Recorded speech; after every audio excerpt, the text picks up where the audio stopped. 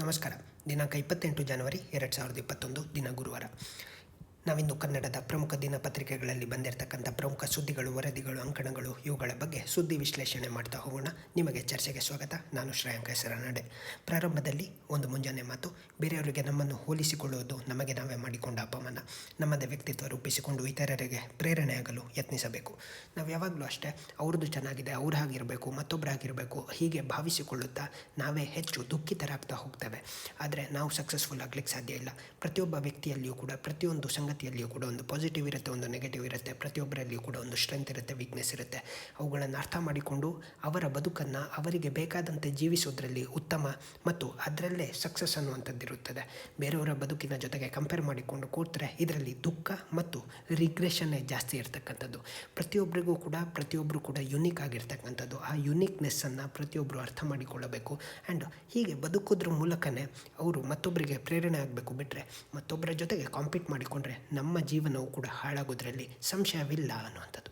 ಇವತ್ತು 28 ಜನವರಿ ಅಂದ ತಕ್ಷಣ ನಮಗೆ ನೆನಪಾಗುವಂಥದ್ದು ಸ್ವಾತಂತ್ರ್ಯ ಸಂಗ್ರಾಮದ ಅತ್ಯಂತ ಮುಂಚೂಣಿಯ ಕಾಲದಲ್ಲಿ ಇರ್ತಕ್ಕಂಥ ಒಬ್ಬ ಪ್ರಧಾನವಾದಂಥ ವ್ಯಕ್ತಿ ಲಾಲಾ ಲಜಪತ್ ರಾಯ್. 28 ಜನವರಿ 1865 ಪಂಜಾಬ್ನಲ್ಲಿ ಜನಿಸುವಂಥ ಲಾಲಾ ಲಜಪತ್ ರಾಯ್, ಲಾಲ್ ಬಾಲ್ ಪಾಲ್ ಅಂದ ತಕ್ಷಣ 3 ಜನರ ಒಂದು ಕ್ರಾಂತಿಕಾರಿಗಳು ಅಥವಾ ಎಕ್ಸ್ಟ್ರೀಮಿಸ್ಟ್ ಅಂತ ನಾವೇನು ತೀವ್ರಗಾಮಿಗಳು ಅಂತ ಏನು ಕರೀತೇವೆ.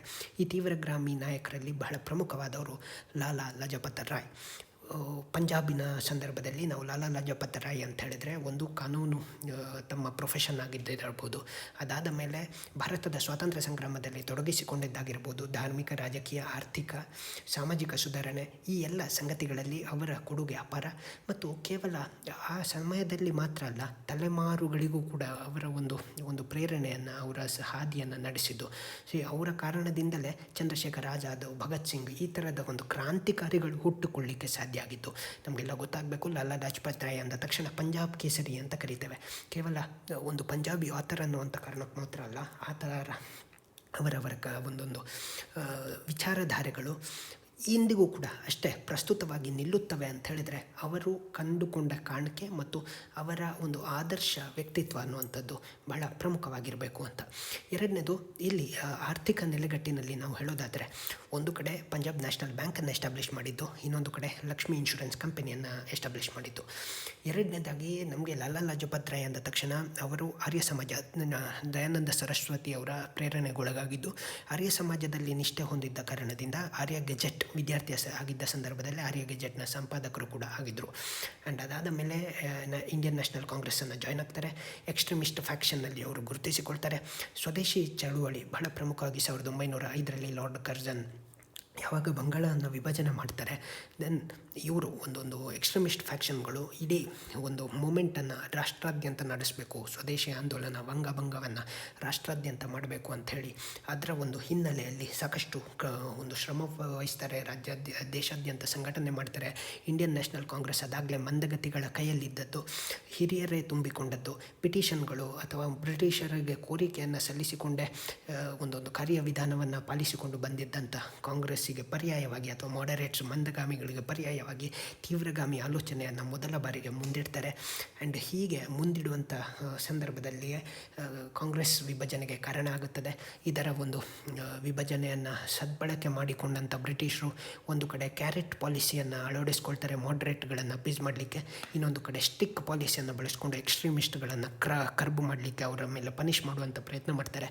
1907 ಅಮೆರಿಕಕ್ಕೆ ತೆರಳಿದ್ದ ಲಾಲಾ ಲಜಪತ್ ರಾಯ್ ಅವರು 1919 ಬರ್ತಾರೆ. ಅದರ ಮಧ್ಯೆ ಅವರ ಮೇಲೆ ಬೇರೆ ಬೇರೆ ರೀತಿಯಾದಂಥ ಚಾರ್ಜಸನ್ನು ಹಾಕಲಾಗುತ್ತೆ. ಈ ಮಧ್ಯದಲ್ಲಿ ಬರ್ಮಾಕ್ಕೆ ಕಳಿಸಲಾಗುತ್ತೆ. ನಿಮಗೆಲ್ಲ ಗೊತ್ತು, ಸ್ವದೇಶಿ ಆಂದೋಲನ ಆದಮೇಲೆ 3 ಜನ ಎಕ್ಸ್ಟ್ರೀಮಿಸ್ಟ್ಗಳನ್ನು ಲಾಲ್ ಬಾಲ್ ಪಾಲ್ಗಳ ಮೇಲೆ ಯಾವ ರೀತಿಯಲ್ಲಿ ಬ್ರಿಟಿಷರು ದಾಳಿ ನಡೆಸಿದ್ರು, ಅದು ಮಾತ್ರ ಅಲ್ಲ ಎಕ್ಸ್ಟ್ರೀಮಿಸ್ಟ್ಗಳ ಮೇಲೆ ಯಾವ ರೀತಿಯಲ್ಲಿ ದಾಳಿ ಮಾಡಿದ್ರು ನಮಗೆಲ್ಲ ಗೊತ್ತಿದೆ. ಅರವಿಂದ ಘೋಷ್ರ ಮೇಲೆ ಯಾವ ರೀತಿಯಲ್ಲಿ ಎಲ್ಲ ದಾಳಿ ಮಾಡಲಾಯಿತು, ತಿಲಕರನ್ನು ಹೇಗೆ ಜೈಲಿಗೆ ಅಟ್ಟಲಾಯಿತು ಅಂತ.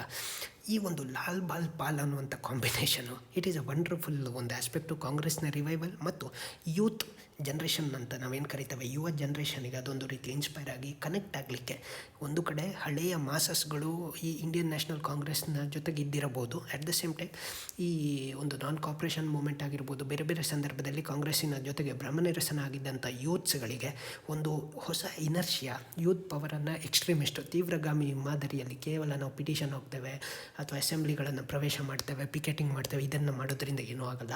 V have to show the power of national movement ಆಗಿರ್ಬೋದು, ಅಥವಾ ಎಲ್ಲಿ ಬಿಸಿ ಮುಟ್ಟಬೇಕು, ಯಾವ ರೀತಿ ಬಿಸಿ ಮುಟ್ಟಬೇಕು, ಅದು ಸ್ವದೇಶಿ ಆಂದೋಲನದ ಮೂಲಕ ಆಗಿರ್ಬೋದು, ವಿದೇಶಿ ವಸ್ತ್ರಗಳನ್ನು ಇದು ಮಾಡೋದ್ರ ಮೂಲಕ ಆಗಿರ್ಬೋದು, ನ್ಯಾಷನಲ್ ಲೆವೆಲಲ್ಲಿ ಈ ಶಾಲಾ ಕಚೇರಿಗಳು, ಕೋರ್ಟ್ಗಳನ್ನೆಲ್ಲ ಆಚೆ ಮಾಡೋದ್ರಿಂದ ಆಗಿರ್ಬೋದು, ಈ ರೀತಿಯ ಆಲೋಚನೆಗಳು ಬಹಳ ಪ್ರಮುಖವಾಗಿದ್ದದ್ದು. ಆ್ಯಂಡ್ ನಾನು ಇಲ್ಲಿ ಬಹಳ ಪ್ರಮುಖವಾಗಿ ನೆನಪು ಮಾಡಿಕೊಳ್ಳಬೇಕು 1928 ಅಲ್ಲ, ಅವರು 1921ರಿಂದ 23 ತನಕ ಕಾರಾಗೃಹವಾಸದಲ್ಲಿದ್ದದ್ದು. 1920 ವರ್ಷದಲ್ಲಿ ಕಲ್ಕತ್ತಾದಲ್ಲಿ ಅವರು ಅಧ್ಯಕ್ಷತೆ, ಇಂಡಿಯನ್ ನ್ಯಾಷನಲ್ ಕಾಂಗ್ರೆಸ್ನ ಅಧ್ಯಕ್ಷರಾಗಿದ್ದವರು 1920, ಭಾಳ ವಿಶೇಷವಾದಂಥ ವರ್ಷ.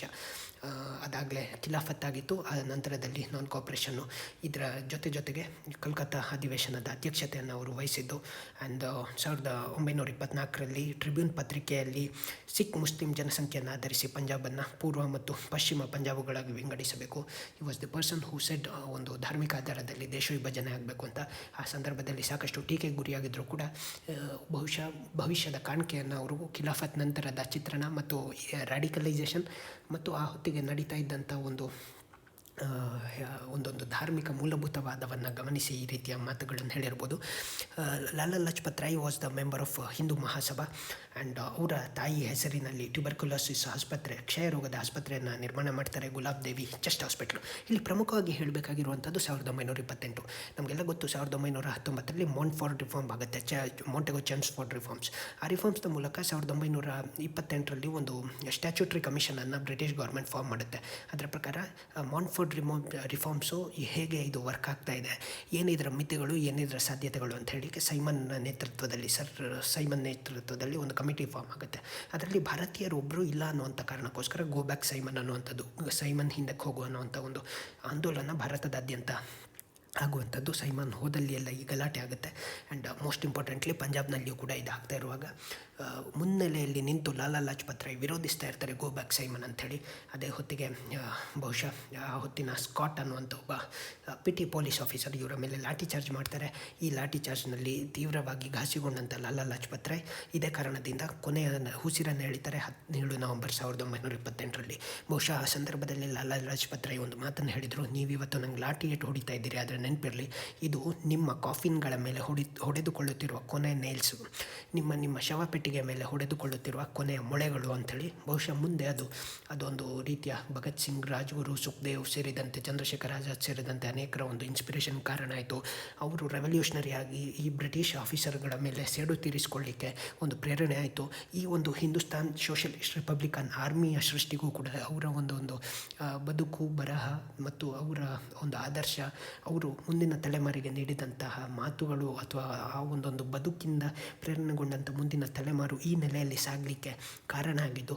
ಇವೆಲ್ಲವೂ ಕೂಡ ಒಬ್ಬ ಸ್ವಾತಂತ್ರ್ಯ ಹೋರಾಟಗಾರ ಕಾಲಾಂತರದಲ್ಲಿಯೂ ಕೂಡ ಹೇಗೆ ತನ್ನ ಇರುವಿಕೆ ಮತ್ತು ಐಡೆಂಟಿಟಿಗಳನ್ನು ಉಳಿಸಿಕೊಂಡು ದೊಡ್ಡ ಕಾಣಿಕೆ, ಆದರ್ಶ, ಪ್ರೇರಣೆ ಮತ್ತು ಮಾದರಿಯಾಗಿ ನಿಲ್ಲಬಲ್ಲ ಅನ್ನೋದಕ್ಕೆ Lala Lajpat Rai is the best example.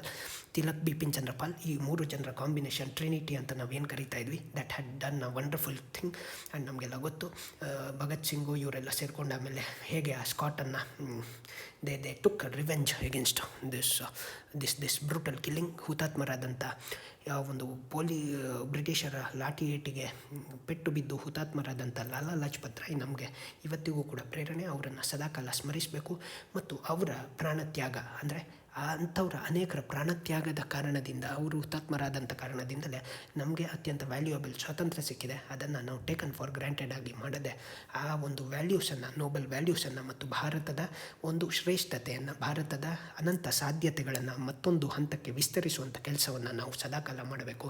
ನಾವು ಸ್ವಾತಂತ್ರ್ಯ ಸಿಕ್ಕ ಭಾರತದಲ್ಲಿ ಬದುಕಿದ್ರೇನೋ ಇರುವಂಥ ಸ್ವಾತಂತ್ರ್ಯವನ್ನು ಇನ್ನಷ್ಟು ಉಚ್ಛ್ರಾಯ ಸ್ಥಿತಿಗೆ ತೆಗೆದುಕೊಂಡು ಹೋಗುವಂಥ ಪ್ರಯತ್ನ ಮಾಡಬೇಕು ಅನ್ನುವಂಥ ಒಂದು ಸಂಗತಿಯನ್ನು ಹೇಳ್ತಾ, ಈ ಸಂದರ್ಭದಲ್ಲಿ ಇಂದು ಜನ್ಮಶತಮಾನ ಅಥವಾ ಜನ್ಮ ದಿನಾಚರಣೆಯನ್ನು ಆಚರಿಸ್ತಾ ಇರತಕ್ಕಂಥ ಪಂಜಾಬ್ ಕೇಸರಿ ಮಹಾಸೇನಾನಿ ನಮ್ಮ ಈ ಲಾಲಾ ಲಜಪತ್ ರಾಯ್ ಅವರಿಗೆ ನಮ್ಮ 100 ನಮನಗಳನ್ನು ಸಲ್ಲಿಸೋಣ ಅಂತ ಹೇಳ್ತಾ ಮುಂದಿನ ಸುದ್ದಿಗೆ ಹೋಗೋಣ. ಇವತ್ತು ಜನವರಿ 28 ಗೌಪ್ಯತಾ ದಿನ, ಪ್ರೈವಸಿ ಡೇ. ಪ್ರೈವಸಿ ಅನ್ನುವಂಥದ್ದು ಇತ್ತೀಚೆಗೆ ಈ ಪುಟ್ಟಸ್ವಾಮಿ ಜಡ್ಜ್ಮೆಂಟ್ ಆಧಾರ್ ವರ್ಡಿಕ್ಟಿನಲ್ಲಿ ಹೇಳಲಾಗಿದೆ. It is a fundamental right, ಮೂಲಭೂತ ಹಕ್ಕು ಅಂತೇಳಿ. ನಾವು ಈ ಗೌಪ್ಯತೆ ಅನ್ನುವಂಥದ್ದು ಭಾಳ ವಿಶೇಷವಾಗಿ ನಮ್ಮನ್ನು ನಾವು ಕಾಯ್ದುಕೊಳ್ಬೇಕು. ಇತ್ತೀಚೆಗೆ ವಾಟ್ಸಪ್ನ ಸಂದರ್ಭದಲ್ಲಿ ಕೂಡ ನಮ್ಮ ಡೇಟಾವನ್ನು ಫೇಸ್ಬುಕ್ಕಿಗೆ ಕೊಡ್ತೇವೆ ಅಂದಾಗಲೂ ಕೂಡ V actually rejected that concept because ನಮ್ಮ ಡೇಟಾ, ನಮ್ಮ ಪ್ರೈವಸಿ ಅನ್ನುವಂಥದ್ದು ನಮ್ಮ ಹಕ್ಕು, ಇದು ಮಾರಾಟಕ್ಕಿರೋದಲ್ಲ ಅಂಥೇಳಿ. ಆದರೆ ಅನೇಕ ಸಂದರ್ಭದಲ್ಲಿ ಬೇರೆ ಬೇರೆ ಕಂಪನಿಗಳು ಬೇರೆ ಬೇರೆಯವರಿಗೆ ಇದನ್ನು ಮಾರಿಕೊಂಡು ಲಕ್ಷ ಕೋಟಿಗಟ್ಟಲೆ ದುಡ್ಡನ್ನು ಮಾಡಿಕೊಳ್ಳುತ್ತವೆ. ನಾವು ಮಾಲ್ಗಳಲ್ಲಿ ಹೋಗಿ ಕೊಡುವಂಥ ಡೇಟಾಗಳು, ಫೋನ್ ನಂಬರ್ಗಳು, ಅವುಗಳು ಬೇರೆ ಡಾರ್ಕ್ ನೆಟ್ಗಳನ್ನ ಅಥವಾ ಅಧಿಕೃತವಾಗಿಯೂ ಕೂಡ ಮಾರಿಕೊಳ್ಳುತ್ತವೆ. ಇದು ನೇರವಾಗಿ ನಮಗೆ ನಾವೇ ತಂದುಕೊಳ್ಳುವಂಥ ಭಯ. ಇತ್ತೀಚೆಗೆ ಚೈನೀಸ್ ಆ್ಯಪ್ಗಳನ್ನು ನಾವು ಡಿಲೀಟ್ ಮಾಡಿದ್ದು ಭಾರತ ಸರ್ಕಾರ ಯಾಕೆ ಅಂತ ಹೇಳಿದರೆ, it is on the basis that ನಮ್ಮ ಡೇಟಾವನ್ನು ಅದು ಕದೀತಾ ಇದೆ, ಅದು ನ್ಯಾಷನಲ್ ಸೆಕ್ಯೂರಿಟಿಗೆ ಥ್ರೆಟ್ ಅಂಥೇಳಿ. ಯುರೋಪ್ನಲ್ಲಿ ಇಂಥದ್ದಕ್ಕೆ ಅವಕಾಶ ಇಲ್ಲ. GDPR ಅನ್ನುವಂಥ ಒಂದು ಕಾನೂನಿದೆ, ಜನರಲ್ ಡೇಟಾ ಪ್ರೊಟೆಕ್ಷನ್ ರೆಗ್ಯುಲೇಷನ್ ಅನ್ನುವಂಥದ್ದು. ಹಾಗಾಗಿ ವಾಟ್ಸಪ್ ಇಂಥ ಆಲೋಚನೆ ಅಥವಾ ಬೇರೆ ಯಾವುದೇ ಕಂಪನಿ ಯುರೋಪ್ನಲ್ಲಿ ಇದು ಮಾಡೋದಿಲ್ಲ. 1ಕ್ಕೆ 10ರಷ್ಟು ಫೈನನ್ನು ಹಾಕಲಾಗುತ್ತದೆ. ಡೇಟಾವನ್ನು ಅಲ್ಲಿ ಕದಿಯುವಂಥದ್ದು ಮಹಾಪರಾಧ. ಆದರೆ ಭಾರತದಂಥ ದೇಶದಲ್ಲಿ ಅಲ್ಲಿ ಒಂದು ಡ್ಯುಯಲ್ ಸ್ಟ್ಯಾಂಡರ್ಡ್ಸ್ ಅನ್ನುವಂಥದ್ದು ವ್ಯಕ್ತ ಆಗುತ್ತೆ, ಅಥವಾ ಬೇರೆದೇ ರೀತಿಯಾದಂಥ ಈ ರೀತಿ ಕದಲಿಲಿಕ್ಕೆ ಅವಕಾಶ ಮಾಡಿಕೊಡುತ್ತೆ. ಅದಕ್ಕೆ ಭಾರತ ಏನು ಮಾಡಬೇಕು, ಸೂಕ್ತವಾದಂಥ ಕಾನೂನನ್ನು ನಿರ್ಮಾಣ ಮಾಡಬೇಕು. ಸಮಯದಿಂದ ಸಮಯಕ್ಕೆ ಆ ಟೆಕ್ನಾಲಜಿ ಬದಲಾಗ್ತಾ ಇರುವ ರೀತಿಯಲ್ಲಿ ಕಾನೂನು ಕೂಡ ಬದಲಾಗಬೇಕು. ಇಲ್ಲದಿದ್ದಲ್ಲಿ ಈ ಕಂಪನಿಗಳು ನಮ್ಮ ಡೇಟಾಗಳನ್ನು ಕದಿಯುತ್ತಾರೆ. Data is the new oil ಅಂತ ಕೇಳಿರ್ತೀರಿ. ಈ ಡೇಟಾಗಳನ್ನು ಬಳಸ್ಕೊಂಡು ಏನು PT ಡೇಟಾ ಏನಾಗ್ಬಿಡುತ್ತೆ ಅಂತ ಕೇಳ್ಬೋದು. ನೀವು ಆ್ಯಪ್ಗಳಿಗೆ ಅಥವಾ ಬೇರೆ ಸಂದರ್ಭದಲ್ಲಿ ನೀವು ಆ್ಯಕ್ಸೆಸನ್ನು ಕೊಟ್ಟು ಬಿಡ್ತೀರಿ. ನಿಮ್ಮ ಫೋನ್ ನಂಬರ್ ಲೀಕ್ ಆಗುತ್ತೆ, ನಿಮ್ಮ ಅಡ್ರೆಸ್ ಲೀಕ್ ಆಗುತ್ತೆ, ನಿಮ್ಮ ಪ್ರಿಫರೆನ್ಸಸ್ ಲೀಕ್ ಆಗುತ್ತೆ. ನೀವು ಮಾಡುವಂಥ ಪ್ರತಿಯೊಂದು ಆ್ಯಕ್ಟಿವಿಟೀಸ್ಗಳ ಮೇಲೆ ಅವ್ರು ಕಣ್ಣಿಟ್ಟಿರ್ತಾರೆ. ಇವತ್ತೇನು ಟೆಕ್ನಾಲಜಿ ನಿಮ್ಮ ಗುಲಾಮ ಅಂತ ಅಂದ್ಕೊಳ್ತಾ ಇದ್ದೀರಿ, ಡೇಟಾವನ್ನು ಸಂಪೂರ್ಣವಾಗಿ ಆ ಒಂದು ಮೊನೊಪೊಲಿ ಅವರ ಕೈಗೆ ಹೋದರೆ ನೀವು ಡೇಟಾದ ಗುಲಾಮರಾಗಿ ಬಿಟ್ಟಿರುತ್ತೀರಿ. ಸೋಷಿಯಲ್ ಡೈಲಾಮ್ ಅನ್ನುವಂಥ ಒಂದು ಡಾಕ್ಯುಮೆಂಟ್ರಿಯನ್ನು ಈ ಹಿನ್ನೆಲೆಯಲ್ಲಿ ನೀವು ನೋಡಬಹುದು. ಆ್ಯಂಡ್ 2 ಸಂಗತಿಗಳನ್ನು ಇಲ್ಲಿ ಹೇಳಬೇಕು. ಒಂದು, ವಿಕ್ಟಿಮ್ ಆಗ್ತಾ ಇರ್ತಕ್ಕಂಥದ್ದು. ಈ ಡೇಟಾ ಅತಿಯಾಗಿ ಎಲ್ಲರ ಕಡೆ ಸಿಗ್ತಾ ಇದೆ, ಅದೇ ರೀತಿಯಲ್ಲಿ ಆ್ಯಕ್ಸೆಸನ್ನು ಅತಿಯಾಗಿ ಕೊಡ್ತಾ ಇರ್ತೀರಿ. ಆನ್ಲೈನ್ ಫಿಶಿಂಗಿಗೆ ಬಲಿಯಾಗ್ತಾನೂ ಕೂಡ ಇದ್ದೇವೆ. ಅನೇಕರು ಕೆಲವು ಡೇಟಾಗಳನ್ನು ಕೊಟ್ಟು ಬಿಡ್ತಾರೆ. ಆನ್ಲೈನಿಂದ ಫೋನ್ ಬರುತ್ತೆ, ನಿಮ್ಗೆ 1 ಕೋಟಿ ಬಂದಿದೆ, 5 ಕೋಟಿ ಬಂದಿದೆ, 10 ಲಕ್ಷ ಬಂದಿದೆ, 20 ಲಕ್ಷ ಬಂದಿದೆ, ಒಮ್ಮೆ ಆ್ಯಕ್ಸೆಸ್ ಕೊಡಿ, OTP ಕೊಡಿ, ಇನ್ನೊಂದು ಕೊಡಿ, ಮತ್ತೊಂದು ಕೊಡಿ. ಅರ್ಜೆಂಟಲ್ಲಿಯೋ ಗೊತ್ತಿಲ್ಲದೆಯೋ ಕೊಟ್ಟು ಬಿಡ್ತೇವೆ. ತರಾತುರಿಯಲ್ಲಿ, ಆಸೆಯಲ್ಲಿ ಕೊಡ್ತೇವೆ. ಹೀಗೆ ಕೊಡೋದ್ರಿಂದ ಸಂಪೂರ್ಣವಾಗಿರ್ತಕ್ಕಂಥ ಬ್ಯಾಂಕ್ ಡಾಕ್ಯುಮೆಂಟ್ಸು ಖಾಲಿಯಾಗಿ ಬಿಡುತ್ತೆ. ನಿಮಗೆಲ್ಲ ನೆನಪಿರಲಿ, ಯಾವುದೇ ಸಂದರ್ಭ ಇರ್ಬೋದು, ಯಾವುದೇ ಸಂಗತಿಗಳಿರ್ಬೋದು, ಆ ಡೇಟಾ ಅನ್ನುವಂಥದ್ದು ನ್ಯೂ ಆಯಿಲ್ ಅಂತ ಸುಮ್ಮನೆ ಹೇಳಿಲ್ಲ. ಈ ಡೇಟಾದ ಮೂಲಕ ಏನನ್ನು ಕೂಡ ಮಾಡಲಿಕ್ಕಾಗುತ್ತೆ. ನಿಮ್ಮ ಇಡೀ ಇಮೋಷನ್ಸು, ನಿಮ್ಮ ಪ್ರಿಫರೆನ್ಸಸ್ಸು, ನಿಮ್ಮ ಮೇಲೆ ಸಂಪೂರ್ಣ ಕಂಟ್ರೋಲನ್ನು ಹೊಂದಲಿಕ್ಕೆ ಸಾಧ್ಯ ಆಗುತ್ತೆ. ಅದಕ್ಕೆ ಭಾರತದಲ್ಲಿ ಈಗಾಗಲೇ ಒಂದು ಡೇಟಾ ಪ್ರೊಟೆಕ್ಷನ್ ಬಿಲ್ ಅನ್ನುವಂಥದ್ದು ಡ್ರಾಫ್ಟಿನ ಸಂದರ್ಭದಲ್ಲಿದೆ. ಆದಷ್ಟು ಬೇಗ ಅತ್ಯಂತ ಸಕ್ಸಸ್ಫುಲ್ಲಾಗಿ ಇಂಪ್ಲಿಮೆಂಟ್ ಆಗಬೇಕು. ಡೇಟಾ ಲೋಕಲೈಸೇಷನ್, ಸ್ಥಳೀಯ ಹಂತದಲ್ಲೇ ಡೇಟಾ ಸ್ಟೋರ್ ಆಗಬೇಕು. ಮತ್ತು ವ್ಯಕ್ತಿಯೊಬ್ಬರ ಇಚ್ಛೆ ಇಲ್ಲದೆ ಯಾವುದೇ ಡೇಟಾವನ್ನು ಕೂಡ ಯಾರೂ ಕೂಡ ಕಲೆಕ್ಟ್ ಮಾಡಬಾರ್ದು, ಯಾರಿಗೂ ಕೂಡ ಟ್ರಾನ್ಸ್ಫರ್ ಮಾಡಬಾರ್ದು, ಮಾರಾಟ ಮಾಡಬಾರ್ದು. ಆ್ಯಂಡ್ 3ನೇ ಸಂಗತಿ ಅದು ಹೇಳುತ್ತೆ, ವೈಯಕ್ತಿಕ ಡೇಟಾ ಆದರೂ ಕೂಡ ನ್ಯಾಷನಲ್ ಸೆಕ್ಯೂರಿಟಿ ಸೇರಿದಂತೆ ಬೇರೆ ಬೇರೆ ಎಕ್ಸ್ಟ್ರೀಮ್ ಕೇಸ್ಗಳಲ್ಲಿ ಒಂದು ಭಾರತದ ಸರ್ಕಾರದ ಏಜೆನ್ಸಿಗಳಿಗೆ ಅದು ಕಲೆಕ್ಟ್ ಮಾಡುವಂಥ ರೈಟ್ಸ್ ಇದೆ ಅಂಥೇಳಿ. ಅದನ್ನು ಹೊರತುಪಡಿಸಿ ನಮ್ಮ ಡೇಟಾ ಅನ್ನುವಂಥದ್ದು ನಮ್ಮ ಒಂದು ಅದು ಮೂಲಭೂತ ಹಕ್ಕು. ನಮ್ಮ ಪ್ರೈವಸಿ ಅನ್ನುವಂಥದ್ದು ಮೂಲಭೂತ ಹಕ್ಕು. ಅದು ಸಮಾಜದ ಭಾಗವಲ್ಲ ಅಥವಾ ಸಾರ್ವಜನಿಕ ಭಾಗ ಅಲ್ಲ. ಈ ಒಂದು ಸೂಕ್ಷ್ಮತೆಯನ್ನು ನಾವು ಅರ್ಥ ಮಾಡಿಕೊಳ್ಳಬೇಕು. ಇದು ಪಬ್ಲಿಕ್ ಆಗದಾಗೆ ಕಂಪನಿಗಳು ನೋಡಿಕೊಳ್ಬೇಕು. ಸರ್ಕಾರವು ಕೂಡ ಸಮಯದಿಂದ ಸಮಯಕ್ಕೆ ಸೂಕ್ತವಾದಂಥ ಕಾನೂನುಗಳನ್ನು ರೂಪಿಸಿಕೊಂಡು ಅಪ್ಡೇಟ್ ಆಗ್ತಾ ಇವುಗಳನ್ನು ಪಾಲಿಸಿಕೊಂಡು ಬರಬೇಕು.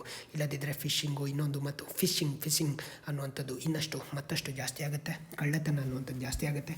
ನಮ್ಮ ಡೇಟಾಗಳು ಬೇರೆ ಬೇರೆ ರೀತಿಯಲ್ಲಿ ಮಿಸ್ಯೂಸ್ ಆಗುವಂಥ ಸಾಧ್ಯತೆ ಇರುತ್ತೆ.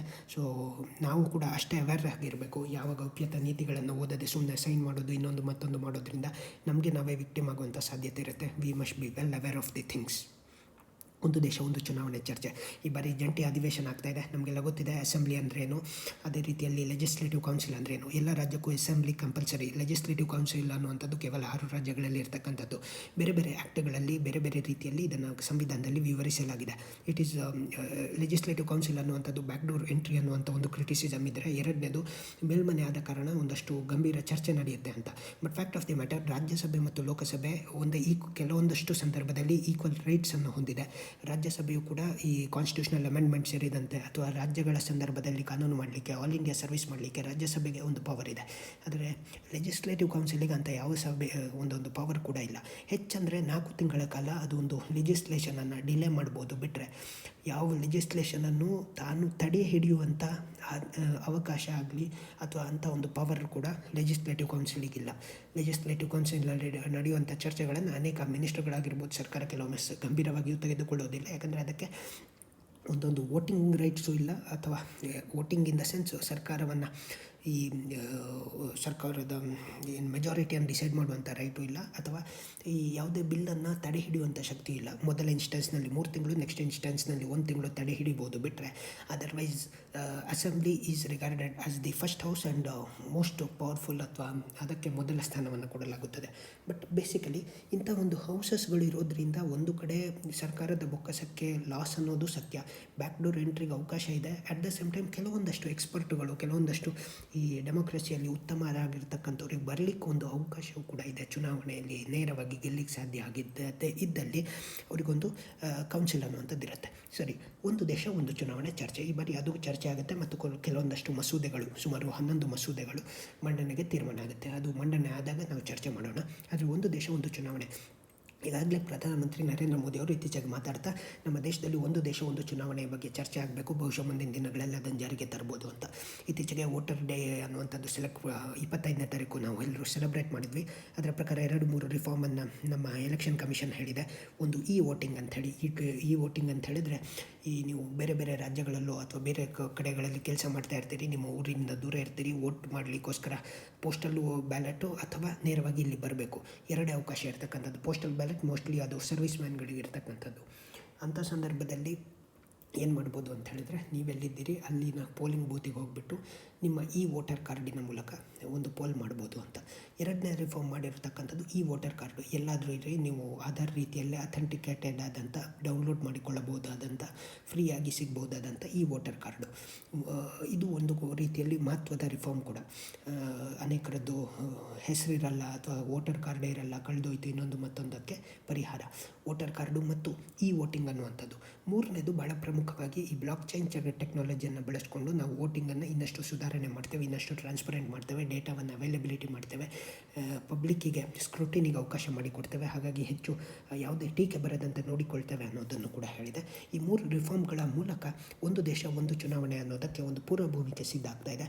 ಒಂದು ದೇಶ ಒಂದು ಚುನಾವಣೆ ಯಾಕೆ ಬೇಕು ಅಂತ ಹೇಳಿದ್ರೆ, ಒಂದು ಕಡೆ ತುಂಬ ಲಾಸ್ ಆಗುತ್ತೆ ಚುನಾವಣೆ ನಡೆಸಲಿಕ್ಕೆ. 2 ಸಂದರ್ಭ ಸುಮ್ಮನೆ ಸಾಕಷ್ಟು ಮ್ಯಾನ್ ಪವರು, ಟೈಮ್ ಪವರು ಎಲ್ಲ ವೇಸ್ಟ್ ಆಗ್ತಾ ಇರುತ್ತೆ.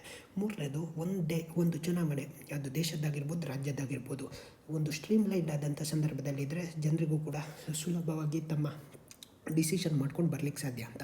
ಅದರ ವಿರೋಧವಾಗಿ ಮಾತನಾಡುವಂಥದ್ದು ಏನು ಅಂತ ಹೇಳಿದ್ರೆ, ಯಾಕೆ ಡೆಮೋಕ್ರಸಿಯಲ್ಲಿ ಪ್ರತಿಯೊಂದು ಚುನಾವಣೆಗೂ ತನ್ನದೇ ಆದಂಥ, ಪ್ರತಿಯೊಂದು ಪ್ರದೇಶಕ್ಕೂ ಕೂಡ ತನ್ನದೇ ಆದಂಥ ಮೌಲ್ಯ ಇದೆ. ಜನರಿಗೆ ಆವಾಗ ಯಾರಿಗೆ ಯಾವಾಗ ಬೇಕೋ ಅವ್ರಿಗೆ ಹೋಗಿ ಆವಾಗ ವೋಟ್ ಹಾಕಲಿ. ಆ್ಯಂಡ್ ಏನಾಗುತ್ತೆ, ಒಂದು ದೇಶ ಒಂದು ಚುನಾವಣೆ ಅಂದರೆ ಇಮೋಷ್ನಲ್ಲು ಅಥವಾ ಸೆಂಟಿಮೆಂಟ್ ಆಗಿರುತ್ತೆ. ಈಗ ಒಂದು ಸ್ಟ್ರಾಂಗ್ ಲೀಡರ್ಶಿಪ್ ಇದ್ದಾಗ ರಾಜ್ಯದಲ್ಲಿಯೂ ಕೂಡ ಅದೇ ರೀತಿ ಬರುವಂಥ ಸಾಧ್ಯತೆ ಇರುತ್ತೆ, ಅದೇ ರೀತಿಯಲ್ಲಿ ವೋಟ್ ಆಗಿ ಬಿಡುವಂಥ ಸಾಧ್ಯತೆ ಇರುತ್ತೆ. ಇದರಿಂದ ಡೆಮೋಕ್ರಸಿಗೆ ಹಾನಿ ಅಂಥೇಳಿ. ಬಟ್ ಕೆಲವೊಮ್ಮೆ ನಾವು ನೋಡಿದ್ದೇವೆ, ಪಾರ್ಲಿಮೆಂಟ್ ಮತ್ತು ಈ ವಿಧಾನಸಭೆಗೆ ಚುನಾವಣೆಗಳು ಆಗುವಾಗ ಕೇಂದ್ರಕ್ಕೆ ಒಂದು ಓಟು ಮತ್ತು ರಾಜ್ಯಕ್ಕೆ ಬೇರೆದೇ ಆದಂಥ ಓಟು ಬಿದ್ದದ್ದು, ಬೇರೆದೇ ಸರ್ಕಾರ ರಚನೆ ಆಗಿರ್ತಕ್ಕಂಥದ್ದು ನೋಡಿದ್ದೇವೆ. ಹಾಗಾಗಿ ಜನರನ್ನು we should not take it for granted. But ಇದು ಒಂದು ಸುಧಾರಣೆಯ ರೀತಿಯಲ್ಲಿ ನಾವು ನೋಡ್ತಾ ಹೋಗ್ಬೋದು. ಚುನಾವಣೆ ಅನ್ನುವಂಥದ್ದು ಒಂದು holistic process. At the same time ಕೆಲವರು ಹೇಳ್ತಾರೆ ಇದೊಂದು ರೀತಿಯ ಪ್ರೆಸಿಡೆನ್ಷಿಯಲ್ ಫಾರ್ಮಿನಲ್ಲಿ ಮಾಡುವಂಥ ಆಲೋಚನೆ. ನಮ್ಮ ಡೆಮೋಕ್ರಸಿ ಇರ್ತಕ್ಕಂಥದ್ದು ಡೈವರ್ಸಿಟಿ, ನಮ್ಮ ಡೆಮೋಕ್ರಸಿ ಇರ್ತಕ್ಕಂಥದ್ದು ಸಣ್ಣ ಹಂತದಿಂದ ದೊಡ್ಡ ಹಂತದ ತನಕ ಬೇರೆ ಬೇರೆ ರೈಟ್ಸು, ಬೇರೆ ಬೇರೆ ಚುನಾವಣೆ, ಬೇರೆ ಬೇರೆ ಇಶ್ಯೂಸ್ ಮೇಲಾಗುವಂಥದ್ದು. ಒಂದು ದೇಶ ಒಂದು ಚುನಾವಣೆ ಆದರೆ ಇಶ್ಯೂಗಳು ಸ್ಟ್ರೀಮ್ಲೈನ್ ಆಗಿಬಿಡುತ್ತೆ. ಕೇವಲ ನ್ಯಾಷನಲ್ ಇಶ್ಯೂಸ್ಗಳು ಫೋರ್ ಫ್ರಂಟಿಗೆ ಬಂದು ಬಿಡ್ಬೋದು ಮತ್ತು ಲೋಕಲ್ ಇಶ್ಯೂಸ್ಗಳು ಸೈಡ್ ಲೈನಿಗೆ ಆಗಿಬಿಡ್ಬೋದು. ಇದರಿಂದ ಅನ್ಡ್ಯೂ ಆದಂಥ ಅಡ್ವಾಂಟೇಜ್ ಸಿಗ್ಬೋದು, ಅಥವಾ ಒಬ್ಬ ಸ್ಟ್ರಾಂಗ್ ಆದಂಥ ನಾಯಕನ ಕಾರಣದಿಂದ ಇಡೀ ಲೋಕಲ್ ಹಂತದಲ್ಲಿ ನಾಯಕ ಅಷ್ಟಾಗಿ ಸ್ಟ್ರಾಂಗ್ ಆಗಿ ಇಲ್ಲದೇ ಇದ್ದರೂ ಕೂಡ ನಾವೇನು ಮಾಡ್ತೇವೆ, ಕೆಲವೊಮ್ಮೆ ಒಂದೇ ಅಂತ ಹೇಳಿಕೊಂಡು ಆ ನಾಯಕನ ಅಡಿಯಲ್ಲಿರ್ತಕ್ಕಂಥ ನಾಯಕ ಈತ ಅದೇ ಪಕ್ಷ ಅಂಥೇಳಿ ವೋಟ್ ಮಾಡುವಂಥ ಸಾಧ್ಯತೆ ಇರುತ್ತೆ ಅಂತ. ಡಿಬೇಟ್ ಇನ್ನಷ್ಟು ಸಾಕಷ್ಟು ಆಗಬೇಕು. ಲೆಟ್ಸಿ ಈ ಒಂದು ವಿಧಾನಮಂಡಲ ಅಧಿವೇಶನದಲ್ಲಿ ಯಾವುದೆಲ್ಲ ಚರ್ಚೆ ಆಗುತ್ತೆ. ಬಟ್ ಯಾವುದೇ ಒಂದು ಪ್ರಶ್ನೆ ಬಂದಾಗ ಯಾವುದೆಲ್ಲ ರೀತಿಯಲ್ಲಿ ಈ ಒಂದು ಡಿಬೇಟನ್ನು ನೋಡ್ಬೋದು ಅನ್ನೋದಕ್ಕೆ ಒಂದಷ್ಟು ಸಂಗತಿಗಳನ್ನು ಇಲ್ಲಿ ವಿವರಿಸುವಂಥ ಹೇಳುವಂಥ ಪ್ರಯತ್ನ ಮಾಡಿದ್ದೇನೆ. ಬ್ಯಾಂಕ್ ಖಾತೆಗೆ ಪಿಂಚಣಿ. ರಾಜ್ಯ ಸರ್ಕಾರ ಬಹಳ ಪ್ರಮುಖವಾಗಿ ಒಂದು ನವೋದಯ ಆ್ಯಪ್ನ ಮೂಲಕ ಒಂದು ಕ್ರಾಂತಿಕಾರಿಯಾದಂಥ ಹೆಜ್ಜೆಯನ್ನು ಮುಂದಿಡ್ತಾ ಇದೆ.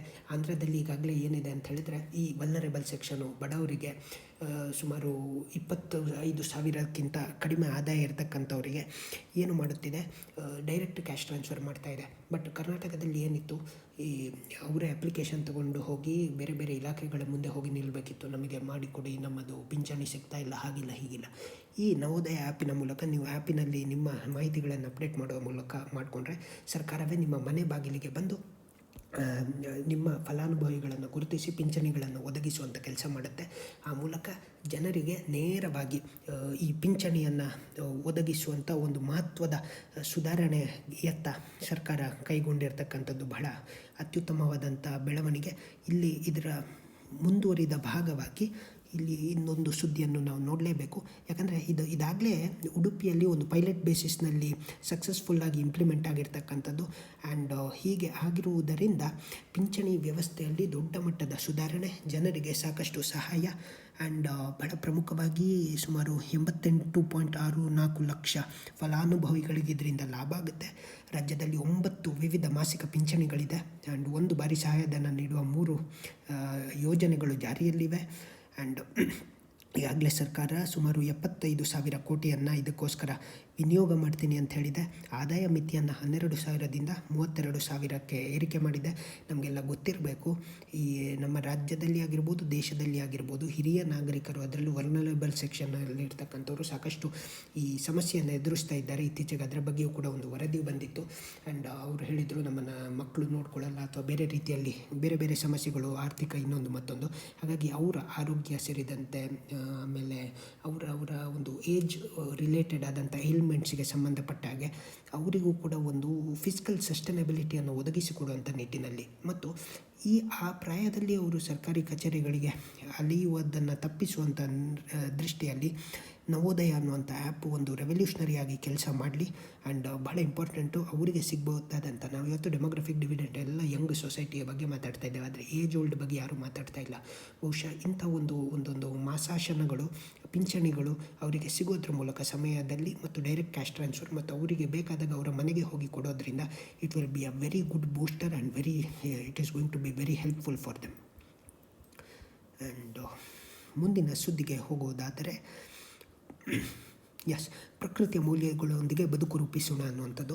ನಾವು ಒಂದೊಂದು ಮೌಲ್ಯಗಳು ನಮ್ಮ ದೇಶದಲ್ಲಿರ್ತಕ್ಕಂಥ, ನಮ್ಮ ಸಂಸ್ಕೃತಿಯಲ್ಲಿರ್ತಕ್ಕಂಥ ಈ ಮೌಲ್ಯಗಳ ಜೊತೆಗೆ ಮನುಷ್ಯ ಬೆಳೆದಾಗ, ಹಸನುಗೊಂಡಾಗ ಆತನ ಬದುಕಿಗೊಂದು ಅರ್ಥ ಸಿಗುತ್ತದೆ.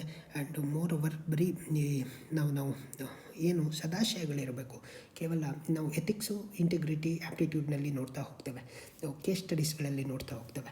ಈ ಮೌಲ್ಯಗಳು ಹೇಗೆ ನಮ್ಮ ಸಮಾಜದ ಬದುಕಿನ, ಮನುಷ್ಯನ ಇಂಡಿವಿಜುವಲ್ ತಳಹದಿಗಳನ್ನು ರೂಪಿಸುತ್ತೆ. ಹೀಗೆ ರೂಪಿಸೋದ್ರಿಂದ ಆ ವ್ಯಕ್ತಿಯಲ್ಲಿ ಆಗಬಹುದಾದಂಥ ಬದಲಾವಣೆಗಳು, ಸುಧಾರಣೆಗಳು ಮತ್ತು ಅದು ಹೇಗೆ ಸೊಸೈಟಿಯ ಮೇಲೆ ಪರಿಣಾಮ ಮತ್ತು ಆ ವ್ಯಕ್ತಿ ಹೇಗೆ ತನ್ನ ಬದುಕನ್ನು ಸುಂದರಗೊಳಿಸ್ಬೋದು ಅನ್ನೋದು.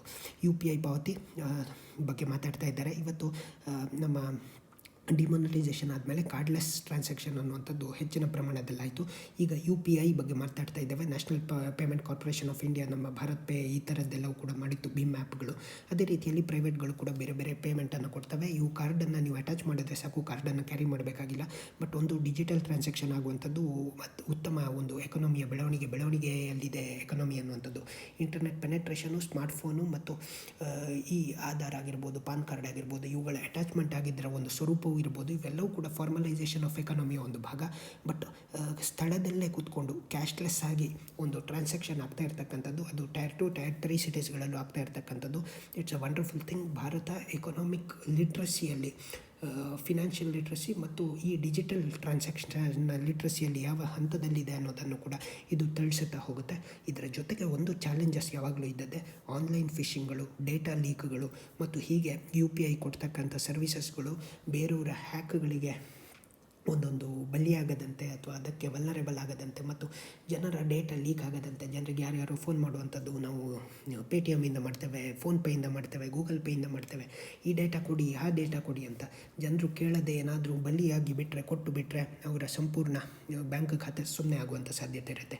ಇಂಥ ಒಂದು ಕೇಸಸ್ಗಳು ಜಾಸ್ತಿ ಆಗ್ತಾ ಇರ್ತಕ್ಕಂಥದ್ದು. ಹಾಗಾಗಿ ಜನರು ಹೆಚ್ಚು ಸಬಲೀಕೃತರಾಗಿರಬೇಕು, ಹೆಚ್ಚು ಅವೇಕಂಡ್ ಆಗಿರಬೇಕು. ಬೆಳಗಾವಿ ವಿಭಜನೆಗೆ ಮತ್ತೆ ಮೂಡಿದ ರೆಕ್ಕೆ. ಕರ್ನಾಟಕದ 31ನೇ ಜಿಲ್ಲೆಯಾಗಿ ವಿಜಯನಗರದ ಆಲೋಚನೆ ಇರುವಾಗಲೇ 32ನೇ ಜಿಲ್ಲೆ ಬಗ್ಗೆ ಮಾತಾಡ್ತಾ ಇದ್ದಾರೆ. ಅನೇಕ ವರ್ಷಗಳಿಂದ ಇದರ ಬಗ್ಗೆಯೂ ಕೂಡ ಒಂದು ಇದಿತ್ತು. ಯಾಕಂದರೆ ಬೆಳಗಾವಿ ಅನ್ನುವಂಥದ್ದು ವಿಸ್ತೀರ್ಣದಲ್ಲಿ ಕರ್ನಾಟಕದಲ್ಲೇ ಅತ್ಯಂತ ದೊಡ್ಡ ಜಿಲ್ಲೆ. ಆ್ಯಂಡ್ ಅಭಿವೃದ್ಧಿಯ ಕಾರಣದಿಂದಲೂ ಕೂಡ ಬಹುಶಃ ಕೆಲವಷ್ಟು ಜನ ಈ ರೀತಿಯ ಆಲೋಚನೆಯನ್ನು ಮುಂದೆ ಇಡ್ತಾ ಇರ್ಬೋದು, ಗ್ರಾಮಾಂತರ ಮತ್ತು ನಗರ ಈ ರೀತಿಯಲ್ಲಿ ಡಿವೈಡ್ ಮಾಡಿ ಅಂತ. But fact of the matter, ಒಂದು ಕಡೆ ಮಹಾರಾಷ್ಟ್ರ ಖ್ಯಾತೆ ತೆಗೆದಿದೆ, ಎರಡನೇದು ಕೇಂದ್ರಾಡಳಿತ ಆಗಬೇಕು ಅಂತಿದೆ. ಇಂಥ ಸೂಕ್ಷ್ಮ ಸಂದರ್ಭದಲ್ಲಿ ಕರ್ನಾಟಕ ಬೆಳಗಾವಿಯನ್ನು 2ನೇ ರಾಜಧಾನಿಯಾಗಿ ಬೆಳೆಸಬೇಕು ಅಂತ ಇದೆ. ಈ ಹೊತ್ತಿನಲ್ಲಿ ಒಂದು ವೇಳೆ ಅನ್ಸೈಂಟಿಫಿಕ್ ಆಗಿ, ಅವೈಜ್ಞಾನಿಕವಾಗಿ ಏನಾದರೂ ಈ ಜಿಲ್ಲೆ ವಿಭಜನೆ ಮಾಡೋದಾದರೆ ಜನರನ್ನು ಕೆರಳಿಸಿದಾಗುತ್ತೆ. ಮಹಾರಾಷ್ಟ್ರದ ಒಂದು ಕೂಗಿಗೆ ಇನ್ನಷ್ಟು ಒಂದು ಇಂಡೈರೆಕ್ಟ್ ಸಪೋರ್ಟನ್ನು ಅಥವಾ ಇಂಡೈರೆಕ್ಟಾಗಿ ನಾವೇ ಒಂದು ಚೈನ್ ರಿಯಾಕ್ಷನನ್ನು ಕ್ರಿಯೇಟ್ ಮಾಡಿ ಕೊಟ್ಟಾಗುತ್ತೆ. ಹಾಗಾಗಿ ಒಂದು ವೇಳೆ if it is necessary that ಜಿಲ್ಲೆ ವಿಭಜನೆ ಆಗಲೇಬೇಕು ಅಂತಿದ್ದರೆ ಮೇಕ್ ಶೋರ್ ಸ್ಟ್ರಾಟಜಿಕ್ ಆದಂಥ ಒಂದು ಮೂವನ್ನು ಪ್ಲೇ ಮಾಡಿ ಮೇಕ್ ಶೋರ್ ದಟ್ ಇದು ಒಂದೊಂದು ಮಹಾರಾಷ್ಟ್ರದ ಬೇಡಿಕೆಗೆ ಪೂರಕವಾಗಬಾರ್ದು. ಆದರೆ ನಮ್ಮ ರಾಜ್ಯ ಹೇಗೆ ನೀವು ಡಿವೈಡ್ ಮಾಡಬೇಕು ಅಂದರೆ ಆ ಗಡಿ ಭಾಗಗಳು ಕೂಡ ಮೂಲ ಈ ನಮ್ಮ ಕರ್ನಾಟಕಕ್ಕೆ ಹೆಚ್ಚು ಹತ್ತಿರವಾಗುವ ರೀತಿಯಲ್ಲಿ, ಅದು ಗೋಕಾಕ್, ಅಥಣಿ, ಈ ಬೇರೆ ಬೇರೆ ಭಾಗಗಳಿರ್ಬೋದು, ಅವುಗಳು ಬೇರೆ ಆಗದಂತೆ ನೋಡಿಕೊಂಡು ಅಲ್ಲಿನ ಸೆಂಟಿಮೆಂಟ್ಸು ಮತ್ತು ಪ್ರಾದೇಶಿಕವಾಗಿಯೂ ಕೂಡ ಹೆಚ್ಚು ಡೀಪ್ ಆ್ಯಂಡ್ ಕನೆಕ್ಟ್ ಆಗುವ ರೀತಿಯಲ್ಲಿ ಒಂದು ವೇಳೆ ಜಿಲ್ಲೆ ವಿಭಜನೆ ಆಗೋದಾದರೆ ಅಂಥ ಒಂದು ಆಲೋಚನೆಯಲ್ಲಿ ಮಾಡಬೇಕು. ಬಟ್ ಮೇಕ್ ಶೋರ್ ಈ ಒಂದು ಡಿವಿಷನ್ನ ಸೆಂಟಿಮೆಂಟಿಗೆ ಇಂಥ ಒಂದು ಆಲೋಚನೆಗಳು ಇನ್ನಷ್ಟು ಪುಷ್ಟಿ ಕೊಡದಂತೆ ನೋಡಿಕೊಳ್ಳಬೇಕಾದಂಥ ದೊಡ್ಡ ಜವಾಬ್ದಾರಿ ಸರ್ಕಾರದ ಮೇಲಿದೆ. ಈ ಬಜೆಟ್ನಲ್ಲಿ ಆಗ್ಬೋದು ಅನ್ನುವಂಥ ಆಲೋಚನೆಗಳನ್ನು ಹೇಳಲಾಗಿದೆ. ಅನೇಕ ವರ್ಷಗಳಿಂದ ಇದರ ಬಗ್ಗೆ ಬೇಡಿಕೆ ಇದೆ ಅಂತ ಹೇಳಲಾಗಿದೆ. ಸುಮಾರು 45 ಲಕ್ಷಕ್ಕೂ ಹೆಚ್ಚು ಜನಸಂಖ್ಯೆ, 14 ತಾಲೂಕಿದೆ. ಹಾಗಾಗಿ ವಿಸ್ತೀರ್ಣದಲ್ಲಿ ರಾಜ್ಯದಲ್ಲಿ ಅತಿ ದೊಡ್ಡ ಜಿಲ್ಲಾ ಕೇಂದ್ರದಿಂದ ಸುಮಾರು 150 ಕಿಲೋಮೀಟ್ರ್ ದೂರ ಆಗುತ್ತೆ. ಅದಕ್ಕೋಸ್ಕರ ಅಂಥೇಳಿ let's see on the scientific ಬೇಸಿಸ್ನಲ್ಲಿ ಏನಾಗಬೇಕು ಅದಾಗಬೇಕು. ಬಟ್ ಮೇಕ್ ಶೋರ್ ಇದರಿಂದ ಹಾನಿಯನ್ನು ಆಗದಂತೆ ನೋಡಿಕೊಳ್ಳಬೇಕಾದಂಥ ಜವಾಬ್ದಾರಿ ಎಲ್ಲರ ಮೇಲಿದೆ. ನಾಳೆಯಿಂದ 2 ದಿನ ವೆಬಿನಾರ್, ಎನಿಬಡಿ ಕ್ಯಾನ್ ಜಾಯ್ನ್ ಇನ್. ವೈಮಾನಿಕ ಮತ್ತು ರಕ್ಷಣೆಯಲ್ಲಿರ್ತಕ್ಕಂಥ ಸುಧಾರಿತ ತಂತ್ರಜ್ಞಾನಗಳ ಬಗ್ಗೆ ಏರೋ ಇಂಡಿಯಾದ ಪೂರ್ವ ಭೂಮಿಕೆಯಲ್ಲಿ ಇದನ್ನು ನಡೆಸಲಾಗ್ತಾ ಇದೆ. ಉತ್ಪಾದನೆ ಹೆಚ್ಚಳ ಯಾವುದ್ರದ್ದು? Apple company. ಆ್ಯಪಲ್ ಒಂದು ಕಡೆ ಚೈನಾದಿಂದ ನಿಧಾನವಾಗಿ ಭಾರತಕ್ಕೆ ಬೇಸ್ ಶಿಫ್ಟ್ ಮಾಡ್ತಾ ಇದೆ. ವಿಸ್ತಾರ್ನಲ್ಲಿ ಇತ್ತೀಚೆಗೆ ಒಂದು ಗಲಾಟೆ ಆಗಿತ್ತು. ಹವೆವರ್ ಅದಾದರೂ ಕೂಡ ಆ್ಯಪಲ್ ಕಳೆದ ವರ್ಷ ಆ್ಯಪಲ್ ಐಫೋನ್ 11 ಬೆಂಗಳೂರು ಪಕ್ಕದಲ್ಲೇ ಉತ್ಪಾದನೆ ಮಾಡಿತ್ತು. ಹಾಗೆ ಉತ್ಪಾದನೆ ಮಾಡಿದ್ರಿಂದ ಚೀಪ್ ಅಂದರೆ ಕಡಿಮೆ ಮೊತ್ತಕ್ಕೆ ಐಫೋನ್ಗಳು, ಆ್ಯಪಲ್ 11ಗಳು ಭಾರತದಲ್ಲಿ ಸಿಗೋ ರೀತಿಯಲ್ಲಿ ಆಯಿತು. ಯಾಕಂದರೆ ಭಾರತದಲ್ಲಿ ಚೀಪ್ ಒಂದು ಲೇಬರ್ ಇದೆ ಮತ್ತು ರಾ ಮೆಟೀರಿಯಲ್ನ ಆಕ್ಸೆಸಿಬಿಲಿಟಿ ಇದೆ, ಒಳ್ಳೆ ಇನ್ಫ್ರಾಸ್ಟ್ರಕ್ಚರ್ ಇದೆ, ಒಳ್ಳೆ ಕಮ್ಯುನಿಕೇಷನ್ ಸಿಸ್ಟಮ್ ಇದೆ. ಆಮೇಲೆ ಹೀಗೆ ಬರುವಂಥ FDI ಆಗಿ ಹರಿದು ಬರುವಂಥ ಕಂಪನಿಗಳಿಗೆ ಒಳ್ಳೆಯ ಅವಕಾಶವೂ ಕೂಡ ಇದೆ. ಹಾಗಾಗಿ ಇಲ್ಲಿ ಹೆಚ್ಚು ಉತ್ಪಾದನೆ ಆದಲ್ಲಿ ನಮಗೆ ಒಂದು ಚೀಪಲ್ಲಿ ಸಿಗುತ್ತೆ. ಎರಡನೇದು, ವಿಶ್ವಕ್ಕೆ ನಾವು ಹಂಚುವಂಥ ಒಂದು ಸಾಧ್ಯತೆಯನ್ನು ಬೆಳೆಸಿಕೊಂಡಿರ್ತೇವೆ. ಅದರಿಂದ ಕಂಪನಿಗೂ ಉತ್ತಮ, ನಮಗೆ ಇಲ್ಲಿ ಸಾಕಷ್ಟು ಉದ್ಯೋಗ ಸೃಷ್ಟಿಯೂ ಆಗುತ್ತೆ. ನಮಗೆಲ್ಲ ಗೊತ್ತು, ವ್ಯಾಕ್ಸಿನ್ ಅನ್ನುವಂಥದ್ದು ಇವತ್ತು ಭಾರತದಲ್ಲಿ ಆದರೆ ವಿಶ್ವಕ್ಕೆ ನಾವು ಹಂಚ್ತಾ ಇದ್ದೇವೆ. ಅದೇ ರೀತಿಯಲ್ಲಿ ಆ್ಯಪಲ್ ಆಗಿರ್ಬೋದು, ಬೇರೆ ಯಾವುದೇ ಕಂಪನಿ ಆಗಿರ್ಬೋದು, ನಿಧಾನಕ್ಕೆ ಚೈನಾ, ವಿಯೆಟ್ನಾಂ, ಈ ಸೌತ್ ಈಸ್ಟ್ ಏಷ್ಯಾದಿಂದ ಭಾರತದ ತಾವು ಮುಖ ಮಾಡಬೇಕು. ಅದಕ್ಕೆ ಸರ್ಕಾರವು ಕೂಡ ಸಾಕಷ್ಟು ಬೇರೆ ಬೇರೆ ಪಾಲಿಸೀಸ್ಗಳನ್ನು, ಫ್ರೇಮ್ವರ್ಕ್ಗಳನ್ನು, ಈಸ್ ಆಫ್ ಡೂಯಿಂಗ್ ಬಿಸ್ನೆಸ್ಗಳನ್ನು ಇಂಪ್ರೂವ್ ಮಾಡಿಕೊಳ್ಳುವಂಥ ನಿಟ್ಟಿನಲ್ಲಿ ಕೆಲಸ ಮಾಡ್ತಾ ಇದೆ. And it's a good thing. Amruthamati ಚಿತ್ರಕ್ಕೆ ಅತ್ಯುತ್ತಮ ವಿದೇಶಿ ಭಾಷಾ ಚಲನಚಿತ್ರ ಪ್ರಶಸ್ತಿ ಎಲ್ಲಿ ಸಿಕ್ತು? ಅಮೆರಿಕದ ಅಟ್ಲಾಂಟಾ ಈ ಅಂತಾರಾಷ್ಟ್ರೀಯ ಚಲನಚಿತ್ರೋತ್ಸವದಲ್ಲಿ. ಯಾವುದಕ್ಕೆ? ವಿದೇಶಿ ಭಾಷೆಯ ಒಂದು ಚಿತ್ರವಾಗಿ, ಅಂದರೆ ಕನ್ನಡದ ಚಿತ್ರ ಅಮೃತಮತಿ. ಅಮೃತಮತಿ ಅಂದ ತಕ್ಷಣ ನಿಮಗೆ ನೆನಪಾಗಬೇಕು 13ನೇ ಶತಮಾನದ ಜನ್ನನ ಯಶೋಧರ ಚರಿತೆ. ಜನ್ನ ಮಹಾಕವಿ ಒಂದು ಜೈನ ಕಾವ್ಯವನ್ನು ಬರೀತಾನೆ. ಆ ಜೈನ ಕಾವ್ಯದ ಸಾರಾಂಶ ಇರತಕ್ಕಂಥದ್ದು ಸಂಕಲ್ಪ ಹಿಂಸೆ. ಹಿಂಸೆ ಅನ್ನುವಂಥದ್ದು ಸಂಕಲ್ಪದಲ್ಲಾದರೂ ಕೂಡ ಅದು ಹಿಂಸೆಯೇ. ಅಮೃತಮತಿ ಮತ್ತು ಯಶೋಧರ ರಾಜ ರಾಣಿ. ಆದರೆ ಅಮೃತಮತಿಗೆ ಬದಗನ ಜೊತೆ, ಅಷ್ಟಾವಂಕನ ಜೊತೆಗೆ ಪ್ರೇಮಾಂಕುರವಾಗುತ್ತದೆ. ಇದನ್ನು ಕಂಡಂತಹ, ಅರ್ಥ ಮಾಡಿಕೊಂಡಂತಹ ತಾಯಿ ಮಗ ಸೇರಿಕೊಂಡು, ಅಂದರೆ ಯಶೋಧರ ಹಿಟ್ಟಿನ ಹುಂಜವನ್ನು ಬಲಿ ಕೊಡಲಿಕ್ಕೆ ಹೋಗ್ತಾನೆ. ಆದರೆ ಬಲಿ ಕೊಡುವಂಥ ಸಂದರ್ಭದಲ್ಲಿ ಹಿಟ್ಟಿನ ಹುಂಜದಿಂದ ಕೊಕ್ಕೊ ಅನ್ನುವಂಥ ಶಬ್ದ ಬರುತ್ತೆ. ಹೀಗೆ ಬಂದಂಥ ಕಾರಣದಿಂದ ಅಲ್ಲಿ ಒಂದು ಅರ್ಥ ಏನು ಅಂತ ಹೇಳಿದ್ರೆ, ಹಿಂಸೆ ಅನ್ನುವಂಥದ್ದಕ್ಕೆ ನೇರವಾಗಿ ಮಾಡಬೇಕಂತಿಲ್ಲ, ಆದರೆ ಸಂಕಲ್ಪದಲ್ಲಿ, ಮನಸ್ಸಿನಲ್ಲಿ ಹಿಂಸೆ ಮಾಡಬೇಕು ಅಂತ ಬಂದರೆ ಅದು ಕೂಡ ಅಷ್ಟೇ ಕೆಟ್ಟದ್ದು ಅಂಥೇಳಿ. ಇದೇ ಕಾರಣದಿಂದ ಅವರೆಲ್ಲ ಜನ್ಮಾಂತರಗಳಲ್ಲಿ ಬೇರೆ ಬೇರೆ ಜನ್ಮಾಂತರದ ಕಥನ ಇರ್ತಕ್ಕಂಥದ್ದು, ಬೇರೆ ಬೇರೆ ಈ ಜನ್ಮದಲ್ಲಿ ಬೇರೆ ಬೇರೆ ರೀತಿಯಲ್ಲಿ ಹುಟ್ಟಿ ಸಫರ್ ಆಗುವಂಥದ್ದು, ಅದು ಪ್ರಾಣಿಯಾಗಿ ಲಾಸ್ಟಲ್ಲಿ ಅಭಯ ರುಚಿಯಾಗಿ ಬರುವಂಥದ್ದು. ಅವರ ಕಥವನ್ನು ಅವರು ಅರ್ಥ ಮಾಡ್ಕೊಳ್ಳುವಂಥದ್ದು ಅತ್ಯಂತ ಸೂಕ್ಷ್ಮ ಸಂಕೀರ್ಣವಾಗಿರ್ತಕ್ಕಂಥ ಕಥಾ. ಅಂದರೆ ಈ ಚಲನಚಿತ್ರವನ್ನು ಅನೇಕ ಕಾಲದಿಂದ ಕಾಲಕ್ಕೆ ಇದು ನಾಟಕ ರೂಪ, ಬೇರೆ ಬೇರೆ ರೂಪಗಳನ್ನು ಪಡೆದುಕೊಂಡಿದೆ. ಇದನ್ನು ಒಂದು ಚಲನಚಿತ್ರವಾಗಿ ಬರಗೂರು ರಾಮಚಂದ್ರಪ್ಪ ಅವರು ನಿರ್ದೇಶನ ಮಾಡಿದ್ದಾರೆ. ಪುಟ್ಟಣ್ಣ ಅವರು ನಿರ್ಮಾಪಕರು. ಆ್ಯಂಡ್ ಇಲ್ಲಿ ಯಾರು ಕಿಶೋರ್ ಮತ್ತು ಹರಿಪ್ರಿಯ ಅವರು ಪ್ರಧಾನ ಭೂಮಿಕೆಯಲ್ಲಿರ್ತಕ್ಕಂಥದ್ದು. ಅಮೃತಮತಿ ಚಿತ್ರಕ್ಕೆ ವಿದೇಶಿ ನೆಲದಲ್ಲಿ ಹೀಗೆ ಪ್ರಶಸ್ತಿ ಸಿಕ್ಕಿರ್ತಕ್ಕಂಥದ್ದು ಕರ್ನಾಟಕ ಚಿತ್ರರಂಗಕ್ಕೂ ಕನ್ನಡಕ್ಕೂ ಕೂಡ ಹೆಮ್ಮೆಯ ಸಂಗತಿ. ಆ್ಯಂಡ್ ಜನ್ನನ ಯಶೋಧರ ಚರಿತೆಯನ್ನು ಈ ರೀತಿ ಒಂದೊಂದು ಸಿನಿಮಾ ರೂಪವಾಗಿ ಹೊರಗಡೆ ತಂದಿದ್ದು ಕೂಡ ಸಾಹಿತ್ಯದ ಒಂದು ಸಾಧ್ಯತೆಯನ್ನು ಮತ್ತೊಂದು ನೆಲೆಗೆ ವಿಸ್ತರಿಸಿದ್ದರ ಒಂದು ಬೆಸ್ಟ್ ಎಕ್ಸಾಂಪಲ್ ಅಂತ ಹೇಳ್ತಾ ಈ ಸುದ್ದಿಯನ್ನು ನಾವು ಒಂದಷ್ಟು ಬೇರೆ ಬೇರೆ ಕಾರಣಗಳಿಂದಲೂ ಕೂಡ ನೋಡುವಂಥ ಒಂದು ಪ್ರಯತ್ನವನ್ನು ಮಾಡಿದ್ದೇವೆ. ವಿಪತ್ತು ನಿರ್ವಹಣಾ ಕಾಯ್ದೆ 2005ರಲ್ಲಿ ನ್ಯಾಷನಲ್ ಡಿಸಾಸ್ಟರ್ ಮ್ಯಾನೇಜ್ಮೆಂಟ್ ಆ್ಯಕ್ಟ್ ಅನ್ನುವಂಥದ್ದು ಬಂತು. ಅದೇ ಹೊತ್ತಿಗೆ ಹೋಮ್ ಮಿನಿಸ್ಟ್ರಿ ಅಡಿಯಲ್ಲಿ NDRF ಅನ್ನುವಂಥದ್ದು, ನ್ಯಾಷನಲ್ ಡಿಸಾಸ್ಟರ್ ರೆಸ್ಪಾನ್ಸ್ ಫೋರ್ಸ್ ಅನ್ನುವಂಥದ್ದು ಇದೆ. ಅಟ್ ದ ಸೇಮ್ ಟೈಮ್ ನಾವು 2015ರಲ್ಲಿ ಜಪಾನ್ ಜೊತೆಗೆ ಸೆಂಡೈ ಫ್ರೇಮ್ ವರ್ಕಿಗೆ ಸೈನ್ ಕೂಡ ಮಾಡಿದ್ದೇವೆ. That is related to disaster management. Disaster ಅನ್ನುವಂಥದ್ದು ಅದು ನೈಸರ್ಗಿಕ ಆಗಿರ್ಬೋದು, ಮನುಷ್ಯನಿಂದ ಬಂದಿದ್ದಾಗಿರ್ಬೋದು. ಈ ಸುನಾಮಿ, ವೋಲ್ಕನಿಸಮು, ಭೂಕಂಪ ಇವುಗಳೆಲ್ಲವೂ ಕೂಡ ನೈಸರ್ಗಿಕ. ಅಂದರೆ ಮನುಷ್ಯ ಪ್ರಣೀತವಾಗಿ ನೀವು ಯಾವುದೇ ರೀತಿಯ ಈ ಗ್ಲೋಬಲ್ ವಾರ್ಮಿಂಗ್ ಆಗಿರ್ಬೋದು, ಅಥವಾ ನಾವು ಕಟ್ಟಡಗಳನ್ನು ಕಟ್ಟೋದಾಗಿರ್ಬೋದು, ಫ್ಲ್ಯಾಶ್ ಫ್ಲಡ್ಗಳಿಗೆ ಅನುವು ಮಾಡಿಕೊಡೋದಾಗಿರ್ಬೋದು, ಹೀಗೆ ಮಾಡೋದು ಕೂಡ ನೈಸರ್ಗಿಕ ಮತ್ತು ಮನುಷ್ಯ ಇಬ್ಬರ ಸಮ್ಮಿಲನದಿಂದ ಆಗುವಂಥದ್ದು. ಇಂಥ ಸಂದರ್ಭದಲ್ಲಿ ರಾಜ್ಯ ಮಟ್ಟದಲ್ಲಿ, ಕೇಂದ್ರ ಮಟ್ಟದಲ್ಲಿ ಅಥವಾ ಜಿಲ್ಲಾ ಮಟ್ಟದಲ್ಲಿ ಬೇರೆ ಬೇರೆ ರೀತಿಯಲ್ಲಿ ಫಂಡ್ ಅಲೋಕೇಶನು, ಬೇರೆ ಬೇರೆ ಪ್ರಿಪೇರ್ಡ್ನೆಸ್ ಬಗ್ಗೆ, ಇದರ ಬಗ್ಗೆ ಎಲ್ಲ ರೆಡಿ ಇರಬೇಕು ಅನ್ನುವಂಥದ್ದು ಆ್ಯಕ್ಟ್ ಹೇಳುತ್ತದೆ. ಒಂದು ಆಗದಂತೆ ತಡೆಯುವಂಥದ್ದು ಮತ್ತು ಆಗುವ ಮುನ್ಸೂಚನೆಯನ್ನು ಪಡೆಯುವಂಥದ್ದು ಮತ್ತು ಆದ ಮೇಲೆ ಇದಕ್ಕೆ ಸೂಕ್ತ ನಿರ್ವಹಣೆಯನ್ನು ಮಾಡುವಂಥದ್ದು. ಇದರ ಬಗ್ಗೆ ಏನೋ ಗೊಂದಲಗಳಿತ್ತು ಅಂತ ರಾಜ್ಯ ಸರ್ಕಾರಕ್ಕೆ ಸರ್ಟಿಫಿಕೇಷನ್ ಸಬ್ಮಿಟ್ ಮಾಡಿಲ್ಲ 2019ರಿಂದ ಕೇಳ್ತಾ ಇದ್ದೇವೆ ಅಂತ ಹೈಕೋರ್ಟ್ ಒಂದು ಪ್ರಶ್ನೆ ಮಾಡಿದೆ. ಆದರೆ ಈ ಕಾಯ್ದೆ ಮುನ್ನೆಲೆಯನ್ನು ನಾವು ಅರ್ಥ ಮಾಡ್ಕೊಳ್ಬೇಕು. ಆರೋಗ್ಯ ಕ್ಷೇತ್ರಕ್ಕೆ ಈ ಬಾರಿ ದುಪ್ಪಟ್ಟು ಅನುದಾನ. ಆಲ್ರೆಡಿ ಪೋಸ್ಟ್ ಪ್ಯಾಂಡಮಿಕ್ ವರ್ಲ್ಡ್ ಆರ್ಡರನ್ನು ಕಟ್ಟುವಂಥ ಅನಿವಾರ್ಯತೆ ಇದೆ ಬಜೆಟ್ಗೆ. ಎರಡನೇದು, ಬಜೆಟ್ ಈ ಬಾರಿ ಯಾವುದಕ್ಕೆಲ್ಲವೂ ಕೂಡ ಅಲೋಕೇಶನ್ ಮಾಡ್ಬೋದು, ಯಾವೆಲ್ಲ ಸೆಕ್ಟರನ್ನು ಫೋಕಸಲ್ಲಿ ಇಟ್ಕೊಳ್ಬೋದು. ಯಾಕಂದರೆ ಫಿಸ್ಕಲ್ ಸ್ಟಿಮ್ಯುಲಸನ್ನು ಕೊಡಬೇಕು. ಫಿಸ್ಕಲ್ ಡಿಫಿಸಿಟ್ ಬಗ್ಗೆ ಆಲೋಚನೆ ಮಾಡಬಾರ್ದು. ವಿ ಶೇಪ್ ಕರ್ವ್ ಬಗ್ಗೆ ಮಾತಾಡ್ತಾ ಇದ್ದಾರೆ. ಆದರೆ ಇಲ್ಲಿ ಇನ್ನೊಂದು ಕಡೆ ಕೆ ಶೇಪ್ ಅನ್ನುವಂಥದ್ದು ಆಗ್ತಾಯಿದೆ. ವಿ ಶೇಪ್ ಅಂದರೆ ಸಡನ್ನಾಗಿ ರೈಸ್ ಆಗುವಂಥದ್ದು. ಕೆ ಶೇಪ್ ಅಂದರೆ ಏನು, ಒಂದು ಕಡೆ ಒಂದು ಸೆಕ್ಟರ್ ರೈಸ್ ಆಗುತ್ತೆ, ಇ ಕಾಮರ್ಸು, ಆಮೇಲೆ ಇಂಟರ್ನೆಟ್, ಆನ್ಲೈನ್ ಇದೆಲ್ಲ ರೈಸ್ ಆಗುತ್ತೆ. ಇನ್ನೊಂದು ಕಡೆ ಟೂರಿಸಮು, ಹೋಟೆಲು ಇದೆಲ್ಲ ಕೂಡ ಫಾಲ್ ಆಗುತ್ತೆ. ಇಂಥ ಒಂದು ವೈರುಧ್ಯ ಅನ್ನುವಂಥದ್ದು ಈ ಸಂದರ್ಭದಲ್ಲಿ ಇದ್ದದ್ದು. ಆದರೆ ಭಾಳ ಪ್ರಮುಖವಾಗಿ ಇವತ್ತು ವ್ಯಾಕ್ಸಿನೇಷನ್, 2 ವ್ಯಾಕ್ಸಿನೇಷನ್ ತಯಾರಾಗಿದೆ, ಕೋವ್ಯಾಕ್ಸಿನ್ ಮತ್ತು ಕೋವಿಶೀಲ್ಡ್. ಕೋವ್ಯಾಕ್ಸಿನ್ ಅನ್ನುವಂಥದ್ದು ಭಾರತದ ಬಯೋಟೆಕ್, ICMR ಮತ್ತು Indian institute of virology, national institute of virology ಅಲ್ಲಿಂದ ಹೊರಗಡೆ ಬಂದಿರತಕ್ಕಂಥದ್ದು. ಹಾಗಾಗಿ ಈ ಸಂದರ್ಭದಲ್ಲಿ ಮುಂದೆ ಬರ್ಬೋದಾದಂಥ ಪ್ಯಾಂಡಮಿಕ್ ಆಗಿರ್ಬೋದು ಅಥವಾ ಯಾವುದೇ ರೀತಿಯ ಈ ನಾನ್ ಕಮ್ಯುನಿಕೇಬಲ್ ಡಿಸೀಸಸ್ಗಳು ಆಗಿರ್ಬೋದು, ಅದು ಹಾರ್ಟ್ ಕ್ಯಾನ್ಸರು, ಡಯಾಬಿಟಿಸು, ಇನ್ನೊಂದು ಮತ್ತೊಂದು ಅಂಥೇಳಿ. ಸೊ ಇವುಗಳ ಹಿನ್ನೆಲೆಯಲ್ಲಿ ಸರ್ಕಾರ ಹೆಚ್ಚಿನ ಒಂದು ಫಂಡ್ ಅಲೋಕೇಶನನ್ನು ಕೊಡಬೇಕು. ಆ ಕಾರಣದಿಂದ ಸುಮಾರು 1.3 ಲಕ್ಷ ಕೋಟಿಯವರೆಗೆ ಒಂದು ಆರೋಗ್ಯ ಸೆಕ್ಟರ್ಗೆ ಹೆಚ್ಚಳ ಆಗ್ಬೋದು. ಯಾಕಂದರೆ ಮುಂದಿನ 4 ವರ್ಷದಲ್ಲಿ 4% ಆಫ್ ದಿ GSTಯನ್ನು 4% of the GDP, gross domestic product, ಒಟ್ಟು ನಾವೇನು ಆದಾಯ ಅಂತ ಹೇಳ್ತೇವೆ, ದೇಶದ ಆದಾಯ, ಅದರ 4%ನಷ್ಟು ಆರೋಗ್ಯ ಕ್ಷೇತ್ರಕ್ಕೆ ಕೊಡಬೇಕು ಅನ್ನೋಂಥ ಡಿಮ್ಯಾಂಡ್ ಇದೆ. ಬಹುಶಃ ಭರವಸೆ ಇದೆ ಅಥವಾ ಹೋಪ್ ಇದೆ, ಹಾಗೆ ಕೊಡಲಾಗುತ್ತದೆ ಅನ್ನುವಂಥದ್ದು. But fact of the matter, ಈಗಾಗಲೇ ನಾವು ಕೇವಲ 1.3% ಆಫ್ ದಿ GDPಯನ್ನು ಮಾತ್ರ ಹೆಲ್ತ್ ಸೆಕ್ಟರಿಗೆ ಕೊಡ್ತಾ ಇದ್ದೇವೆ. ಬೇರೆ ದೇಶಗಳಿಗೆ, ಬ್ರಿಕ್ಸ್ ದೇಶಗಳಿಗೆ ಕಂಪೇರ್ ಮಾಡಿದರೆ ಭಾಳ ಕಡಿಮೆ, ಆ್ಯಂಡ್ ಅಡ್ವಾನ್ಸ್ ದೇಶಗಳಿಗೆ ಮತ್ತಷ್ಟು ಕಡಿಮೆ.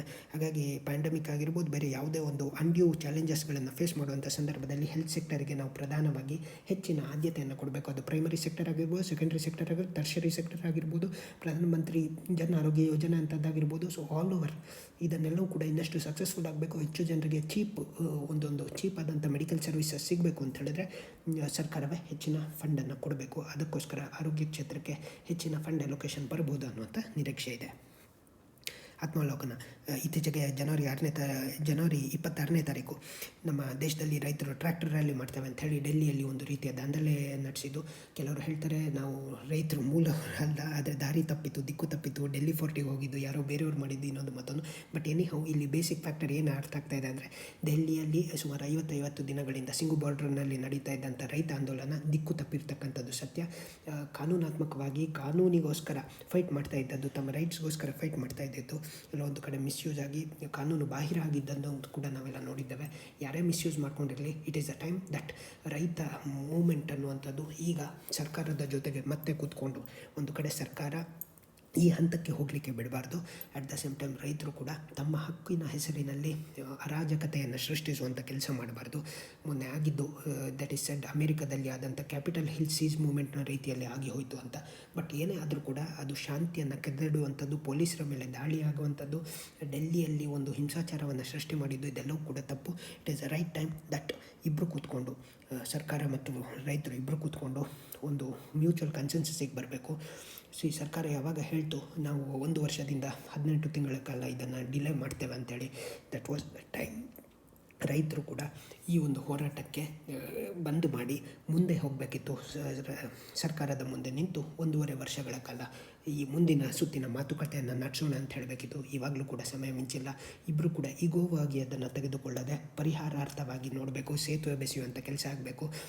ನಿಧಾನವಾಗಿ ಸರ್ಕಾರವು ಕೂಡ, ಇದು ತೀರಾ ರಿಫಾರ್ಮ್ ಅಂತ ಆದರೂ ಕೂಡ ರೈತರನ್ನು ಜೊತೆಗೆ ತೆಗೆದುಕೊಂಡು ಆ ರಿಫಾರ್ಮನ್ನು ಜಾರಿಗೆ ತರಬೇಕು. ಇಲ್ಲದಿದ್ದರೆ ಯಾವಾಗಿದ್ದರೂ ಕೂಡ ಇದೊಂದು ರೀತಿಯ ಕಗ್ಗಂಟಾಗಿ ಉಳಿಯುತ್ತೆ. ಅದೇ ರೀತಿಯಲ್ಲಿ ರೈತರು ಕೂಡ ತಾವು ರಿಫಾರ್ಮ್ಸಿನ ಜೊತೆಗೆ ಈಗ IMF ಕೂಡ ಹೇಳಿದೆ 3 ಫಾರ್ಮುಲಾಸು ತುಂಬ ಒಳ್ಳೆಯ ಪ್ರಯೋಜನವನ್ನು ಕೊಡುವಂಥ ಸಾಧ್ಯತೆ ಇದೆ. ಆದರೆ ಒಂದಷ್ಟು ವಲ್ನರೇಬಲ್ ಸೆಕ್ಷನ್, ಸಣ್ಣ ರೈತರು, ಹಿಡುವಳಿದಾರರಿಗೂ ಕೂಡ ಸವಾಲು ಇದ್ದದ್ದೇ. ಅದನ್ನು ಕೂಡ ತಳ್ಳಿ ಹಾಕಲಿಕ್ಕೆ ಆಗೋದಿಲ್ಲ. ಹಾಗಾಗಿ ಈ ರೋಲ್ ಔಟ್ ಮಾಡೋದನ್ನು ನಿಧಾನವಾಗಿ ಮಾಡ್ತಾ ಕೇಂದ್ರ ಸರ್ಕಾರ ರೈತರ ಕನ್ಸರ್ನ್ಸ್ ಏನಿದೆ ಒಂದೊಂದನ್ನು ಅಡ್ರೆಸ್ ಮಾಡಿಕೊಂಡು ಅವರನ್ನು ಕೂಡ ಈ ದೋಣಿಯ ಮೇಲೆ ಹತ್ತಿಸುವಂಥ ಅಥವಾ ಈ ಟೇಬಲ್ ಮೇಲೆ ಸಮಾನವಾಗಿ ನಿಲ್ಲಿಸುವಂಥ ಒಂದು ಪ್ರಯತ್ನ ಮಾಡಬೇಕು. ಈ ದಿಸೆಯಲ್ಲಿ ಇಬ್ಬರು ಕೂಡ ಆತ್ಮಾವಲೋಕನ ಮತ್ತು ಜ್ಞಾನೋದಯ ಎರಡೂ ಜೊತೆಯಲ್ಲಿ ಆಗಬೇಕಾಗಿರ್ತಕ್ಕಂಥ ಅನಿವಾರ್ಯತೆ ಇದೆ. ಇಲ್ಲದಿದ್ದರೆ ಇದೊಂದು ರೀತಿಯ ಎನಾರ್ಕಿ, ಅರಾಜಕತೆ ಸೃಷ್ಟಿಯಾಗಿ ಬಿಡುತ್ತೆ. ನಾಳೆ ತೀರಾ ಇದೇ ಕಂಟಿನ್ಯೂ ಆಗಿಬಿಟ್ರೆ ರೈತರ ಮೇಲೆ ಕ್ರಶ್ ಮಾಡಬೇಕಾದಂಥ ಸರ್ಕಾರ ಅನಿವಾರ್ಯವಾಗಿ ಅಂಥ ಒಂದು ನಡೆಗೆ ರೈತರೇ ಕಾರಣ ಮಾಡಿ ಕೊಟ್ಟಾಗುತ್ತೆ. It is very necessary. ನೀವು ಶಾಂತಿಯುತವಾಗಿ ನಡೆಸ್ತಾ ಇದ್ದೀರಿ, ಆದರೆ ಪರಿಹಾರವನ್ನು ಕಂಡುಕೊಳ್ಳುವಂಥದ್ದು ಪ್ರಧಾನ ಆಶಯ ಆಗಬೇಕು. ಚಳುವಳಿಯೇ ನಿಮ್ಮ ಉದ್ದೇಶ ಆಗಿರಬಾರ್ದು. ಚಳುವಳಿಯಿಂದ ನೀವು ಸರಿಯಾದಂಥ ಒಂದು ಸೂಕ್ತ ಉಪಕ್ರಮಗಳನ್ನು ಕಂಡುಕೊಳ್ಳಿಕ್ಕೆ ಸಾಧ್ಯ ಆಗದೇ ಇದ್ದಲ್ಲಿ ಚಳುವಳಿಗೆ ಅರ್ಥವಿರುವುದಿಲ್ಲ. ಹಾಗಾಗಿ ಸರ್ಕಾರವು ಕೂಡ ತನ್ನ ಈಗೋ ಇಶ್ಯೂವನ್ನಾಗಿ ಮಾಡಿಕೊಳ್ಳದೆ ಇಬ್ಬರು ಕೂಡ ಮ್ಯೂಚುವಲ್ ಕನ್ಸೆನ್ಸಸ್ಸಿಗೆ ಬರಬೇಕು. ಇಲ್ಲೊಂದು ಸ್ಮಾರಕ ಅನಾವರಣ, ತುಂಬ ಏನು ದೊಡ್ಡ ಗಂಭೀರ ವಿಚಾರ ಅಲ್ಲ. ತಮಿಳುನಾಡಿನ ಮಾಜಿ ಮುಖ್ಯಮಂತ್ರಿಯೊಬ್ಬರ ಸ್ಮಾರಕ ಫಿನಿಕ್ಸ್ ಮಾದರಿಯಲ್ಲಿದೆಯಂತೆ. ಫಿನಿಕ್ಸ್ ಅಂದರೆ ಏನು ಅಂತ ನೀವು ಗೊತ್ತಿದ್ದರೆ ಕಮೆಂಟ್ ಮಾಡಿ. ಆ್ಯಂಡ್ ಇದು ರಾಜಕೀಯ ಹೇಗೆ ಎಲೆಕ್ಟ್ ಆಗ್ತಾರೆ ಇದನ್ನು ಮಾತ್ರ ನೋಡ್ಕೊಳ್ಬೇಕು. ಮೇಲ್ಮನೆ ಸಭಾಪತಿಗಳದ್ದು ಏನು ರೋಲು ಇದನ್ನು ಸ್ವಲ್ಪ ನೋಡ್ಕೊಳ್ಬೇಕು. ಉಳಿದಂತೆ ರಾಜಕೀಯ ಸಂಗತಿಗಳು ನಮಗೆ ಬೇಡ. ICC ಯಾವಾಗಲೂ ವರ್ಷದ ಕ್ರಿಕೆಟಿಗ, ವರ್ಷದ ಬಾಲರು, ವರ್ಷದ ODI, ವರ್ಷದ T20, ವರ್ಷದ ಟೆಸ್ಟ್ ಅಂತ ಎಲ್ಲ ಹೇಳ್ತಾ ಇದ್ರಲ್ಲ ಬೇರೆ ಬೇರೆ ಪ್ಲೇಯರ್ಸ್. ಈಗ ತಿಂಗಳಿಗೆ ಇದನ್ನು ಒಬ್ಬ ಯಾರ್ಯಾರು ಅಂತ ಕ್ರಿಕೆಟರ್ ಅಂತ ಇದು ಮಾಡ್ತಾ ಇದ್ದಾರೆ ಟು ಇನ್ಕ್ರೀಸ್ ದಿ ಪಾಪ್ಯುಲಾರಿಟಿ ಅಂತ. ಸೊ ಇದನ್ನು ಹೇಗೆ ಆಯ್ಕೆ ಮಾಡ್ತಾರೆ? ಇಲ್ಲಿ ಒಂದು ಎಕ್ಸ್ಪರ್ಟ್ ಕಮಿಟಿ ಇರುತ್ತೆ. ಅದು ಬೇರೆ ಬೇರೆ ಕ್ರಿಕೆಟಿಗರು, ಪ್ರಸಾರಕರು, ಪತ್ರಕರ್ತರನ್ನು ಒಳಗೊಂಡಂಥ ಒಂದು ಸಮಿತಿ ಇದು ಮಾಡುತ್ತೆ. ತಿಂಗಳ ಕ್ರಿಕೆಟಿಗ ಅಂತ ಅದೊಂದು ಪ್ರಶಸ್ತಿ ಕೊಡ್ತಾರೆ ಟು ಇನ್ಕ್ರೀಸ್ ದಿ ಪಾಪ್ಯುಲಾರಿಟಿ ಅನ್ನುವಂಥದ್ದು. IPL ಹರಾಜು, IPL ಫ್ರಾಂಚೈಸಸ್ಗಳು ಅಂದರೆ ಏನು, IPL ಕ್ರಿಕೆಟಿಗೆ ಸಂಬಂಧಪಟ್ಟಿದ್ದು. IPL ಹರಾಜು ಪ್ರಕ್ರಿಯೆ ಹೇಗೆ ನಡೆಯುತ್ತೆ ಸ್ವಲ್ಪ ಬೇಸಿಕ್ಸನ್ನು ತಿಳ್ಕೊಂಡಿದ್ರೆ ಸಾಕು. ರಾಜ್ಯದಲ್ಲಿ ಕಳೆದ ಬಾರಿ ಯಾರು ಗೆದ್ದಿದ್ದು IPL ಈ ಥರದ್ದು ಎಲ್ಲೋ ಒಂದು ಸಣ್ಣ ಪುಟ್ಟ ಪರೀಕ್ಷೆಗಳಲ್ಲಿ ಕೇಳಬಹುದು. ಬಟ್ ಅದರ್ವೈಸು ಈ ಮೊತ್ತಾಗಿದ್ದ nobody is going to ask, not need to bother. ರಾಜ್ಯದಲ್ಲಿ ಮೊದಲ ಬಾರಿಗೆ ಗಣಿ ಅದಾಲತ್ ಅನ್ನುವಂಥ ಹೆಸರನ್ನು ಕೇಳಿದ ತಕ್ಷಣ ನಿಮ್ಗೆ ಗೊತ್ತಿರಬೇಕು, ಆಲ್ಟರ್ನೇಟಿವ್ ಡಿಸ್ಪ್ಯೂಟ್ ರೆಸಲ್ಯೂಷನ್ ಸಿಸ್ಟಮ್ ಅನ್ನುವಂಥದ್ದು. ಇದು ನೇರವಾಗಿ ಕೋರ್ಟ್ಗಳ ಮೂಲಕ ನೀವು ಸಾಗಿದರೆ ಸುಮಾರು ಟೈಮ್ ಆಗುತ್ತೆ, ಡಿಲೇ ಆಗುತ್ತೆ. ಈ ಜುಡಿಷಿಯಲ್ ಪ್ರಾಸೆಸ್ ಅನ್ನುವಂಥದ್ದು ತುಂಬ ಡಿಲೇ. ಇದರಲ್ಲಿ ಸಾಕಷ್ಟು ಗೊಂದಲಗಳು ಆಗುತ್ತೆ. ಅದಕ್ಕೆ ನೀವೇನು ಮಾಡಿ, ಮ್ಯೂಚುವಲ್ ಕನ್ಸೆನ್ಸಸ್ ಮತ್ತು ಮ್ಯೂಚುವಲ್ ಕನ್ಸೆಂಟಿನ ಮೇಲೆ ಆಲ್ಟರ್ನೇಟಿವ್ ಡಿಸ್ಪ್ಯೂಟ್ ಅದಾಲತ್ ಅನ್ನುವಂಥದ್ದು ಕ್ರಿಯೇಟ್ ಮಾಡ್ತಾರೆ. ಆ್ಯಂಡ್ ಆ ಅದಾಲತ್ತಲ್ಲಿ ಕೂತ್ಕೊಂಡು ನಿಮ್ಮ ಇಬ್ಬರು ಕೂಡ ಮ್ಯೂಚುವಲಾಗಿ ಎಕ್ಸೆಪ್ಟ್ ಮಾಡ್ಕೊಳ್ಳಿ, ಏನಿದೆ ಸಮಸ್ಯೆ ಏನಿದೆ. ಅಲ್ಲೊಂದಷ್ಟು ಬೇಕಾದರೆ ತನಿಖೆ ಆಗುತ್ತೆ, ಮಧ್ಯವರ್ತಿಗಳು ಬರ್ತಾರೆ, ನಿಮಗೆ ಲಾಯರ್ ಹೆಲ್ಪ್ ಬೇಕಾದರೆ ಇರುತ್ತೆ. ಎಲ್ಲ ಮಾಡಿಕೊಂಡು ಸೂಕ್ತ ಪರಿಹಾರ ಮಾಡ್ಕೊಳ್ಳಿ, ಶೀಘ್ರ ಕೇಸ್ಗಳನ್ನು ಫಿನಿಷ್ ಮಾಡ್ಕೊಂಡು ಮುಂದೆ ಹೋಗಿ ಅಂತ.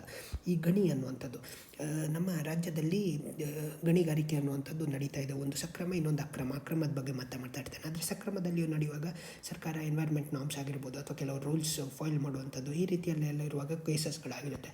ಸೊ ಕಲಬುರಗಿ ಒಂದು ಇದರಲ್ಲಿ ಪೀಠದಲ್ಲಿ ಒಂದು ಅದಾಲತ್ಗಳನ್ನು ಮಾಡಲಾಗುತ್ತೆ 15 ದಿವಸಕ್ಕೊಮ್ಮೆ. ಸೊ ಏನೇ ಕೇಸಸ್ಗಳಿದ್ರು, ಏನೇ ಡಿಸ್ಪ್ಯೂಟ್ಸ್ ಇದ್ದರೂ ಆದಷ್ಟು ಬೇಗ ಸಾಲ್ವ್ ಮಾಡ್ಕೊಳ್ಳಿ. So that it is also in good way ಅಲ್ಲಿ ಈಸ್ ಆಫ್ ಡೂಯಿಂಗ್ ಬಿಸ್ನೆಸ್ಗೂ ಕೂಡ ಒಳ್ಳೆಯದು ಅನ್ನುವಂಥ ಒಂದು ಆಲೋಚನೆ. ಬಳ್ಳಾರಿಯಲ್ಲಿ ಅಗೇನ್ ಇದು ಯಾವುದು ಅದಿರು ಹೆಚ್ಚಾಗಿದೆ. ಹಾಗಾಗಿ ಅಲ್ಲಿಯೂ ಕೂಡ ಭಾಳ ಉತ್ತಮವಾಗಿ ಗಣಿಗಾರಿಕೆ ಆಗಬೇಕು ಅಂತ 2-3 ಸಂಗತಿ ಇಲ್ಲಿ ಒಂದು ಟಾರ್ಗೆಟನ್ನು ಹಾಕಿಕೊಳ್ಳಲಾಗಿದೆ. ಏನು 2020-21ನೇ ಸಾಲಿನಲ್ಲಿ 3,700 ಕೋಟಿ ರು ಆದಾಯ ಸಂಗ್ರಹ ಗುರಿಯಲ್ಲಿ 10% ಬಾಕಿ ಇದೆ. ಇದಕ್ಕೆಲ್ಲ ಲೋಕ ಅದಾಲತ್ ಹೆಲ್ಪ್ ಆಗುತ್ತೆ ಅಂತ. I don't know how it is going to work, but Adalat is one of the successful national alternative dispute mechanism system ಅನ್ನುವಂಥದ್ದು. ಬಟ್ ಇಲ್ಲಿ 2-3 ಸಂಗತಿ ನಾವು ಅರ್ಥ ಮಾಡ್ಕೊಳ್ಬೇಕು. ಒಂದು ಗಣಿಗಾರಿಕೆ ಮತ್ತು ಅಕ್ರಮ ಗಣಿಗಾರಿಕೆ ಒಂದು ಥಿನ್ ಲೈನ್ ಇರುತ್ತೆ. ಕೆಲವೊಮ್ಮೆ ಈ ಅಕ್ರಮ ಗಣಿಗಾರಿಕೆಯನ್ನು ಕೂಡ ಕರಬು ಮಾಡೋದಾದಂಥ ಸ್ಥಿತಿಯಲ್ಲಿರುತ್ತೆ. ಆದರೆ ನೈಸರ್ಗಿಕ ಸಂಪತ್ತು ಅನ್ನುವಂಥದ್ದು ಆಚೆ ಫ್ಯೂಚರ್ಗೂ ದಕ್ಕುವುದಿಲ್ಲ, ಈಚೆ ನಮ್ಮ ತಲೆಮಾರಿಗೂ ದಕ್ಕುವುದಿಲ್ಲ. ಆದರೆ ಯಾರೋ 3ನೇ ವ್ಯಕ್ತಿ ತಿಂದುಕೊಂಡು ಹೋಗ್ತಾ ಇರ್ತಾರೆ. ಆ್ಯಂಡ್ 2ನೇ ಸಂಗತಿ, ಗಣಿಗಾರಿಕೆಯ ಸಂದರ್ಭದಲ್ಲಿ ಸಣ್ಣ ಸಣ್ಣ ಲೆವಿಗಳನ್ನು ಹಾಕ್ತಾರೆ, ಯಾರೋ ಬಿಡ್ಡಿಂಗಿಗೆ ಕರೀತಾರೆ, ಸಣ್ಣದ ಪ್ರಮಾಣದ ಟ್ಯಾಕ್ಸ್ ಸರ್ಕಾರಕ್ಕೆ ಕಟ್ಟುತ್ತಿರುತ್ತಾರೆ, ಲಾಭ ಅನ್ನುವಂಥದ್ದು ದೊಡ್ಡ ಪ್ರಮಾಣದಲ್ಲಿರುತ್ತೆ. ಅಗೈನ್ ಇದರಲ್ಲಿಯೂ ಕೂಡ ಗಣಿ ಅನ್ನುವಂಥದ್ದು ನೈಸರ್ಗಿಕ ಮತ್ತು ಸಮೂಹದ ಸಂಪತ್ತು, ಕೇವಲ ಯಾರೊಬ್ಬರ ಸೊತ್ತಲ್ಲ. ಹಾಗಾಗಿ ಅಲ್ಲಿಂದ ಬರುವಂಥ ಲಾಭ ಮತ್ತು ಆದಾಯ ಅದು ಸಮೂಹಕ್ಕೆ ಅಥವಾ ಲಾರ್ಜರ್ ಸೆಕ್ಷನ್ ಆಫ್ ದಿ ಪೀಪಲ್ಗೆ ಸಲ್ಲಬೇಕು. ಇಲ್ಲವಾದಲ್ಲಿ ಈ ಗಣಿಗಾರಿಕೆ ಅನ್ನುವಂಥದ್ದು ಕೇವಲ ಸ್ವಾರ್ಥ ಮತ್ತು ಮಿಸ್ಯೂಸ್ ಆಗಿ ಬಿಡುವಂಥ ಸಾಧ್ಯತೆ ಇರುತ್ತೆ. ಇವತ್ತು ಆಸ್ಟ್ರೇಲಿಯಾದಂಥ ದೇಶದಲ್ಲಿ ಸಾಕಷ್ಟು ಬುಷ್ ಫೈರ್ಗಳು ಯಾಕೆ ಆಗ್ತಾ ಇದೆ? Even though it is dependent on the coal, ಒಂದೊಂದು ಗಣಿಗಾರಿಕೆಯ ಮೇಲೆ ಡಿಪೆಂಡೆಂಟ್ ಆಗಿದ್ದರೂ ಕೂಡ ಕ್ಲೈಮೇಟ್ ಚೇಂಜ್ ಆಗಿರ್ಬೋದು, ಅಲ್ಲಿನ ಸಂಪತ್ತು ವಿನಾಶ ಆಗ್ತಾ ಇರ್ತಕ್ಕಂಥದ್ದಾಗಿರ್ಬೋದು, ಇವುಗಳ ಅಡ್ವರ್ಸ್ ಎಫೆಕ್ಟ್ಸ್ಗಳು ಗೊತ್ತಾಗ್ತಾ ಇದೆ. ಇಕೊಲಾಜಿಕಲ್ ಇಂಪ್ಯಾರೇಟಿವ್ ಬಗ್ಗೆ ನಾವು ಯಾರೂ ಚರ್ಚೆ ಮಾಡ್ತಾ ಇಲ್ಲ. ಒಂದು ಪ್ರದೇಶದಲ್ಲಿ ಗಣಿಗಾರಿಕೆ ಆಗುತ್ತೆ ಅಂತ ಹೇಳಿದರೆ ಸುತ್ತಮುತ್ತಲಿನ ಪ್ರದೇಶದ ಮೇಲೆ ಆಗಬಹುದಾದಂಥ ಅದು ಎನ್ವೈರ್ಮೆಂಟಲ್ ರಿಸೆಷನ್ನು ಅಥವಾ ಡಿಗ್ರೇಡೇಷನ್ನು, ಇವುಗಳ ಬಗ್ಗೆಯೂ ಕೂಡ ಹೋಲಿಸ್ಟಿಕ್ ಆದಂಥ ಪಾಲಿಸೀಸ್ಗಳನ್ನು ಆನ್ ಪೇಪರ್ ತುಂಬ ಚೆನ್ನಾಗಿದೆ ಇತ್ತೀಚಿನ ವರ್ಷಗಳಲ್ಲಿ. ಆದರೆ when it is about implementation ಅದು ರಿಯಲಿ ಆಗ್ತಾ ಇದೆಯಾ ಅನ್ನೋದು ನಾವೆಲ್ಲ ನಮಗೆ ನಾವೇ ಪ್ರಶ್ನೆ ಮಾಡಿಕೊಳ್ಬೇಕಾದಂಥ ಅನಿವಾರ್ಯತೆ ಇದೆ. ಏರೋ ಶೋ ಕಾರಣಕ್ಕೆ ವಿಮಾನಗಳ ಹಾರಾಟ ಸಮಯದಲ್ಲಿ ವ್ಯತ್ಯಯ. ಇಲ್ಲಿ ಏನು ಮಾಡಬೇಕು? ಒಂದು ಏರೋ ಇಂಡಿಯಾ ಅಥವಾ ಏರೋ ಶೋ 2 ವರ್ಷಕ್ಕೊಮ್ಮೆ ಬೆಂಗಳೂರಿನಲ್ಲಿ ನಡೆಯುವಂಥದ್ದು, ಇಲ್ಲಿ ಜಕ್ಕೂರಿನಲ್ಲಿ ನಡೆಯುವಂಥದ್ದು. ಈ ವರ್ಷದ ಥೀಮ್ ಏನು ಅನ್ನೋಂಥದ್ದನ್ನು ಕಮೆಂಟ್ ಮಾಡಿ ತಿಳಿಸಿ. ಈ ಬಾರಿ 13ನೇ ಎಡಿಷನ್, ಅಂದರೆ 26 ವರ್ಷಗಳಿಂದ ಇದಾಗ್ತಾ ಇರುವಂಥದ್ದು. ಆ್ಯಂಡ್ ಈ ಬಾರಿ ಅಥವಾ ಪ್ರತಿ ಬಾರಿ ಏರೋ ಇಂಡಿಯಾ ಅನ್ನುವಂಥದ್ದು ಅಥವಾ ಏರೋ ಶೋದಲ್ಲಿ ಏನಿರುತ್ತೆ ಅಂತ ಹೇಳಿದ್ರೆ, ಒಂದು ಭಾರತದ ಏರ್ ಫೋರ್ಸಿನ ಬೇರೆ ಬೇರೆ ಈ ಫಾರ್ಮೇಷನ್ಸ್ಗಳು, ಬೇರೆ ಬೇರೆ ಯುದ್ಧ ತಂತ್ರ ಕೌಶಲಗಳು, ಹಾರುವ ಹಕ್ಕಿಗಳನ್ನು ನೀವು ನೋಡ್ಲಿಕ್ಕೆ ಸಾಧ್ಯ ಇದೆ. ಹಾಗೆ ಅನ್ಮ್ಯಾನ್ಡ್ ಏರಿಯಲ್ ವೆಹಿಕಲ್ಸ್ಗಳದ್ದು ಒಂದಷ್ಟು ಪ್ರದರ್ಶನ, ಬಿಸ್ನೆಸ್ ಹೌಸಸ್ಸು, ರಫೇಲ್ ಈ ಬಾರಿ ಇರುತ್ತೆ, LCA ತೇಜಸ್ ಇರುತ್ತೆ, ಲೈಟ್ ಕಾಂಬ್ಯಾಟ್ ಹೆಲಿಕಾಪ್ಟರ್ ಇರುತ್ತೆ, ಬೇರೆ ಬೇರೆ ಮಿಗ್, ಮಿರಾಜು, ಇವುಗಳೆಲ್ಲ, ಸೂರ್ಯಕಿರಣ್, ಇವುಗಳೆಲ್ಲ ಕೂಡ ಪಾರಂಪರಿಕವಾಗಿರ್ತಕ್ಕಂಥದ್ದು, ಅವುಗಳು ಕೂಡ ಇರುತ್ತೆ. ಬೇರೆ ದೇಶಗಳ ಕೆಲವಷ್ಟು ವಿಶೇಷ ವಿಮಾನಗಳ ವಿಶೇಷ ಫಾರ್ಮೇಷನ್ಸ್ಗಳನ್ನು ಕೂಡ ನೋಡ್ಲಿಕ್ಕೆ ಸಾಧ್ಯ ಇದೆ. ಈ ಬಾರಿ ಹೈಬ್ರಿಡ್ ಆಗಿರಲಿದೆ, ಆನ್ಲೈನ್ ಮತ್ತು ಆಫ್ಲೈನು. ಸೊ ಆಸಕ್ತರು ಇವುಗಳನ್ನು ಕೂಡ ನೋಡಬಹುದು. ಕರ್ನಾಟಕದಲ್ಲಿ ಕೋರ್ಟ್ಗಳ ಇತಿಹಾಸ ಅಂತ ಪುಸ್ತಕ, so that it can be documented well. ವಿದೇಶ ಕಾರ್ಯದರ್ಶಿಯಾಗಿ ಬ್ಲಿಂಕನ್ ನೇಮಕ, ಆಂಟನಿ ಬ್ಲಿಂಕನ್, ಅದಕ್ಕೆ ಸೆನೆಟ್ ಒಪ್ಪಿಗೆ ಸೂಚಿಸಿದೆಯಂತೆ. 143 ಉಪಗ್ರಹಗಳನ್ನು ಕಕ್ಷೆಗೆ ಸೇರಿಸಿದ ಫಾಲ್ಕನ್ 9. ಫಾಲ್ಕನ್ 9 ಅಂದ ತಕ್ಷಣ ನಿಮಗೆ ಸ್ಪೇಸ್ ಎಕ್ಸ್ ನೆನಪಾಗಬೇಕು. ಸ್ಪೇಸ್ ಎಕ್ಸ್ ನೆನಪಾದ ತಕ್ಷಣ ನಮಗೆ ಟೆಸ್ಲಾ ನೆನಪಾಗಬೇಕು. ಟೆಸ್ಲಾ ನೆನಪಾದ ತಕ್ಷಣ ಇಲಾನ್ ಮಸ್ಕ್ ಅಂದ ತಕ್ಷಣ ಕರ್ನಾಟಕದಲ್ಲಿ ಇತ್ತೀಚೆಗೆ ಬೆಂಗಳೂರಿನಲ್ಲಿ ಕಂಪನಿ ಡ್ರೈವರ್ಲೆಸ್ಸು, ಹೈಬ್ರಿಡು, ಎಲೆಕ್ಟ್ರಾನಿಕ್ ಕಾರ್ಗಳು. ಅಗೇನ್ ಸ್ಪೇಸ್ ಎಕ್ಸ್ ಅಂದ ತಕ್ಷಣ ರೀಲಾಂಚಬಲ್ ಸ್ಯಾಟಲೈಟ್ಸ್ಗಳ ಬಗ್ಗೆ ನೆನಪಾಗಬೇಕು. ಸ್ಪೇಸ್ ಎಕ್ಸ್, ಫಾಲ್ಕನ್ 9 ಈ ಹೆಸರುಗಳು ನೆನಪಾದ ತಕ್ಷಣ ನಾವು ಈ ಸ್ಪೇಸ್ನಲ್ಲಿರ್ತಕ್ಕಂಥ ಡೆಬ್ರೀಸ್ಗಳನ್ನು ಕಲೆಕ್ಟ್ ಮಾಡಲಿಕ್ಕೋಸ್ಕರ ಒಂದು ಸ್ಪೇಸ್ ಸ್ವೀಪರ್ಸ್ಗಳ ಕಾನ್ಸೆಪ್ಟನ್ನು ಜಾರಿಗೆ ತರಲಾಗಿದೆ, ಅದು ನೆನಪಾಗಬೇಕು. ಸ್ಪೇಸ್ ಎಕ್ಸ್ ಅಂದ ತಕ್ಷಣ ನಮಗೆ ಈ ಸ್ಟಾರ್ ಲಿಂಕ್ ಅನ್ನುವಂಥ ಪ್ರಾಜೆಕ್ಟು, ಸೀರೀಸ್ ಆಫ್ ಸ್ಯಾಟಲೈಟ್ಸ್ಗಳ ಮೂಲಕ, ಉಪಗ್ರಹಗಳ ಮೂಲಕ ಇಂಟರ್ನೆಟ್ಟನ್ನು ಅನೇಕ ಪ್ರದೇಶಗಳಿಗೆ ಚೀಪಾಗಿ ಇಂಟರ್ನೆಟ್ ಪ್ರೊವೈಡ್ ಮಾಡುವಂಥ ಒಂದು ಯೋಜನೆ, ಅದು ನೆನಪಾಗಬೇಕು. ಟೆಸ್ಲಾ ಅಥವಾ ಸ್ಪೇಸ್ ಎಕ್ಸ್ ಅಂದ ತಕ್ಷಣ ಇನೋವೇಷನ್, R&D, ಟ್ರಾನ್ಸ್ಫಾರ್ಮೇಷನ್, ರೆವಲ್ಯೂಷನ್ ಅನ್ನೋದು ಕೂಡ ನೆನಪಾಗಬೇಕು. 109 ಸ್ಯಾಟಲೈಟ್ಗಳನ್ನು ಇಸ್ರೋ ಲಾಂಚ್ ಮಾಡಿತ್ತು, that was the last record. ಆದರೆ ಈ ಬಾರಿ 143 ಉಪಗ್ರಹಗಳನ್ನು ಕಕ್ಷೆಗೆ ಸೇರಿಸಿದ ಫಾಲ್ಕನ್ 9 ಆಫ್ ಸ್ಪೇಸ್ ಎಕ್ಸ್ ಹೊಸ ದಾಖಲೆಯನ್ನು ಬರೆದಿದೆ. ಆ್ಯಂಡ್ ಇಲ್ಲಿ ಭಾಳ ಪ್ರಮುಖವಾಗಿ ಏನು ಅಂತ ಹೇಳಿದರೆ, ರಾಕೆಟ್ನ ಬೂಸ್ಟರು ಅಲ್ಲಿ ಹೋಗಿ ಸ್ಪೇಸಲ್ಲಿ ಕಳೆದೋಗಿಲ್ಲ ಅಥವಾ ಸುಟ್ಟೋಗಿಲ್ಲ, ಅದು ಮರಳಿ ಇಲ್ಲಿ ಬಂದು ಒಂದು ಡ್ರೋನ್ ಮೇಲೆ ಕೂತಿದೆ. ಅಂದರೆ ರೀಲಾಂಚಬಲ್ ವೆಹಿಕಲ್ಗಳ ಬಗ್ಗೆ ನಾವಿಲ್ಲಿ ಮಾತಾಡ್ತಾ ಇದ್ದೇವೆ. ಅಮೆರಿಕ ಸಂಸತ್ನ ಸಮಿತಿಗಳಿಗೆ ಭಾರತ ಮೂಲದ ಸಂಸದರ ನೇಮಕ, ಪ್ರಮೀಳಾ ಜೈಪಾಲ್ ಹಾಗೂ ರಾಜಾ ಕೃಷ್ಣಮೂರ್ತಿ. ನಾವು ಒಂದು ಅರ್ಥ ಮಾಡ್ಕೊಳ್ಬೇಕು, ಟ್ಯಾಲೆಂಟ್ ಮತ್ತು ಕಾಂಪಿಟೆನ್ಸಿನ ಆಧಾರದಲ್ಲಿ ಅಲ್ಲಿ ಮತ್ತು ಐಡಿಯಾಲಜಿಕಲ್ ಲೀನಿಂಗ್ಸು ಇರ್ಬೋದು, ಅಲ್ಲಿ ನೇಮಕಗಳು ಆಗ್ತಾ ಇರುವಂಥದ್ದು. ಭಾರತದ ಮೂಲದವರು ಅಂತ ಅಲ್ಲಿ ರಿಜೆಕ್ಟ್ ಮಾಡ್ತಾ ಇಲ್ಲ, ಆ ರೀತಿ ಏನಲ್ಲ. ಯಾರಲ್ಲಿ ಹೆಚ್ಚು ಟ್ಯಾಲೆಂಟ್ ಇದೆ, ಹೆಚ್ಚು ಪೊಟೆನ್ಷಿಯಲ್ ಇದೆ, ಅವುಗಳನ್ನು ಸೆಲೆಕ್ಟ್ ಮಾಡುವಂಥ ಒಂದು ಪ್ರತೀತಿ. ಭಾರತದಲ್ಲಿ ಬೇರೆ ಬೇರೆ ಮಾನದಂಡಗಳು ಬರೋದರಿಂದ ಕೆಲವೊಮ್ಮೆ ಕಾಂಪಿಟೆನ್ಸ್ ಅನ್ನುವಂಥದ್ದು ಹಿನ್ನೆಲೆಗೆ ಸರಿದು ಇನ್ನಿತರ ಸಂಗತಿಗಳು ಮುನ್ನೆಲೆಗೆ ಬರುತ್ತೆ. ಹೀಗೆ ಬರೋದರಿಂದ ನಮ್ಮ ದೇಶದ ಕಾಂಪಿಟೆನ್ಸು ಕೂಡ, ನಮ್ಮ ದೇಶದ ಆಡಳಿತದ ವ್ಯವಸ್ಥೆಯ ಸರ್ಕಾರಗಳ ಕಾಂಪಿಟೆನ್ಸ್ ಕೂಡ ಒಂದು ಹಂತಕ್ಕೆ ಹಿನ್ನೆಲೆಗೆ ಸರಿದಿರುವುದು ಸುಳ್ಳು ಅಲ್ಲ. ಭಾಳ ಗಂಭೀರವಾಗಿರ್ತಕ್ಕಂಥ ವಿಚಾರ. ಹಾಗಾಗಿ we should always we should give preference to talent over other aspects. ವಿಧಾನಮಂಡಲ ಜಂಟಿ ಅಧಿವೇಶನ. ಮೊದಲ ಜಂಟಿ ಅಧಿವೇಶನವನ್ನು ಗವರ್ನರ್ ಉದ್ದೇಶಿಸ್ತಾರೆ, ಗವರ್ನರೇ ಕರೀತಾರೆ. ಸ್ಪೀಕರು ಆಮೇಲೆ ಈ ಬಾರಿ ಜನರಿಗೆ ಇದಿಲ್ಲ, ಅವಕಾಶ ಇಲ್ಲ ಬಿಕಾಸ್ ಆಫ್ ಕೋವಿಡ್. ಹೋದ ಬಾರಿನೂ ಇರಲಿಲ್ಲ. 11 ವಿಧೇಯಕಗಳ ಮಂಡನೆ ಆಗುತ್ತಂತೆ. ಅದಾದಾಗ ನೋಡೋಣ. And rest other things. ಯಾರು ಈ ಬಾರಿಯ ವಿಧಾನಸಭೆಯ ಸ್ಪೀಕರ್ ಯಾರು, ಆ್ಯಂಡ್ ವಿಧಾನ ಪರಿಷತ್ತಿಗೆ ಯಾರು ಈ ಬಾರಿ ಸ್ಪೀಕರ್ ಆಗಿ ಆಯ್ಕೆ ಆಗಲಿದ್ದಾರೆ, ನಿಮಗೆ ಆ ಒಂದು ಪ್ರಶ್ನೆ. ಅಧಿಕೃತ ಒಪ್ಪಂದದ ಮುನ್ನ ಸೇನೆಗೆ ಸ್ವದೇಶಿ ಹೆಲಿಕಾಪ್ಟರ್. ಒಂದು ಮೇಲ್ಗಡೆ ಅಥವಾ ಪ್ರದೇಶದಲ್ಲಿ ಹಿಮಾಲಯನ್ ಟೆರೆನ್ಸು ಅಥವಾ ಹೈ ಆಲ್ಟಿಟ್ಯೂಡ್ಗಳಲ್ಲಿ ಈ ಲೈಟ್ ಕಾಂಬ್ಯಾಟ್ ಹೆಲಿಕಾಪ್ಟರ್ಸ್ಗಳು ನಮ್ಮ ಆರ್ಮಿಗೆ ಅಥವಾ ಡಿಫೆನ್ಸ್ ಫೋರ್ಸಸ್ಸಿಗೆ ಹೊಸ ಶಕ್ತಿಯನ್ನು ತುಂಬುತ್ತೆ. ಸೊ ಈಗ ಒಂದು HAL ಲೈಟ್ ಕಾಂಬ್ಯಾಟ್ ಹೆಲಿಕಾಪ್ಟರು ಅದು ಏನು ಮಾಡುತ್ತೆ, air to air missile system ಇದೆ. ಒಂದು ವಾಯುವಿನಿಂದ ವಾಯುವಿಗೆ ಕ್ಷಿಪಣಿ ಹಾರಿಸುವಂಥ ಕೆಪಾಸಿಟಿ. ಆ್ಯಂಡ್ ಲೈಟ್ ಕಾಂಬ್ಯಾಟ್ ಆಗಿರ್ತಕ್ಕಂಥ ಕಾರಣದಿಂದ ಅದು ಬೇರೆ ಬೇರೆ ಅಡ್ವರ್ಸೇರಿಯಲ್ ಸಿಚುವೇಷನ್ಸಲ್ಲೂ ಕೂಡ ಎಫೆಕ್ಟಿವ್ ಆಗಿ ಕೆಲಸ ಮಾಡ್ಬೋದು. ಸೊ ನಮಗೆ ಚೀನಾ ಗಲ್ವಾನು ಅಥವಾ ನಮ್ಮ ಈ ಪಂಗಾಂಗ್ ಸೋ ಸರೋವರ ಅಥವಾ ನಾಕುಲಾ ಪ್ರದೇಶದಲ್ಲಿ ಇದು ಹೆಲ್ಪ್ ಆಗುತ್ತೆ. HAL ಪ್ರೊಡ್ಯೂಸ್ ಮಾಡಿದ್ದು. Again it will be an indigenous thing. ಇದು ಇನ್ನೂ ಕೂಡ ಡೀಲ್ ಆಗುವ ಮುಂಚೆನೇ ನಮ್ಮ ಡಿಫೆನ್ಸ್ ಫೋರ್ಸಸ್ಸಿಗೆ ಜಾಯ್ನ್ ಆಗ್ತಾ ಇದೆ ಅನ್ನುವಂಥದ್ದು. It's a good thing. ಇದರ ಚಿತ್ರಗಳನ್ನು ನೋಡ್ಬೋದು.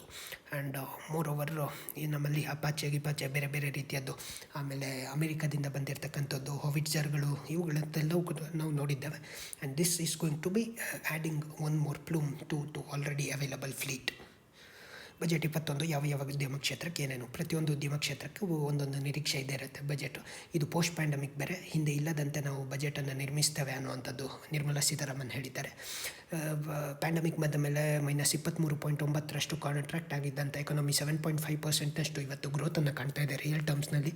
ಇನ್ಫ್ಲೇಷನ್ ಕೂಡ 4%ಗೆ ಬಂದಿಳಿದಿದೆ. ಆ್ಯಂಡ್ ವಿ ಶೇಪ್ ಕರ್ವಲ್ಲಿ ಗ್ರೋತ್ ಆಗ್ತಾ ಇದೆ ಅಂತ ಹೇಳಲಾಗ್ತಾ ಇದ್ದರೂ ಕೂಡ ಕೆ ಶೇಪಿನ ಒಂದು ಭಯ ಇದ್ದದ್ದೇ ಆಗ್ತಾ ಇರ್ತಕ್ಕಂಥದ್ದು. But fact of the matter, economic activity boom ಆಗ್ತಾ ಇದೆ. ಇಂಥ ಹೊತ್ತಿನಲ್ಲಿ ಆಟೋಮೊಬೈಲ್ ಆಗಿರ್ಬೋದು, ಇವತ್ತು ಸ್ಕ್ರಾಪೇಜ್ ಪಾಲಿಸಿಯನ್ನು ಹೇಳಲಾಗಿದೆ. ಸೊ ದಟ್ ಹಳೆಯ ವೆಹಿಕಲ್ಗಳನ್ನು ಸ್ಕ್ರ್ಯಾಪ್ ಮಾಡಿ ಹೊಸದಂತ ತಗೊಳ್ಳಿ, ಚೀಪಲ್ಲಿ ಪ್ರೊಡ್ಯೂಸ್ ಮಾಡಿ, ಹೊಸ ಟೆಕ್ನಾಲಜಿ ಬರಲಿ, ಫ್ಯೂಯಲ್ ಎಫಿಷಿಯನ್ಸಿ ಬರಲಿ, ಪೊಲ್ಯೂಷನ್ ಕಡಿಮೆ ಆಗಲಿ ಅಂತ.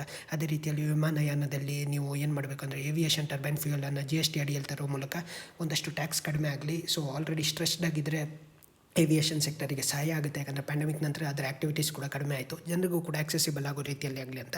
ಗ್ರಾಹಕರ ಬಳಕೆಯ ವಸ್ತುಗಳು, ಟ್ಯಾಕ್ಸೇಷನ್ನು, ಮತ್ತೊಂದು ರಿಯಲ್ ಎಸ್ಟೇಟ್ನಲ್ಲಿ ಹೆಚ್ಚು ಟ್ರಾನ್ಸ್ಪರೆನ್ಸಿ, ರೇರಾ ಅನ್ನುವಂಥದ್ದು ವರ್ಕಿಂಗಲ್ಲಿದೆ. ಈಗ ಇನ್ನಷ್ಟು ಬೂಸ್ಟ್ ಮಾಡಬೇಕು ಜನರು ಪ್ರಾಪರ್ಟಿ ತೊಗೊಳ್ಳಿಕ್ಕೆ. ಆಲ್ರೆಡಿ ಇಂಟ್ರೆಸ್ಟ್ ರೇಟ್ಗಳು ಕಡಿಮೆ ಇದೆ, ಬ್ಯಾಂಕ್ ರೇಟ್ಗಳು ಕಡಿಮೆ ಇದೆ, MCLR ಕಡಿಮೆ ಇದೆ. ಸೊ ಇಂಥ ಹೊತ್ತಿನಲ್ಲಿ ಇವುಗಳನ್ನು ಬಳಸ್ಕೊಂಡು ಜನ ಇನ್ನಷ್ಟು ಪ್ರಾಪರ್ಟಿಯತ್ತ ಮುಖ ಮಾಡಬೇಕು ಅನ್ನೋಂಥ ಒಂದು ಆಲೋಚನೆ ರಿಟೇಲ್ ಸೆಕ್ಟರ್ನಲ್ಲಿ ಏನು. ಆ್ಯಂಡ್ ಕೆ-ಶೇಪ್ ಅಂದ ತಕ್ಷಣ ನಮಗೆ ಹೋಸ್ಟೆಲ್ ಮತ್ತು ಪ್ರವಾಸೋದ್ಯಮ ಹೆಚ್ಚು ವರ್ಸ್ಟ್ ಎಫೆಕ್ಟೆಡ್ ಅಂತ ಹೇಳ್ತೇವೆ. ಕೆ-ಯಲ್ಲಿ ಅಪ್ಪಲ್ಲಿರ್ತಕ್ಕಂಥದ್ದು ಇಂಟರ್ನೆಟ್ಟು ರಿಲೇಟೆಡ್ ಥಿಂಗ್ಸ್ ಆದರೆ ಇವುಗಳು ವರ್ಸ್ಟ್ ಎಫೆಕ್ಟೆಡ್ ಅಂತ. ಆ್ಯಂಡ್ ಸ್ಟಾರ್ಟಪ್ಪು ಭಾಳ ವಿಶೇಷವಾಗಿ ESOP ತೆರಿಗೆ ಪ್ರಯೋಜನ ವಿಸ್ತರಣೆಯನ್ನಾಗಿರ್ಬೋದು, ಏಂಜಲ್ ತೆರಿಗೆ ಪರಿಹಾರಕ್ಕಾಗಿ ಬೇರೆ ಬೇರೆ ಇಂಟರ್ ಮಿನಿಸ್ಟೀರಿಯಲ್ ಕಮಿಟಿ ಇತ್ತು. ಸೊ ಹೆಚ್ಚು ಬಂಡವಾಳ ಬರಬೇಕು, ಇಲ್ಲಿ ಸ್ಕ್ರಿಮಿಶ್ ಆದಂಥ FII ಬದಲು FDI ಹರಿದು ಬರಬೇಕು. ಸೊ ಈ ರೀತಿಯ ಆಲೋಚನೆಗಳು. ಆ್ಯಂಡ್ ಹೆಚ್ಚು ಈ ಸ್ಟಾರ್ಟಪ್ ಸಿಸ್ಟಮಿಗೆ ಪೂರಕವಾದಂಥ ವಾತಾವರಣ ಆಗಬೇಕು. ವಿದ್ಯುತ್ ಮತ್ತು ನಾವು ಇವತ್ತು ರಿನ್ಯೂವೇಬಲ್ ಸೋರ್ಸಸ್ಸು, ಆಮೇಲೆ ಕ್ಲೀನ್ ಎನರ್ಜಿ ಬಗ್ಗೆ ನಾವು ಆಲೋಚನೆ ಮಾಡ್ತಾ ಇರ್ತೇವೆ. ಸೊ ಇಲ್ಲಿ ಹೆಚ್ಚು ಸ್ಟ್ರೆಸ್ಡ್ ಆದಂಥ ಎಲೆಕ್ಟ್ರಿಸಿಟಿ ಬೋರ್ಡ್ಸ್ಗಳಾಗಿರ್ಬೋದು, ಇವುಗಳ ಬಗ್ಗೆ ಅನೇಕ ವರ್ಷಗಳು 5G ರೋಲ್ಔಟ್ ಆಗ್ತಾ ಇದೆ. ಆ್ಯಂಡ್ ಬೇರೆ ಬೇರೆ ರೀತಿಯಲ್ಲಿ AGRನ ಪರವಾನಗಿ ಶುಲ್ಕ 3% ಕಡಿತಗೊಳಿಸುವಂಥದ್ದು. AGR ಅಂದರೆ ಏನು ಅಂತ ಹೇಳಬೇಕು, ಗ್ರಾಸ್ ರೆವೆನ್ಯೂ ಅಂದರೆ ಏನು, ಅಡ್ಜಸ್ಟೆಡ್ ಗ್ರಾಸ್ ರೆವೆನ್ಯೂ ಅನ್ನುವಂಥದ್ದು. ಯಾಕೆ ಕೆಲವೊಂದು ಸಂದರ್ಭದಲ್ಲಿ ಅದು ಕಾಂಟ್ರವರ್ಸಿ ಇತ್ತು, ವೋಡಾಫೋನ್ ಕೇಸ್ ಆಗಿರ್ಬೋದು, ಬೇರೆ ಬೇರೆದನ್ನು ನೀವು ನೆನ್ಪು ಮಾಡ್ಕೊಳ್ಳಿ. ಆ್ಯಂಡ್ ಆರೋಗ್ಯ ಮತ್ತು ಔಷಧ ಕ್ಷೇತ್ರ 4% ಆಫ್ ದಿ GDP ಅಷ್ಟು ರೈಸ್ ಮಾಡಬೇಕು ಮುಂದಿನ 4 ವರ್ಷದಲ್ಲಿ ಅಂತ. ಈಗಾಗಲೇ 1.3% ಇರುವಂಥದ್ದು. ಯಾಕಂದರೆ ವಿಮೆ ಮತ್ತು ಆರೋಗ್ಯ, ಔಷಧ ಇವುಗಳೆಲ್ಲವೂ ಕೂಡ ಈ ಪ್ಯಾಂಡಮಿಕ್ ಸಂದರ್ಭದಲ್ಲಿ ಇವುಗಳ ಅನಿವಾರ್ಯತೆ ನೆನಪಿಗೆ ತಂದುಕೊಟ್ಟಿದೆ. ಜಾನ್ ಹೇ ತೋ ಜಹಾನ್ ಹೇ ಅಂತ. ಇನ್ನು ಬೇರೆ ಬೇರೆ ಸೆಕ್ಟರ್ಸ್ಗಳಿದೆ. ಇನ್ನು ಕೆಲವು ದಿನಗಳಲ್ಲಿ ಇದು ಚರ್ಚೆ ಆಗ್ತಾ ಇರುತ್ತೆ. ಬಟ್ ಬಜೆಟ್ನಲ್ಲಿ ಏನು ಮಂಡನೆ ಆಗುತ್ತೆ ಅನ್ನೋದಷ್ಟೇ ನಮಗೆ at the end of the day ಕೊನೆಯಲ್ಲಿ ಪ್ರಮುಖ ಆಗುತ್ತೆ. 2.5 ಕೋಟಿ ರು ವೆಚ್ಚದಲ್ಲಿ ಉಪಗ್ರಹ ಅಭಿವೃದ್ಧಿ. ಕೊಯಮತ್ತೂರಿನ ಒಂದು 12 ವಿದ್ಯಾರ್ಥಿಗಳಿರ್ತಕ್ಕಂಥ ಒಂದು ಕಾಲೇಜಿನಲ್ಲಿ ಒಂದು ನ್ಯಾನೋ ಸ್ಯಾಟಲೈಟ್ ರೀತಿಯಲ್ಲಿ 460 ಗ್ರಾಮ್ಸಿನ ಶ್ರೀ ಶಕ್ತಿ ಸ್ಯಾಟ್ ಅಂತ ಮಿಷನ್ ಶಕ್ತಿ ಅನ್ನೋದು ಕೇಳೇ ಇರ್ತೀರಿ, ASAT ಮಿಷನ್ ಅದು. ಆದರೆ ಇದು ಒಂದು ಉಪಗ್ರಹವನ್ನು ಅಭಿವೃದ್ಧಿ ಪಡಿದ್ದಾರೆ. ಯಾಕಂದರೆ ಕಳೆದ ವರ್ಷ ನಮ್ಮ ಕೇಂದ್ರ ಸರ್ಕಾರ ಏನು ಮಾಡಿತ್ತು ಅಂದರೆ Indian national space promotion and authorisation centre promotion and authorisation centre PC ಇದನ್ನು ಎಸ್ಟಾಬ್ಲಿಷ್ ಮಾಡಿತ್ತು. ಇದರ ಮೂಲಕ ಒಂದೊಂದು ಡೆವಲಪ್ ಮಾಡಿರ್ತಕ್ಕಂಥ ಉಪಗ್ರಹವನ್ನು ಇಸ್ರೋ ಪರ್ಚೇಸ್ ಮಾಡುತ್ತೆ. ಇಸ್ರೋ ತನ್ನ ಮಿಷನ್ಗೋಸ್ಕರ ಬಳಸಿಕೊಳ್ಳುತ್ತೆ. ಭಾಳ ವಿಶೇಷವಾಗಿ ಯಾವುದಕ್ಕೆ ಅಂದರೆ ಇಂಟರ್ನೆಟ್ ಆಫ್ ಥಿಂಗ್ಸು ಆ್ಯಂಡ್ ಬೇರೆ ಬೇರೆ ಈ ಸ್ಪೇಸ್ನಲ್ಲಿ ಇರ್ತಕ್ಕಂಥ ಸ್ಯಾಟಲೈಟ್ಗಳ ಕಮ್ಯುನಿಕೇಷನ್ಗೆ ಇದು ಯೂಸ್ ಆಗುತ್ತೆ ಅಂತ. ಇಲ್ಲಿ ವಿಶೇಷವಾಗಿ 2 ಸಂಗತಿಯನ್ನು ನೋಡಬೇಕು. ಒಂದು, Indian national space promotion and authorisation. ಯಾಕೆ ಈ ಸಂಶೋಧನೆಗೆ ಉತ್ತೇಜನ ನೀಡಬೇಕು, ಬೇರೆಯವರು ಬರಬೇಕು, ಕಾಲೇಜ್ ಆಗಿರ್ಬೋದು, ಪ್ರೈವೇಟು, ಇನ್ನೊಂದು ಮತ್ತೊಂದು. 2ನೇದು, ನಮ್ಮ ಒಂದು ಕಾಲೇಜಿನ ವಿದ್ಯಾರ್ಥಿಗಳು ಇದನ್ನು ಸೇರಿ ಮಾಡಿರುವಂಥದ್ದು. ಆ್ಯಂಡ್ 3ನೇದು, ಇಸ್ರೋ ಇದನ್ನು ತೆಗೆದುಕೊಳ್ತಾ ಇರ್ತಕ್ಕಂಥದ್ದು. ಕೃತಕ ಉಪಗ್ರಹಗಳ ಲೋಕ. ನಿನ್ನೆ ಅಷ್ಟೇ ನಾವು ಇದರ ಬಗ್ಗೆ ಮಾತಾಡಿದ್ವಿ. ಉಪಗ್ರಹಗಳಲ್ಲಿ ಬೇರೆ ಬೇರೆ ರೀತಿಯ ಮಾಡೆಲ್ಸ್ ಇರುತ್ತೆ. ಹವಾಮಾನ, ಅದು ನಮ್ಮ ಈ ಏನು ಹೇಳ್ತೇವೆ ಕ್ಲೈಮೆಟಿಕ್ ಆದಂಥ ಒಂದು ಸ್ಯಾಟಲೈಟ್ ಆಗಿರ್ಬೋದು. ಅಂದರೆ ಬೇರೆ ಬೇರೆ ಕ್ಲೈಮೇಟನ್ನು ಹೇಗೆ ಪೋಲಾರ್ ಟು ಪೋಲಾರು, ಆಮೇಲೆ ಈ ಮಾನ್ಸೂನ್ ಫೋರ್ಕಾಸ್ಟ್ ಆಗಿರ್ಬೋದು, ಬೇರೆ ರೀತಿಯಾದಂಥ ಕ್ಲೈಮೆಟಿಕ್ ಅಡ್ವರ್ಸರೀಸನ್ನು ಎಕ್ಸ್ಪ್ಲೇನ್ ಮಾಡುವಂಥದ್ದು. 2ನೇದು, ಭೂಮಿಯ ವೀಕ್ಷಣೆ ಉಪಗ್ರಹಗಳು. ನಾವು ಮೇಲಿಂದ ಕೂತ್ಕೊಂಡು ನೋಡ್ತಾ ಇರ್ತೇವೆ, ಅಂದರೆ ಸ್ಯಾಟಲೈಟ್ಗಳ ಮೂಲಕ ಪಿಕ್ಚರ್ಗಳನ್ನು ತೆಗೆಯುವಂಥದ್ದು. ನೀವು ಫಿಲಮ್ಗಳಲ್ಲೆಲ್ಲ ನೋಡಿದರೆ ಬೆಸ್ಟ್ ಉರಿಯಾಗುವಂಥ ಸಂದರ್ಭದಲ್ಲಿ ಇದಕ್ಕೊಂದು ಮೆನ್ಷನಿಂಗ್ ಬರುತ್ತೆ. ಬಟ್ ನೀವು GPS ಬಳಸುವಂಥದ್ದು, IRNSS ಬಳಸುವಂಥದ್ದು, ಇವುಗಳ ಜಿಯೋಗ್ರಫಿಕ್ ಪೊಸಿಷನಿಂಗ್ ಸಿಸ್ಟಮ್ ಆಗಿರ್ಬೋದು, ಮ್ಯಾಪಿಂಗಿಗಾಗಿರ್ಬೋದು, ಇವುಗಳಿಗೆ ಭೂಮಿಯ ವೀಕ್ಷಣೆ ಉಪಗ್ರಹಗಳು, ಖಗೋಳ ಉಪಗ್ರಹಗಳು, ಅದು ಈ ಟೆಲಿಸ್ಕೋಪ್ಗಳಾಗಿರ್ಬೋದು ಅಥವಾ ಔಟರ್ ಸ್ಪೇಸನ್ನು ಎಕ್ಸ್ಪ್ಲೋರ್ ಮಾಡುವಂಥದ್ದಾಗಿರ್ಬೋದು. ಈ ಥರದ್ದು ಸಂವಹನ, GSAT ಆಗಿರ್ಬೋದು, ASAT ಆಗಿರ್ಬೋದು, ಇವುಗಳೆಲ್ಲ ಕಮ್ಯುನಿಕೇಷನ್ ಸ್ಯಾಟಲೈಟ್ ಅಂತ ಹೇಳ್ತೇವೆ. ರೇಡಿಯೋ ಕೇಳುವಂಥದ್ದು, TV, ಆಮೇಲೆ ಮೊಬೈಲ್ ಕನೆಕ್ಷನು, ರೇಡಿಯೋ ವೇವ್ಸ್ಗಳನ್ನು ಬಳಸ್ಕೊಂಡು ಈ ತರಂಗಾಂತರಗಳಿಂದ ಸ್ಪೆಕ್ಟ್ರಮನ್ನು ಕೊಡುವಂಥದ್ದು. ಸೊ ದೀಸ್ ಪಾಸಿಬಿಲಿಟೀಸ್ ಇರ್ತಕ್ಕಂಥ ಕಮ್ಯುನಿಕೇಷನ್ ಸ್ಯಾಟಲೈಟ್ಸು. ದೆನ್ ಉಪಗ್ರಹ ಇಂಟರ್ನೆಟ್ಗೋಸ್ಕರ ಇರ್ತಕ್ಕಂಥದ್ದು. ನಾನು ಸ್ಟಾರ್ಎಕ್ಸ್ ಬಗ್ಗೆ ಹೇಳಿದೆ ಈಗಾಗಲೇ, ಸ್ಟಾರ್ಲಿಂಕ್ ಅನ್ನುವಂಥದ್ದು ಸ್ಪೇಸ್ ಎಕ್ಸಿನ ಒಂದು ಪ್ರಾಜೆಕ್ಟು, ಅದರ ಬಗ್ಗೆ ಹೇಳಿದೆ. ಅಥವಾ ಬೇರೆ ಗೂಗಲ್ ಆಗಿರ್ಬೋದು, ಬೇರೆಯವರೆಲ್ಲರೂ ಕೂಡ ಇಂಟರ್ನೆಟನ್ನು ಪ್ರೊವೈಡ್ ಅದಕ್ಕೋಸ್ಕರ ಉಪಗ್ರಹಗಳನ್ನು ಲಾಂಚ್ ಮಾಡಿರ್ತಾರೆ. ಆ್ಯಂಡ್ ಅದರ ಬಗ್ಗೆ ಆ್ಯಂಡ್ ಉಪಗ್ರಹ ರೇಡಿಯೋ, ಮಿಲಿಟ್ರಿ ಸ್ಯಾಟಲೈಟ್ಸು ನಮ್ಮ ದೇಶದಲ್ಲೂ ಕೂಡ ಇದೆ ಆ್ಯಂಡ್ ವಿದೇಶಗಳಲ್ಲಿ ಕೂಡ ಸ್ಪೆಸಿಫಿಕ್ ಆಗಿರ್ತಕ್ಕಂಥದ್ದು. ಇವುಗಳ ಬಗ್ಗೆಯೂ ಕೂಡ ಓದ್ಬೋದು. ಆ್ಯಂಡ್ ಅಂತಾರಾಷ್ಟ್ರೀಯ ಇಂಟರ್ನ್ಯಾಷನಲ್ ಸ್ಪೇಸ್ ಸ್ಟೇಷನ್ ಅನ್ನುವಂಥದ್ದು ಫಸ್ಟ್ ಸ್ಟಾರ್ಟಿಂಗ್ ಅಮೆರಿಕ ಮತ್ತು ರಷ್ಯಾದ ಸಹಭಾಗಿತ್ವದಲ್ಲಿ ಇರ್ತಕ್ಕಂಥದ್ದು. ಅಲ್ಲಿ ಅನೇಕರು ಇರ್ತಾರೆ. ಆ್ಯಂಡ್ ಏನು ಅಂತ ಹೇಳಿದರೆ, ಯಾವುದಾದ್ರೂ ಬೇರೆ ಬೇರೆ ಸ್ಯಾಟಲೈಟ್ ಲಾಂಚ್ಗಳನ್ನು ಮಾಡುವಂಥದ್ದು, ಸ್ಯಾಟಲೈಟಿಗೆ ಒಂದು ಕಮ್ಯುನಿಕೇಷನನ್ನು ಒದಗಿಸಿಕೊಡುವಂಥದ್ದು, ಅಥವಾ ಆ ಪ್ರದೇಶದಲ್ಲಿ ಇರ್ತಕ್ಕಂಥ ಬೇರೆ ಬೇರೆ ಆ್ಯಕ್ಟಿವಿಟೀಸು, ಎಕ್ಸ್ಪ್ಲೋರೇಷನ್, ಇನ್ನೊಂದು ಮತ್ತೊಂದಕ್ಕೆ ಪೂರಕವಾಗಿರ್ತಕ್ಕಂಥದ್ದು. ಹೀಗೆ ಬೇರೆ ಬೇರೆ ಈ ಒಂದು ಕೃತಕವಾಗಿರ್ತಕ್ಕಂಥ ಉಪಗ್ರಹ ಲೋಕ, ಅನೇಕ ರಹಸ್ಯಗಳು, ಅನೇಕ ಸಾಧ್ಯತೆಗಳು, ಅನೇಕ ಟೆಕ್ನಾಲಜಿಕಲ್ ಇನೋವೇಷನ್ಸ್ ಇರ್ತಕ್ಕಂಥ ಹಬ್ಬು. ಈ ಒಂದು ಲೇಖನವನ್ನು ನೋಡ್ಬೋದು, ಓದ್ಬೋದು. ಯಾಕಂದರೆ ನಾವು ಮತ್ತೆ ಬೇರೆ ಬೇರೆ ಸ್ಪೇಸ್ ಎಕ್ಸ್ಪ್ಲೋರೇಷನ್ ಆಗಿರ್ಬೋದು, ಬೇರೆ ಬೇರೆ ಸ್ಪೇಸ್ ಮಿಷನ್ಸು, ಅದು ಇಸ್ರೋದ ಮೂನ್ ಆಗಿರ್ಬೋದು, ಮಾರ್ಸ್ ಆಗಿರ್ಬೋದು, ಈ ಮಿಷನ್ಸ್ ಆಗಿರ್ಬೋದು, ಅಥವಾ ನಾವು ಲೋ ಆರ್ಬಿಟ್ನಲ್ಲಿ ಹ್ಯೂಮನ್ ಸ್ಪೇಸ್ ಬಗ್ಗೆ ಮಾತಾಡ್ತೇವೆ. ಎಲ್ಲ ಸಾಧ್ಯತೆಗಳಿರ್ತಕ್ಕಂಥ ಸಂದರ್ಭದಲ್ಲಿ ಇವುಗಳನ್ನು ಅರ್ಥ ಮಾಡ್ಕೊಳ್ಬೇಕು. And then exoplanet TOI 561b ಜೀವಿಗಳಿರಬಹುದು. ವಿಶೇಷವಾಗಿ ನಾವೇನು ಈ TOI ಅಂದ ತಕ್ಷಣ ಟೈಮ್ಸ್ ಆಫ್ ಇಂಡಿಯಾ ಅಲ್ಲ, ಅದು ಎಕ್ಸೋ ಪ್ಲ್ಯಾನೆಟ್. ಆಲ್ರೆಡಿ ನಮ್ಮಲ್ಲಿ ಈ TESS ಅನ್ನುವಂಥದ್ದು transiting exo planet survey satellite, ಅದು ನಾಸಾ ಅನ್ನುವಂಥದ್ದು ಒಂದು ಸ್ಪೇಸ್ ಮಿಷನನ್ನು ಎಸ್ಟಾಬ್ಲಿಷ್ ಮಾಡಿತ್ತು to make sure that exo ಪ್ಲ್ಯಾನೆಟ್ಗಳನ್ನು ಹುಡುಕ್ತೇನೆ ಅಂತ. ಇಲ್ಲಿ ಏನು ಹೇಳ್ತಾ ಇದ್ದಾರೆ, ಎಕ್ಸೋ ಪ್ಲ್ಯಾನೆಟ್ಗಳಲ್ಲಿ ಜೀವಿ ಇರ್ಬೋದು. ಎಕ್ಸೋ ಪ್ಲ್ಯಾನೆಟ್ ಅಂದರೆ ಯಾವುದು? ನಮ್ಮ ಮಿಲ್ಕಿವೆ, ಈ ಹಾಲು ಹಾದಿ ಅಂತ ಏನು ಕರೀತೇವೆ, ಕ್ಷೀರಪಥ ಅಂತ ಕರೀತೇವೆ. ಈ ಕ್ಷೀರಪಥದಲ್ಲಿ ಏನು, ನಾವು ಸೂರ್ಯ ಅನ್ನುವಂಥ ಒಂದು ನಕ್ಷತ್ರ, ಸೂರ್ಯನ ಸುತ್ತುವಂಥ ಎಲ್ಲ ಈ ಬೇರೆ ಬೇರೆ ಗ್ರಹಗಳನ್ನು ಒಂದು ವೇ ಅಂತ ಕರೀತೇವೆ. ಬಟ್ ಈ ಸೂರ್ಯನ ಹೊರತಾಗಿ ಬೇರೆ ನಕ್ಷತ್ರದ ಸುತ್ತ ನಮ್ಮ ಮಿಲ್ಕಿ ವೇಯಿಂದ ಹೊರಗಡೆ ಇರ್ತಕ್ಕಂಥ ಯಾವುದೇ ಒಂದೊಂದು ಮಿಲ್ಕಿ ವೇ ರೀತಿಯಲ್ಲಿ ಅಥವಾ ಹೊಸ ಗ್ಯಾಲಕ್ಸಿಯಲ್ಲಿ ಇರಬಹುದಾದಂಥ ಒಂದು ಗ್ರಹಗಳನ್ನು ನಾವು ಎಕ್ಸೋ ಪ್ಲ್ಯಾನೆಟ್ ಅಂತ ಕರೀತೇವೆ. ಇದಕ್ಕೋಸ್ಕರ ನಾಸಾ ಒಂದು ಮಿಷನನ್ನು ಕೂಡ ಮಾಡಲಾಗಿತ್ತು. And most importantly TESS transiting exo planet survey satellite ಅನ್ನುವಂಥದ್ದನ್ನು ಉಡಾಯಿಸಿತ್ತು ನಾಸಾ. ಅದರ ಮೂಲಕ ಇಲ್ಲಿ ನಮಗೆ ಸಿಕ್ಕಿದ್ದು TOI 561b ಅನ್ನುವಂಥದ್ದು. ಸೊ ಅಲ್ಲಿ ಹೇಗಿದೆ ಅಂತ ಬೇಸಿಕಲಿ ನಮಗೆ ಈ ಸ್ಪೇಸ್ ಅನ್ನುವಂಥದ್ದು ಹೇಗಿದೆ, ನಮ್ಮ ಎಕ್ಸೋ ಪ್ಲ್ಯಾನೆಟ್ ಅಂದ್ರೇನು, ಇನ್ನರ್ ಪ್ಲ್ಯಾನೆಟ್ಸ್ ಅಂದ್ರೇನು, 8 ಗ್ರಹಗಳು ಯಾವ್ದ್ಯಾವುದು, ಆಮೇಲೆ ಚಂದ್ರ ಯಾಕೆ ನ್ಯಾಚುರಲ್ ಸ್ಯಾಟಲೈಟು, ಸೂರ್ಯನ ಮೇಲಿರ್ತಕ್ಕಂಥ ಈ ಯಾವುದು ಇಜೆಕ್ಷನ್ಸ್ ಆಗಿರ್ಬೋದು, ಮಾಸ್ ಇಜೆಕ್ಷನ್ಸು, ಆಮೇಲೆ ನಮ್ಮ ಇಡೀ ಈ ಒಂದು ಗ್ಯಾಲಕ್ಸಿಯ ಒಳಗಡೆ ಇರ್ಬೋದಾದಂಥ ಬ್ಲ್ಯಾಕ್ ಹೋಲು, ಆಮೇಲೆ ಎಕ್ಸೋ ಪ್ಲ್ಯಾನೆಟ್ ಅಂದರೆ ಏನು, ಎಕ್ಸೋ ಪ್ಲ್ಯಾನೆಟಲ್ಲಿ ಹೊಸ ಲೈಫ್ ಇದೆಯಾ, ಡೆನ್ಸಿಟಿ ಏನು, ಅದರ ಟೆಂಪ್ರೇಚರ್ ಏನು, ಅಲ್ಲಿ ಲೈಫ್ ಪಾಸಿಬಿಲಿಟೀಸ್ ಇದೆಯಾ, ಇವುಗಳನ್ನೆಲ್ಲ ಅಧ್ಯಯನ ಮಾಡುವಂಥ ಜೀವಾಂಕುರ ಇದೆಯಾ, ಇಲ್ಲಿಂದ ಹೊರಗಡೆ ನಮ್ಮ ಮಿಲ್ಕಿ ವೇಯಿಂದ ಹೊರಗಡೆ ಎಲ್ಲಾದರೂ ಜೀವ ಇರ್ಲಿಕ್ಕೆ ಸಾಧ್ಯ ಇದೆಯಾ, ಮೀಥೇನ್ ಇದೆಯಾ, ಆಕ್ಸಿಜನ್ ಇದೆಯಾ, ಕಾರ್ಬನ್ ಇದೆಯಾ, ಇನ್ನೊಂದಿದೆಯಾ, ಮತ್ತೊಂದಿದೆಯಾ, ಇದೆಲ್ಲವನ್ನು ಸ್ಟ್ರೀಮ್ ಮಾಡುವಂಥ ಒಂದು ಪ್ರಾಸೆಸ್ಸು. ಇವುಗಳ ಹಿನ್ನೆಲೆಯಲ್ಲಿ ನಾವು ಇದನ್ನು ಅರ್ಥ ಮಾಡ್ಕೊಳ್ಬೇಕು, ನೋಡಬೇಕು. ನಿಮ್ಮೊಳಗಿದ್ದ ಬೀಜ ಹೆಮ್ಮರವಾಗಿ ಬೆಳೆಯೋದು ಹೇಗೆ. It's a fast selling book, atomic habits. ಹ್ಯಾಬಿಟ್ನ ಕುರಿತಾಗಿರ್ತಕ್ಕಂಥ ಹ್ಯಾಬಿಟ್ ಸೈಕಾಲಜಿಯ ಮೇಲೆ ಇರ್ತಕ್ಕಂಥ ಪುಸ್ತಕ. ಜೇಮ್ಸ್ ಕ್ಲಿಯರು ತನ್ನ ಬದುಕಲ್ಲಿ ಬೇಸ್ಬಾಲ್ ಆಟಗಾರ ಒಂದು ಬೇಸ್ಬಾಲ್ ಬೇಸ್ಬಾಲ್ ಆಡುವಾಗ ಬ್ಯಾಟ್ ಬೀಳುತ್ತೆ. ಆಕ್ಸಿಡೆಂಟಲ್ಲಿ ತನ್ನ ಮರೆವನ್ನು ಕೂಡ for a brief period of time ಕಳೆದುಕೊಳ್ಳುತ್ತಾನೆ. ಆದರೆ ಅದರ ನಂತರ ಪುಟಿದೆದ್ದು ಆತ ಇವತ್ತು ಒಂದು ನಂಬರ್ 1 ಸೆಲ್ಲಿಂಗ್ ಆಗಿ ನಿಲ್ಲುವಂಥದ್ದು, ಬೇಸ್ಬಾಲ್ ಆಡುವಂಥದ್ದು. ಈ ಲೈಫ್ ಅನ್ನುವಂಥದ್ದು ಇದೆಯಲ್ಲ, ಇದು ಸಣ್ಣ ಸಣ್ಣ ಬದಲಾವಣೆಗಳು, ಸಣ್ಣ ಸಣ್ಣ ಚೇಂಜಸ್ಗಳನ್ನು ಮಾಡೋದ್ರಿಂದ ದೊಡ್ಡ ಕ್ರಾಂತಿಯನ್ನು ತರಲಿಕ್ಕೆ ಸಾಧ್ಯ ಇದೆ. ಸಣ್ಣ 5 ನಿಮಿಷದ ಒಳ್ಳೆ ಹ್ಯಾಬಿಟನ್ನು ಚೇಂಜ್ ಮಾಡಿಕೊಳ್ಳೋದ್ರಿಂದ ದೀರ್ಘಕಾಲದಲ್ಲಿ ಅದು ಉತ್ತಮ ಹ್ಯಾಬಿಟಾಗಿ, ಉತ್ತಮವಾದಂಥ ನಿಮ್ಮ ಒಂದು ಸ್ಟ್ರೆಂತಾಗಿ ಬೆಳೀಲಿಕ್ಕೆ ಸಾಧ್ಯ. ನನಗೆ ಈ ಸಂದರ್ಭದಲ್ಲಿ ಒಂದು ಕೋಟ್ ಹೇಳಬೇಕಂದ್ರೆ, ನೀಲ್ ಆರ್ಮ್ಸ್ಟ್ರಾಂಗ್ ಮೊದಲ ಬಾರಿಗೆ ಚಂದ್ರನ ಮೇಲೆ ಕಾಲಿಟ್ಟಾಗ ಒಂದು ಮಾತನ್ನು ಹೇಳಿದರು, ಇದು ಸಣ್ಣ ಹೆಜ್ಜೆ ಆದರೆ ಮನುಕುಲಕ್ಕೆ ಜಾಯಿಂಟ್ ಲೀಪ್, ದೊಡ್ಡ ಜಿಗಿತ ಅಂಥೇಳಿ. ಅದೇ ರೀತಿಯಲ್ಲಿ ನಾವು ದಿನನಿತ್ಯ ಮಾಡುವಂಥ ಸಣ್ಣ ಸಣ್ಣ ಬದಲಾವಣೆಗಳು, ಸಣ್ಣ ಸಣ್ಣ ಕೆಲವಷ್ಟು ಪ್ರಾಕ್ಟೀಸಸ್ಗಳು ದೀರ್ಘಕಾಲದಲ್ಲಿ ಅದೊಂದು ಜಾಯಿಂಟ್ ಲೀಪ್, ನಮ್ಮ ಬೀಜ ಹೆಮ್ಮರವಾಗಿರುವಂಥದ್ದು ಅಂತ ವಿಶ್ವೇಶ್ವರ ಭಟ್ರ ಈ ಲೇಖನವನ್ನು ಈ ಹಿನ್ನೆಲೆಯಲ್ಲಿ ನೋಡ್ಬೋದು. ಕೇಂದ್ರಾಡಳಿತ ಮತ್ತು ಗಡಿ ಖ್ಯಾತೆಯ ಬಗ್ಗೆ ನಾವೀಗಾಗಲೇ 1956 ಮಾತಾಡ್ಕೊಂಡು ಬಂದಿದ್ದೇವೆ. SRC, ಆಮೇಲೆ ಮಹಾಜನ್ ವರದಿ ಮಹಾರಾಷ್ಟ್ರವೇ ಡಿಮಾಂಡ್ ಮಾಡಿತ್ತು. ಅದರ ಪ್ರಕಾರ ಏನೆಲ್ಲ ಇದು ಅಂತ 50 ಮಹಾಜನನ್ನು ರಿಜೆಕ್ಟ್ ಮಾಡಿದೆ, ಸುಪ್ರೀಂ ಕೋರ್ಟ್ ಮೊರೆ ಹೋಗಿದೆ. ಬಟ್ ಬೆಳಗಾವಿ ಅನ್ನುವಂಥದ್ದು ಹಿಸ್ಟಾರಿಕಲಿ ಮತ್ತು ಬೇರೆ ಬೇರೆ ಅಡ್ಮಿನಿಸ್ಟ್ರೇಟಿವ್ ಆಸ್ಪೆಕ್ಟ್ಸಿಂದ ಇದು ಕರ್ನಾಟಕದ ಭಾಗವಾಗಿದೆ. ಕರ್ನಾಟಕ ಸಮಾನವಾಗಿ ಮರಾಠಿ ಭಾಷಿಗರನ್ನು ಮತ್ತು ಕನ್ನಡಿಗರನ್ನು ಕೂಡ ಸಮಾನವಾಗಿ ಪೋಷಿಸಿಕೊಂಡು ಸಮಾನವಾದಂಥ ಒಂದು ದಾರಿಯಲ್ಲಿ ಹೋಗ್ತಾ ಇದೆ. ಆ ಪ್ರದೇಶದಲ್ಲಿ ಅಭಿವೃದ್ಧಿ ಅನಿವಾರ್ಯತೆ ಇದೆ ಮತ್ತು ಗಡಿಯಲ್ಲಿರ್ತಕ್ಕಂಥ ಕೆಲವಷ್ಟು ಸೂಕ್ಷ್ಮತೆಗಳು, ಗೊಂದಲಗಳನ್ನು ಪರಿಹರಿಸಬೇಕು.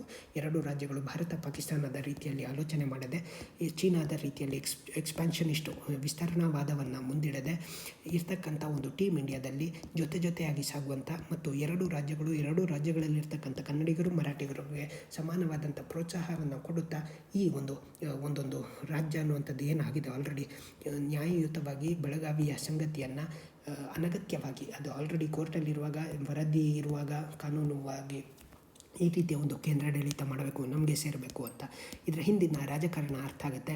ಆದರೆ ಹೀಗೆ ಗೊಂದಲ ಸೃಷ್ಟಿ ಮಾಡೋದ್ರಿಂದ ಒಂದು ಮಹಾರಾಷ್ಟ್ರದಲ್ಲೇ ಇರಬಹುದಾದಂಥ ಅನೇಕ ಪ್ರದೇಶಗಳ ಅಭಿವೃದ್ಧಿಯ ಕಡೆಗೆ, ಬೆಳವಣಿಗೆ ಅಥವಾ ಅಭಿವೃದ್ಧಿಯ ಕಡೆಗೆ ಗಮನ ಹರಿಸೋದು ಬಿಟ್ಟು ಕ್ಷುಲ್ಲಕ ಮತ್ತು ಇಲ್ಲ ಸಲ್ಲದ ಒಂದು ರಾಜಕೀಯ ಸೃಷ್ಟಿ ಮಾಡುವ ಮೂಲಕ ಜನರಲ್ಲಿ ಗೊಂದಲ ಅಥವಾ ಹೊಸ ರೀತಿಯ ಒಂದು ರಾಜಕಾರಣದ ಮೂಲಕ ಅನಗತ್ಯ ವಿವಾದವನ್ನು ಸೃಷ್ಟಿಸುವಂಥದ್ದು ಸರಿಯಲ್ಲ ಅನ್ನುವಂಥ ಆಲೋಚನೆ ನಮಗೆಲ್ಲ ಗೊತ್ತಿರಬೇಕು.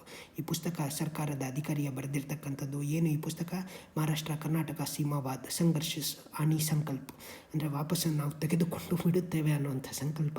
ಆದರೆ ವಾಸ್ತವಿಕವಾಗಿ ನಮಗೆಲ್ಲ ಗೊತ್ತಿರಬೇಕು, ಇದು ಪ್ರಜಾಪ್ರಭುತ್ವ ಮತ್ತು ಸರ್ಕಾರವು ಕೂಡ ತನ್ನ ಪ್ರತಿನಿಧಿತ್ವವನ್ನು ಶಕ್ತವಾಗಿ ಮುಂದಿಡುತ್ತಾ ಸಾಗಬೇಕು, ಹಿಂದೆ ಜರಿಯಬಾರದು ಅನ್ನೋದು ಕೂಡ ನಮಗೆ ನೆನಪಿರಬೇಕು. ಮತ್ತು ಗಡಿ ಪ್ರದೇಶದಲ್ಲಿರ್ತಕ್ಕಂಥ ಪ್ರದೇಶಗಳಲ್ಲಿ ಹೆಚ್ಚು ಕನ್ನಡೀಕರಣ ಮತ್ತು ಕನ್ನಡದ ಒಂದು ಆಸ್ತಿ ಅಭಿವೃದ್ಧಿಯನ್ನು ಡೆವಲಪ್ ಮಾಡ್ತಾ ಅದರ ಮೇಲೆ ನಿರಂತರವಾದಂಥ ಒಂದು ಕಣ್ಣಿಡುವುದಂದರೆ ಸಕಾರಾತ್ಮಕವಾಗಿ, ಆಡಳಿತಾತ್ಮಕವಾಗಿ ಕಣ್ಣಿಡಬೇಕಾದಂಥ ಅನಿವಾರ್ಯತೆಯು ಕೂಡ ನಮ್ಮ ಮುಂದಿದೆ. ಮನೆ ಬಾಗಿಲಿಗೆ ಪಿಂಚಣಿ ನವೋದಯ ಆ್ಯಪ್ನ ಬಗ್ಗೆ ನಾವು ಮಾತಾಡಿದ್ವಿ. ಸಭಾಪತಿ ಉಪಸಭಾಪತಿ ನಾಟ್ ನೆಸೆಸರಿ. ದಕ್ಷಿಣ ಭಾರತದ ಕುಂಭಮೇಳ, ಇಲ್ಲಿ ಗವಿ ಮಠಕ್ಕೆ 800 ವರ್ಷಗಳ ಇತಿಹಾಸ. ಅಲ್ಲಿ ತ್ರಿವಿಧ ದಾಸೋಹ, ಅದು ಅನ್ನಾಕ್ಷರ ಅಧ್ಯಾತ್ಮದ ಬಗ್ಗೆ ಆಗಿರ್ಬೋದು. ಆ್ಯಂಡ್ ಅಪ್ಪನ ಜಾತ್ರೆಯ ವಿಶೇಷತೆ ಯಾಕೆ, ಇದು ಗವಿ ಸಿದ್ದೇಶ್ವರ ಮಹಾಜಾತ್ರೋತ್ಸವಕ್ಕೆ ಏನು ವಿಶೇಷತೆ, ಯಾಕೆ ವರ್ಷ ಆಗುತ್ತೆ, ಹೇಗಾಗುತ್ತೆ, ಏನಿದೆ, ಲೊಕೇಶನ್ ಏನು, ಇದೆಲ್ಲವನ್ನು ತಿಳ್ಕೊಂಡ್ರೆ ಉತ್ತಮ. ಯಾವಾಗಲೂ ಕೂಡ ಗವಿ ಸಿದ್ದೇಶ್ವರ ಮತ್ತೆ ಈ ಒಂದೊಂದು ಇದರಲ್ಲಿ ಚರ್ಚೆಯಲ್ಲಿ ಇರ್ತಕ್ಕಂಥದ್ದು, ಅಲ್ಲಿ ಸೇರುವಂಥ ಜನರಾಗಿರ್ಬೋದು ಅಥವಾ ಬೇರೆ ಬೇರೆ ಕಾರಣದಿಂದ, ಅದಕ್ಕೋಸ್ಕರ ಅಜ್ಜನ ಜಾತ್ರೆ ಮತ್ತು ಗವಿ ಮಠ ಅನ್ನುವಂಥದ್ದು ಕೊಪ್ಪಳದಲ್ಲಿ ಇರ್ತಕ್ಕಂಥದ್ದನ್ನು ಮತ್ತೆ ನೆನಪಲ್ಲಿ ಇಟ್ಕೊಂಡಿರಬೇಕು. ಉತ್ತಮ ಯೋಜನೆ. ಹಿರಿಯರಿಗೆ ಪಿಂಚಣಿ ಕೊಡುವಂಥದ್ದು ಉತ್ತಮ, ಆಲೋಚನೆ ಉತ್ತಮ ಮತ್ತು ಹೀಗೆ ಮಧ್ಯವರ್ತಿಗಳಿಂದ ಬೇರೆ ಬೇರೆ ಸಮಸ್ಯೆಗಳಿಂದ, ಸವಾಲುಗಳಿಂದ ದೂರೀಕರಿಸಲಿಕ್ಕೆ ಉತ್ತಮ. ಆದರೆ make sure that will be implemented to its best of its possibility ಅಥವಾ ಇನ್ ಇಟ್ಸ್ ಬೆಸ್ಟ್ ಅಥವಾ most effective way. So that only then ಏನು ಜನಸಾಮಾನ್ಯರ ಶ್ರಮ ಸಮಯ ಎರಡೂ ಉಳಿಯುತ್ತದೆ. ಹೊಸ ಪಿಂಚಣಿ ಯೋಜನೆ ಸಮರ್ಪಕವಾಗಿ ಅನುಷ್ಠಾನವಾದಾಗ ಇಂಥ ಸುಧಾರಣೆಗಳಿಗೆ ಪ್ರೇರಣೆ ಆಗುತ್ತೆ ಮತ್ತು ಸರ್ಕಾರದ ಹೆಸರು ಕೂಡ ಒಳ್ಳೆಯದಾಗಿ ಒಂದೊಂದು ನಿರೂಪಣೆ ಆಗುತ್ತೆ. ಆ್ಯಂಡ್ ಇಂಥ ಒಂದು ಪ್ರಥಮ ಆಲೋಚನೆ, ಒಂದು ಡೈರೆಕ್ಟ್ ಕ್ಯಾಶ್ ಟ್ರಾನ್ಸ್ಫರ್, ಇನ್ನೊಂದು ಮನೆ ಬಾಗಿಲಿಗೆ ಯೋಜನೆಯನ್ನು ತಲುಪಿಸುವಂಥದ್ದು good concept. But it should not be wasted in its implementation, but it should be implemented most effectively. ಅಡೆತಡೆಗಳ ನಡುವೆ ಸಾಧನೆ ಓಟ. ಈಗೇನು ಇಲ್ಲಿ ಒಂದು ಅನಾ ಫಿಡೆಲಿಯಾ ಅನ್ನುವಂಥ ಕ್ಯೂಬಾ ದೇಶದ ಒಬ್ಬ ಅಥ್ಲೀಟ್ ಬಗ್ಗೆ ಆಕೆ ತನ್ನ ಮುಂದೆ ಇರ್ತಕ್ಕಂಥ ಸವಾಲು ಮಿತಿಗಳನ್ನು ಮೀರಿ ಹೇಗೆ ಸಾಧಿಸಿ ತೋರಿಸಿದ್ರು. ಯಾಕಂದರೆ ಚಾಂಪಿಯನ್ ಆಗಲಿಕ್ಕೆ ಸ್ಪರ್ಧೆ ಮಾಡಬೇಕು, ಆದರೆ ಅತ್ಯುತ್ತಮ ಚಾಂಪಿಯನ್ ಆಗಲಿಕ್ಕೆ ಅತ್ಯುತ್ತಮರ ಜೊತೆಗೆ ಸ್ಪರ್ಧೆ ಮಾಡಬೇಕು. ಅದೇ ರೀತಿಯಲ್ಲಿ ಆಕೆ ಛಲ ಬಿಡದ ಸಾಹಸದಿಂದ ಜಗತ್ತನ್ನು ಬದುಕಲಿಕ್ಕೆ ಇನ್ನೂ ಉತ್ತಮ ಸ್ಥಳವಾಗಿಸಿದ್ದಕ್ಕೆ we all must strive to make this world very beautiful ಅನ್ನುವಂಥ ಒಂದು ಮಾತಿಗೆ ಪೂರಕವಾದಂತೆ ಆಕೆಯ ಒಂದು ಕಥನ ಇಲ್ಲಿದೆ. ಇನ್ಸ್ಪೈರಿಂಗ್ ಥಿಂಗ್, ಓದ್ಬೋದು. ಏಕದಿನ ರ್ಯಾಂಕಿಂಗ್ನಲ್ಲಿ ವಿರಾಟ್ 1ನೇ ಸ್ಥಾನ, ರೋಹಿತ್ ಶರ್ಮಾ 2ನೇ ಸ್ಥಾನ. ICC ಮಾಸಿಕ ಪ್ರಶಸ್ತಿ ಅಶ್ವಿನ್ ಪಂತ್, ನಿಮ್ಗೆ ಗೊತ್ತಿದೆ, ಇತ್ತೀಚೆಗೆ ಆಸ್ಟ್ರೇಲಿಯಾ ಪ್ರವಾಸದಲ್ಲಿ ಒಳ್ಳೆಯ ಪ್ರದರ್ಶನ ನೀಡಿದರು. ಖಾಲಿ ನಿವೇಶನ, ನಮ್ಮ ಎಲ್ಲೋ ಒಂದು ಕಡೆ ಸುತ್ತಮುತ್ತ ಖಾಲಿ ನಿವೇಶನ, ಖಾಲಿ ಸೈಟು, ಇನ್ನೊಂದು ಮತ್ತೊಂದೆಲ್ಲ ಇರುತ್ತೆ. ಅಲ್ಲಿ ಎಲ್ಲರೂ ಹೋಗಿ ನಮ್ಮ ಮನೆಯ ಕಸಗಳನ್ನು ಅಲ್ಲಿ ಹೋಗಿ ಹಾಕುವಂಥದ್ದು, ಪಕ್ಕದ ಮನೆಯವರ ಕಸ ಹೋಗಿ ಅಲ್ಲಿ ಹಾಕುವಂಥದ್ದು, ಇಲ್ಲಿ ಖಾಲಿ ಇದೆ ಅಲ್ಲಿ ಹಾಕುವಂಥ ಒಂದು ಪ್ರತೀತಿ ಇದೆ. ಇದು ಜನರ ಮನಸ್ಥಿತಿಯನ್ನು ತೋರಿಸುತ್ತೆ. 2ನೇದು, ಸರ್ಕಾರವು ಕೂಡ ಕ್ಲೀನ್ ಮಾಡಿಸ್ತಾ ಇರಲ್ಲ. ಖಾಲಿ ಇದ್ದರೆ ಅದು ಕಸದ ತೊಟ್ಟಿ ಅನ್ನೋ ರೀತಿಯಲ್ಲಿ ಆಗಿಬಿಡುತ್ತೆ. 3ನೇದು, ನಗರಾಡಳಿತವು ಕೂಡ ಇದರ ಬಗ್ಗೆ ಗಮನ ಹರಿಸಲ್ಲ. ಇಲ್ಲಿ ಏನು ಹೇಳಲಾಗ್ತಾ ಇದೆ, 3 ನೆಲೆಯಲ್ಲಿ ಆಲೋಚನೆ. ಒಂದು, ಜನರ ಮನಸ್ಥಿತಿ ಬದಲಾಗಬೇಕು. 2ನೇದು, ಖಾಲಿ ನಿವೇಶನಗಳು ಕಸದ ತೊಟ್ಟಿ ಅಲ್ಲ, ನಗರಾಡಳಿತ ಮತ್ತು ಸರ್ಕಾರವು ಕೂಡ ಅದನ್ನು ತೆಗೆದುಕೊಳ್ಳಿಕ್ಕೆ ವ್ಯವಸ್ಥೆ ಮಾಡಬೇಕು. ಮತ್ತು ಕೆಲವೊಂದು ಸಂದರ್ಭದಲ್ಲಿ ಇದು ಯಾಕೆ ಆಗುತ್ತದೆ ಹೀಗೆ ಅಂತ ಹೇಳಿದರೆ, ಎಲ್ಲಿ ಕಸ ವಿಲೇವಾರಿ ಅಥವಾ ಕಸದ ಶೇಖರಣೆ ಆಗುವುದಿಲ್ಲ, ಸಂಗ್ರಹಣೆ ಆಗುವುದಿಲ್ಲ ಅಂಥ ಕಡೆಗಳಲ್ಲಿ ಜನರಿಗೆ ಅದು ಸುಲಭವಾಗಿ ಸಿಗುತ್ತೆ. ಹಾಗಾಗಿ ಜನರ ಮನೆಗಳಿಗೆ ಕಸ ವಿಲೇವಾರಿ ಸೂಕ್ಷ್ಮ ಪ್ರದೇಶಗಳಲ್ಲಿ, ಸಂಕೀರ್ಣ ಪ್ರದೇಶಗಳಲ್ಲಿಯೂ ಕೂಡ ಎಫೆಕ್ಟಿವ್ ಆಗಿ ಮಾಡುವಂಥದ್ದು ಅನಿವಾರ್ಯ. ಖಾಲಿ ಸ್ಥಳಗಳು, ಗಲೀಜು ತೊಟ್ಟಿಗಳೆಲ್ಲ ಅಥವಾ ಅದು ಒಂದು ರೀತಿಯ ಎನ್ವೈರ್ಮೆಂಟ್ ಡಿಗ್ರೇಡೇಷನ್ ಮಾತ್ರ ಅಲ್ಲ, ಬ್ಯೂಟಿಫಿಕೇಷನ್ಗೂ ಕೂಡ ಹಾನಿಯನ್ನು ಉಂಟು ಮಾಡುವಂಥದ್ದು. ಪಡಿತರ ಚೀಟಿದಾರರಿಗೆ ಜೋಳ ರಾಗಿ ಬಹುದಿನಗಳ ಬೇಡಿಕೆಗೆ ಸಿಕ್ಕ ಪುರಸ್ಕಾರ. ನಮಗೆಲ್ಲ ಗೊತ್ತು, ಇಷ್ಟು ವರ್ಷ ಪಬ್ಲಿಕ್ PDS ಅಂತ ಏನು ಕರೀತೇವೆ, ನಮ್ಮ distribution system, public distribution system. FCI ಸಾಮಾನ್ಯವಾಗಿ ರೈತರಿಂದ ಪ್ರೊಕ್ಯೂರ್ ಮಾಡುತ್ತೆ ಮತ್ತು ಕಡಿಮೆ ಬೆಲೆಗೆ ಜನರಿಗೆ BPL ಆಗಿರ್ಬೋದು ಅಥವಾ ಕೆಳಗಡೆ ಇರ್ತಕ್ಕಂಥ ಆದಾಯದಲ್ಲಿ ಆರ್ಥಿಕವಾಗಿ ಕೆಳಗಡೆ ಇರ್ತಕ್ಕಂಥ ಜನರಿಗೆ ಈ PDSನ ಮೂಲಕ ಆಹಾರ ಧಾನ್ಯಗಳನ್ನು ಒದಗಿಸುವಂಥ ಒಂದು ಪ್ರತೀತಿ ಇದೆ. ನ್ಯಾಷನಲ್ ಫುಡ್ ಸೆಕ್ಯೂರಿಟಿ ಆ್ಯಕ್ಟ್ ಆದ ಮೇಲೆ ಇದರ ಬಗ್ಗೆ ಅಧಿಕೃತವಾಗಿ ಎಲ್ಲ ಯಾರ್ಯಾರಿಗೆ ಸಿಗಬೇಕು, ಎಷ್ಟೆಷ್ಟು ಸಿಗಬೇಕು ಅನ್ನೋಂಥ ಪ್ರಮಾಣ. ಆದರೆ ಅನೇಕ ವರ್ಷಗಳಿಂದ ನಮ್ಮಲ್ಲಿದ್ದದ್ದು ಏನು, ಬರೀ ಅಕ್ಕಿ, ಎಲ್ಲರಲ್ಲಿ ಅಕ್ಕಿ, ಎಲ್ಲಿ ಹೋದರೂ ಕೂಡ. ಈಗ ಜೋಳ ತಿನ್ನುವ ಪ್ರದೇಶದಲ್ಲಿಯೂ ಅಕ್ಕಿ, ರಾಗಿ ತಿನ್ನುವ ಪ್ರದೇಶದಲ್ಲಿಯೂ ಅಕ್ಕಿ. ಆದರೆ ಈಗ ಏನಾಗಿದೆ, food diversification, food basket, nutrition, ಪೌಷ್ಟಿಕತೆ, ಕುಪೌಷ್ಟಿಕತೆಯಿಂದ ಪರಿಹಾರಾರ್ಥವಾಗಿ ಒಂದು ಕಡೆ ಬಡತನ, ಇನ್ನೊಂದು ಕಡೆ ಹಸಿವು, ಇವೆರಡನ್ನು ನೀಗಿಸಲಿಕ್ಕೆ ಫುಡ್ನಲ್ಲಿ ಡೈವರ್ಸಿಫಿಕೇಷನ್ ಬೇಕು. ಒಂದೇ ಆಹಾರ ಅಲ್ಲ, ನ್ಯೂಟ್ರಿಷನ್ ಪೊಟೆನ್ಷಿಯಲ್ ಬೇಕು ಅಂತ ಹೇಳಿದರೆ ಅದಕ್ಕೆ ಅಕ್ಕಿ, ಜೋಳ, ಬೇಳೆ, ಕಾಳು, ಅದೇ ರೀತಿಯಲ್ಲಿ ಕಡಲೆ, ಬೇರೆ ಬೇರೆ ರೀತಿಯಾದಂಥ ದವಸ ಧಾನ್ಯಗಳನ್ನು ಜನರಿಗೆ ಕೊಡಬೇಕಾದಂಥ ಅನಿವಾರ್ಯತೆ ಇದೆ. ಈ ಒಂದು ಕ್ರಮದಿಂದ ಏನಾಗುತ್ತದೆ, ಜನರಿಗೆ ಬೇಕಾದಂಥ ಆಹಾರ ಸಿಗುತ್ತದೆ. ರಾಗಿ ತಿನ್ನೋನು ರಾಗಿ ತಿನ್ಬೋದು, ಜೋಳ ತಿನ್ನೋನು ಜೋಳ ತಿನ್ಬೋದು. ಈ ಸರ್ವಜ್ಞನ ವಚನ ಇದೆಯಲ್ಲ, ಅಕ್ಕಿ ತಿಂದವನು ಹಕ್ಕಿ ಅಂತಾದ, ರಾಗಿ ತಿಂದವನು ನಿರೋಗಿ, ಜೋಳ ತಿಂದವನು ತೋಳ ಅಂಥೇಳಿ. ಹಾಗಾಗಿ ಮೂರನ್ನು ಕೂಡ ಸಮ ಪ್ರಮಾಣದಲ್ಲಿ ಸಿಗುವ ರೀತಿಯಲ್ಲಿ ಮಾಡಿದರೆ ರೈತರಿಗೂ ಕೂಡ ಒಂದು ಇನ್ಸೆಂಟಿವ್. ಏನು incentive? Food corporation of India procure ಮಾಡುತ್ತೆ ಅಂತ ಹೇಳಿದರೆ ಅವರು ಕೂಡ ಫುಡ್ ಡೈವರ್ಸಿಫಿಕೇಷನ್ ಮಾಡ್ಬೋದು. ಬರೀ ಇಂಟೆನ್ಸಿವ್ ಆದಂಥ, ಬರೀ ಗ್ರೀನ್ ರೆವಲ್ಯೂಷನ್ ನಂತರ ನಮ್ಮಲ್ಲಿ ಒಂದು ಕಾಲದಲ್ಲಿ ಹೇಗಿತ್ತು ಅಂತ ಹೇಳಿದ್ರೆ, ಗ್ರೀನ್ ರೆವಲ್ಯೂಷನ್ ಪೂರ್ವದಲ್ಲಿ ನಾವು ಅಮೇರಿಕದ ಮುಂದೆ ಬೇಡುತ್ತಿದ್ದವಿ, ನಮ್ಗೆ ಆಹಾರ ಬೇಕು, ವೀಟ್ ಕೊಡಿ, ಇನ್ನೊಂದು ಕೊಡಿ, ಆಹಾರ ಕೊಡಿ. ಗ್ರೀನ್ ರೆವಲ್ಯೂಷನ್ ಆಯಿತು, ಸೆಲ್ಫ್ ಸಸ್ಟೈನಬಲ್ ಆಯಿತು. ಇವತ್ತು ಎಕ್ಸ್ಟ್ರಾ ಮಟ್ಟಿಗೆ ಅಂದರೆ ಗೋಡೌನ್ಗಳಲ್ಲಿ ಅಕ್ಕಿಯೂ ಕೂಡ ಕೊಳೆತು ಹೋಗುವಷ್ಟರ ಮಟ್ಟಿಗೆ ನಮ್ಮಲ್ಲಿ ಪ್ರೊಕ್ಯೂರ್ ಮಾಡಿ ಇಟ್ಕೊಂಡಿರ್ತೇವೆ.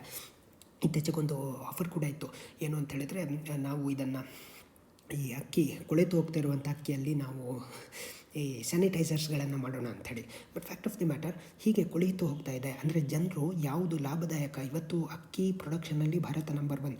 ಎಲ್ಲರೂ ಅಕ್ಕಿಯನ್ನೇ ಬೆಳೆದರೆ, ಎಲ್ಲರೂ ವಾಟರ್ ಇಂಟೆನ್ಸಿವ್ ಕ್ರಾಪ್ಗಳನ್ನು ಬೆಳೆದರೆ ಭೂಮಿ ಅರಿಡ್ ಆಗುತ್ತೆ, ಭೂಮಿ ಡೆಸರ್ಟಿಫಿಕೇಷನ್ ಆಗುತ್ತೆ. ಹಾಗಾಗಿ ಕ್ರಾಪ್ ಡೈವರ್ಸಿಫಿಕೇಷನ್ ಕೂಡ ಬೇಕು. ಕ್ರಾಪ್ ಡೈವರ್ಸಿಫಿಕೇಷನ್ ಯಾಕೆ ಬೇಕು? ಒಂದು ಕಡೆ ಆಹಾರದ ಡೈವರ್ಸಿಫಿಕೇಷನ್ ಜೊತೆಗೆ ಭೂಮಿಯ ಡೈವರ್ಸಿಫಿಕೇಷನ್ ಆಗುತ್ತೆ. ಭೂಮಿ ಡೈವರ್ಸಿಫಿಕೇಷನ್ ಮಾತ್ರ ಅಲ್ಲ, ಈ ಆಹಾರ ಡೈವರ್ಸಿಫಿಕೇಷನನ್ನು ಏನಾದರೂ ಪ್ರಮೋಷನ್ಗಳ ಮೂಲಕ FCI ಆಗಿರ್ಬೋದು ಇವರೆಲ್ಲ ಪ್ರೊಕ್ಯೂರ್ ಮಾಡ್ತಾರೆ ಅಂತ ಹೇಳಿದ್ರೆ ಜನರಿಗೂ ಕೂಡ ಒಂದು ಇನ್ಸೆಂಟಿವ್ ಸಿಗುತ್ತೆ. ಆ್ಯಂಡ್ ಆಹಾರದ ಫುಡ್ ಬಾಸ್ಕೆಟ್ನಲ್ಲಿಯೂ ಕೂಡ ಡೈವರ್ಸಿಫಿಕೇಷನ್ ಇದ್ದಾಗ ಒಳ್ಳೆಯ ನ್ಯೂಟ್ರಿಷನ್ ಸಿಗುತ್ತೆ. ನಮಗೆಲ್ಲ ಗೊತ್ತು, ಈ ಗರೀಬಿ ಹಟಾವೋದಿಂದ ಅನ್ನಭಾಗ್ಯದವರೆಗಿನ ಹಲವು ಯೋಜನೆಗಳು ಬಡತನದ ಉದ್ದೇಶದಿಂದಲೇ ರೂಪುಗೊಂಡಿರ್ತಕ್ಕಂಥದ್ದು. ಬಡತನ ಮತ್ತು ಈ ಹಸಿವನ್ನು ನಿರ್ಮೂಲನೆಗೊಳಿಸಲಿಕ್ಕೋಸ್ಕರ ಪಡಿತರ ವಿತರಣಾ ವ್ಯವಸ್ಥೆಯನ್ನು ಇನ್ನಷ್ಟು ಪಾರದರ್ಶಕ ಮಾಡಬೇಕು. ಮಧ್ಯವರ್ತಿಗಳು ಬರಬಾರ್ದು, ಲೀಕ್ ಪ್ರೂಫ್ ಆಗಿರಬೇಕು. ಆ್ಯಂಡ್ ಪ್ರೊಕ್ಯೂರ್ಮೆಂಟಲ್ಲೂ ಕೂಡ ಅಕ್ಕಿ ಕಡಿಮೆ ಆಗುತ್ತೆ, ರಾಗಿ ಮತ್ತು ಜೋಳ ಜಾಸ್ತಿ ಆಗುತ್ತೆ. ಉತ್ತರ ಕರ್ನಾಟಕದಲ್ಲಿ ಜೋಳ ತೊಗೊಳ್ಬೋದು, ಮಧ್ಯ ಕರ್ನಾಟಕದಲ್ಲಿ ರಾಗಿ ತೊಗೊಳ್ಬೋದು. ನಮಗೊತ್ತು ಈ ರಾಗಿ ಮತ್ತು ಅಕ್ಕಿಯ ಕಥೆಯನ್ನು ರಾಮಧಾನ್ಯ ಚರಿತೆಯಲ್ಲಿ ಹೇಗೆ ಬರೆದಿದ್ದಾರೆ. ಬಟ್ ಎಲ್ಲ ಧಾನ್ಯಗಳಿಗೂ ಕೂಡ ಪ್ರತಿಯೊಂದಕ್ಕೂ ಕೂಡ ಅದರದ್ದೇ ಆದಂಥ ಒಂದು ಇಂಪಾರ್ಟೆನ್ಸ್ ಇರುತ್ತೆ. ಮನುಷ್ಯನ ಎಲ್ಲ ರೀತಿಯ ಅಗತ್ಯಗಳನ್ನು ಪಟ್ಟಿ ಮಾಡಿ ಶ್ರೇಣೀಕರಿಸಿ ಅವುಗಳನ್ನು ಒಂದು ಪಿರಮಿಡಿನ ಆಕಾರದಲ್ಲಿ ಮಂಡಿಸಿದರು. ಯಾರು? ನಮ್ಮ ಅಬ್ರಹಾಂ ಮ್ಯಾಸ್ಲೋ ಅನ್ನುವಂಥ ಒಬ್ಬ ಮನಃಶಾಸ್ತ್ರಜ್ಞ. ಸೊ ಅದರಲ್ಲಿ ಆಹಾರಕ್ಕೆ ಪ್ರಮುಖವಾದಂಥ ಸ್ಥಾನ. ಯಾಕಂದರೆ ಆಹಾರ ಚೆನ್ನಾಗಿದ್ದರೆ ಮನುಷ್ಯನ ಗುಣಮಟ್ಟ ಪೌಷ್ಟಿಕತೆಯ ಮೂಲಕ ಒಂದು ಮನುಷ್ಯನ ಗುಣಮಟ್ಟ ಸುಧಾರಣೆ ಮಾಡಲಿಕ್ಕೆ ಸಾಧ್ಯ ಇದೆ. ಆ ಕಾರಣದಿಂದ this is going to be a revolutionary thing. ರಾಜ್ಯದಲ್ಲಿ ಸುಮಾರು 4.6 ಕೋಟಿ ಪಡಿತರ ಚೀಟಿದಾರರಿದ್ದಾರೆ. ಇದರಲ್ಲಿ ಕೆಲವೊಂದಷ್ಟು ಮಿಸ್ಯೂಸ್ ಕೂಡ ಆಗ್ತಾ ಇರ್ತಕ್ಕಂಥ ಸತ್ಯ. ಕೆಲವೊಬ್ಬರು ಬೇಡದಿದ್ದರೂ ಕೂಡ ಪಡಿತರ ಚೀಟಿಯ ಒಂದು ಪ್ರಯೋಜನವನ್ನು ಪಡೆದುಕೊಳ್ಳುತ್ತಿರುವುದು ಸತ್ಯ. ಎಲೆಕ್ಷನ್ಸ್ ಸಂದರ್ಭದಲ್ಲಿ ಇದರ ಸಂಖ್ಯೆ ಜಾಸ್ತಿ ಆಗ್ತಾ ಇರುತ್ತೆ ರಾಜಕೀಯ ಕಾರಣದಿಂದ. But fact of the matter, ಸರ್ಕಾರವು ಕೂಡ ಬಹಳ ಸ್ಟೆಬಿಲೈಸ್ ಆದಂಥ, ಬಹಳ ಸ್ಟ್ರಾಂಗ್ ಆದಂಥ, ವಿಜಿಲೆಂಟ್ ಆದಂಥ ಆ್ಯಕ್ಷನನ್ನು ತೆಗೆದುಕೊಳ್ಳಬೇಕು. ಯಾರಿಗೆ ಅನಿವಾರ್ಯತೆ ಇದೆ ಅವರಿಗೆ ಮಾತ್ರ ಕೊಡಬೇಕು. ಇಲ್ಲದಿದ್ದರೆ ಬೊಕ್ಕಸಕ್ಕೆ ಸುಮ್ಮನೆ ಲಾಸ್ ಆಗ್ತಾ ಇರುತ್ತೆ. ಒಬ್ಬನಿಗೆ ಯಾರು ತನ್ನ ಆಹಾರವನ್ನು ಪಡೆದುಕೊಳ್ಳಬಹುದು, ಆದರೂ ಕೂಡ ಆತ ಪಡಿತರ ಮೇಲೆ ಒಂದೊಂದು ಡಿಪೆಂಡೆಂಟ್ ಆಗಿದ್ದಾನೆ. ಅಂದರೆ he is misusing the availability of service provided to the poor ಅನ್ನೋದನ್ನು ನಾವು ಅರ್ಥ ಮಾಡಿಕೊಳ್ಳಬೇಕು. ಆ್ಯಂಡ್ ಅದಕ್ಕೋಸ್ಕರ ಸರ್ಕಾರವು ಕೂಡ ಬಹಳ ವಿಶೇಷವಾಗಿ ಕ್ರಮವನ್ನು ತೆಗೆದುಕೊಳ್ಬೇಕು. ನಮಗೆಲ್ಲ ಗೊತ್ತಿದೆ, ಕೊಟ್ಟ ಕುದುರೆಯನ್ನು ಏರಲು ಅರಿಯದವ ಮತ್ತೊಂದು ಕುದುರೆಯನ್ನು ಬಯಸುವವರು ವೀರರು ಅಲ್ಲ, ಧೀರರು ಅಲ್ಲ ಅಂತ. ಈ ಇರುವಂಥ ಆಪರ್ಚುನಿಟಿಯಲ್ಲಿ ಇರ್ತಕ್ಕಂಥ ಒಂದು ಪೋರ್ಟ್ಫೋಲಿಯೋ ಮಿನಿಸ್ಟ್ರಿ ಏನಿದೆ ಅದನ್ನು ಉತ್ತಮ ಮಾಡ್ತೇನೆ ಅನ್ನೋದು ಬಿಟ್ಟರೆ, ನಂಗೆ ಅದು ಬೇಕು ಇದು ಬೇಕು ಅಂತ ಇನ್ನಷ್ಟು ಕೊಟ್ಟಿರೋದನ್ನು ಬಿಟ್ಟು ಇಲ್ಲದೆ ಇರೋದಕ್ಕೆ ಅವಕಾಶ ಪಡೋದ್ರಲ್ಲಿ ಒಂದಷ್ಟು ಗೊಂದಲ ಅಥವಾ ಬೇರೆದೇ ರೀತಿಯ ಅನುಮಾನವನ್ನು ಮೂಡಿಸುತ್ತೆ. ನಮಗೆಲ್ಲ ಗೊತ್ತು, MLA ಆಗೋದೇ ದೊಡ್ಡ ವಿಷಯ, ಅದರಲ್ಲಿ ಸರ್ಕಾರದ ಭಾಗ ಮಿನಿಸ್ಟ್ರ್ ಆಗೋದೇ ದೊಡ್ಡ ವಿಷಯ. ಅದನ್ನು ಬಿಟ್ಟು ಹಾಗೆ ಸಿಕ್ಕಂಥ ಅವಕಾಶವನ್ನು ಬಿಟ್ಟು ನಂಗೆ ಅದೇ ಮಿನಿಸ್ಟ್ರ್ ಬೇಕು ಇದೇ ಮಿನಿಸ್ಟ್ರ್ ಬೇಕು, ಎಲ್ಲರೂ ಒಂದು ಟಾಪ್ 10 ಮಿನಿಸ್ಟ್ರಿಯನ್ನು ಇಟ್ಕೊಳ್ಳೋದೇ ಆಗಿದ್ದರೆ ಇನ್ನು ಉಳಿದ ಮಿನಿಸ್ಟ್ರಿಗಳನ್ನು ಒಂದಾಗ ಬರ್ಖಾಸ್ತುಗೊಳಿಸಬೇಕು ಅಥವಾ ಅದಕ್ಕೆ ಮೌಲ್ಯ ಇಲ್ಲ ಅಂಥೇಳಿ ಬದಿಗೆ ಸರಿಸ್ಬಿಡಬೇಕು. ಯಾಕೆ ಅಂತೇಳಿದರೆ, ಈ ಕೆಲವೊಂದಷ್ಟು ಮಿನಿಸ್ಟ್ರಿಗಳಿಗೆ ಯುವಜನ, ಕ್ರೀಡೆ ಇವುಗಳಿಗೆ ಯಾರ್ದು ಕೂಡ ಡಿಮ್ಯಾಂಡ್ ಇರೋದಿಲ್ಲ. ಯಾರು ಬೇಡ ಬೇಡ ಅಂತಲೇ ಕೂತ್ಕೊಂಡು ಬಿಡ್ತಾರೆ. ಹಾಗಾದರೆ ಹೀಗೆ ಬೇಡ ಅಂತ ಹೇಳಿದರೆ ಯುವಜನರ ಅಥವಾ ಕ್ರೀಡೆಯ ಇಲಾಖೆಯ ಒಂದು ಆಸ್ತಿಗಳನ್ನು ಬೆಳಗಿಸುವುದಾದರೂ ಹೇಗೆ? ಬೆಳಗಿಸದೇ ಇದ್ದಲ್ಲಿ ಈ ಮಿನಿಸ್ಟ್ರಿಗಳಿಗೆ ಬೆಲೆ ಎಲ್ಲಿ? ಒಂದು ಕಡೆ ಸರ್ಕಾರದ ಫಂಡ್ ಕಡಿಮೆ ಅಂತಲೋ ಅಥವಾ ಇವುಗಳಿಗೆ ಮಿನಿಸ್ಟ್ರುಗಳು ಪ್ರೊಯಾಕ್ಟಿವ್ ಆಗಿ ತಮ್ಮ ಒಂದು ಚಾಲೆಂಜ್ ಆಗಿ ತೆಗೆದುಕೊಳ್ಳದೇ ಇದ್ದಲ್ಲಿ ಸಮಸ್ಯೆ ಅನ್ನುವಂಥದ್ದು ಯಾವಾಗಲೂ ಇದ್ದದ್ದೇ. ಹೀಗಿದ್ದರೆ ಪರಿಹಾರ ಅನ್ನುವಂಥದ್ದು ಸಿಗ್ಲಿಕ್ಕೆ ಸಾಧ್ಯನೇ ಇಲ್ಲ. ಸೊ ಇದು ಬಹಳ ದೊಡ್ಡ ಸವಾಲು ಕೂಡ ಹೌದು. ಆ್ಯಂಡ್ ಮೋಸ್ಟ್ ಇಂಪಾರ್ಟೆಂಟ್ಲಿ, ಹೀಗಿದ್ದಾಗ ಯಾವುದೇ ಮಿನಿಸ್ಟ್ರಿಯ ಬಗ್ಗೆ ನಾವು ಪ್ರಧಾನವಾಗಿ ಬಹಳ ವಿಶೇಷವಾಗಿ ನಾವು ಇದಕ್ಕೆ ಇಂಥ ಒಂದು ಆಲೋಚನೆಯನ್ನು ಯಾವುದೇ ಒಂದು ಸಂದರ್ಭ ಇರ್ಬೋದು, ಖ್ಯಾತೆ ತೆಗೆದ ಒಂದು ರಾಜಕೀಯ ಕಾರಣ ಅಥವಾ ಲಾಭದ ದೃಷ್ಟಿಕೋನವನ್ನು ಬದಿಗೆ ಸರಿಸಿ ಮುಖ್ಯ ಧಾರೆಯಲ್ಲಿ ನಾವು ಆಲೋಚನೆ ಮಾಡಬೇಕು. ಏನು ಇರುವಂಥ ಅವಕಾಶವನ್ನು ಉತ್ತಮವಾಗಿಸೋದು ಹೇಗೆ ಅಂತ. ಅದಕ್ಕೆ ಕೆಲವಷ್ಟು ಉದಾಹರಣೆಗಳನ್ನು ಕೂಡ ಇಲ್ಲಿ ಕೊಡಲಾಗಿದೆ. ಹಿಂದೆ ಎಲ್ಲ ಹೇಗೆ ಒಂದು ಖ್ಯಾತೆಯನ್ನು ಸಿಕ್ಕಿದಾಗ ಹೇಗೆ ಸಮರ್ಥವಾಗಿ ಬೆಳೆಸಿಕೊಂಡು ಸಮಗ್ರವಾಗಿ ಅದನ್ನು ಬೆಳೆಸ್ತಾ ಇದ್ರು ಅಂತ. ಆದರೆ ಈಗೆಲ್ಲ ಏನಾಗಿದೆ, ಒಂದು ರೀತಿಯ ಸ್ವಾರ್ಥವೋ ಅಥವಾ ಯಾವುದೋ ಒಂದು ಉದ್ದೇಶದಿಂದ ಮಾತ್ರ ಖಾತೆಗಳನ್ನು ಕೇಳುವಂಥ ಪರಿಸ್ಥಿತಿ ಬಂದಿದೆ ಅಂತ. This is danger for democracy, danger for representative system, danger for the oath they are taking. Engineering ವಿದ್ಯಾರ್ಥಿಗಳಿಂದ ಉಪಗ್ರಹವನ್ನು ನಾವು ನೋಡಿದ್ವಿ. ಕೋಲ್ಕತ್ತಾದಲ್ಲಿ ಓದನ್ನು ಒಂದಷ್ಟು ಡೆವಲಪ್ ಮಾಡಬೇಕು, ಓದಿನ ಆಸ್ತಿಯನ್ನು ಅಂಥದಕ್ಕೋಸ್ಕರ ಈ ದೋಣಿ ವಿಹಾರದ ಮಧ್ಯದಲ್ಲಿ ಲೈಬ್ರರಿ, ನೆನ್ನೆ ಅಷ್ಟೇ ಬೆಂಗಳೂರಿನಲ್ಲಿ ಒಂದು ಪಾರ್ಕಿನಲ್ಲಿ ಅಥವಾ ಬೆಂಗಳೂರು ಯೂನಿವರ್ಸಿಟಿಯವರು ತಮ್ಮ ಹೊರಗಡೆ ಇರ್ತಕ್ಕಂಥ ನೇಚರ್ ಜೊತೆಗೆ ಒಂದು ಲೈಬ್ರರಿಯನ್ನು ಎಸ್ಟಾಬ್ಲಿಷ್ ಮಾಡುವಂಥ ಪ್ರಯತ್ನ ಮಾಡಿದರು. ಇದು ಮತ್ತೊಂದು ಪ್ರಯತ್ನ.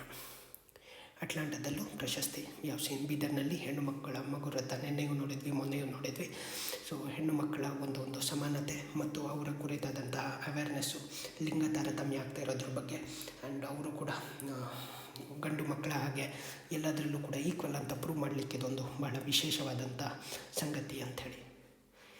ಪರಿಪೂರ್ಣತೆ ಭ್ರಮೆ. ನೀವು ಹೇಗಿದ್ದೀರಿ, ನೀವು ಹಾಗೆ ಬದುಕೋದ್ರಿಂದ ನಿಮ್ಮಲ್ಲಿರ್ತಕ್ಕಂಥ ಉತ್ತಮ ಗುಣಗಳು ಅಥವಾ ನಿಮ್ಮ ಯುನೀಕ್ನೆಸ್ಸನ್ನು ಇನ್ನಷ್ಟು ಎನ್ಶ್ರೈನ್ ಮಾಡೋದ್ರಿಂದ you are going to be better. ಅದಕ್ಕಿಂತ ನಾವು ಪರಿಪೂರ್ಣ, ನಾವು ಹಾಗಿರಬೇಕು ಹೀಗಿರಬೇಕು ಅಂತ ಸಾಗುವುದಕ್ಕಿಂತಲೂ ಕೂಡ ನೀವು ಹೇಗಿದ್ದೀರಿ ಹಾಗೆ ಇನ್ನೊಬ್ಬರಿಗೆ ಪ್ರೇರೇಪಣೆ ನೀಡೋದ್ರಲ್ಲೇ ಹೆಚ್ಚು ಸ್ಯಾಟಿಸ್ಫ್ಯಾಕ್ಷನ್ ಇದೆ.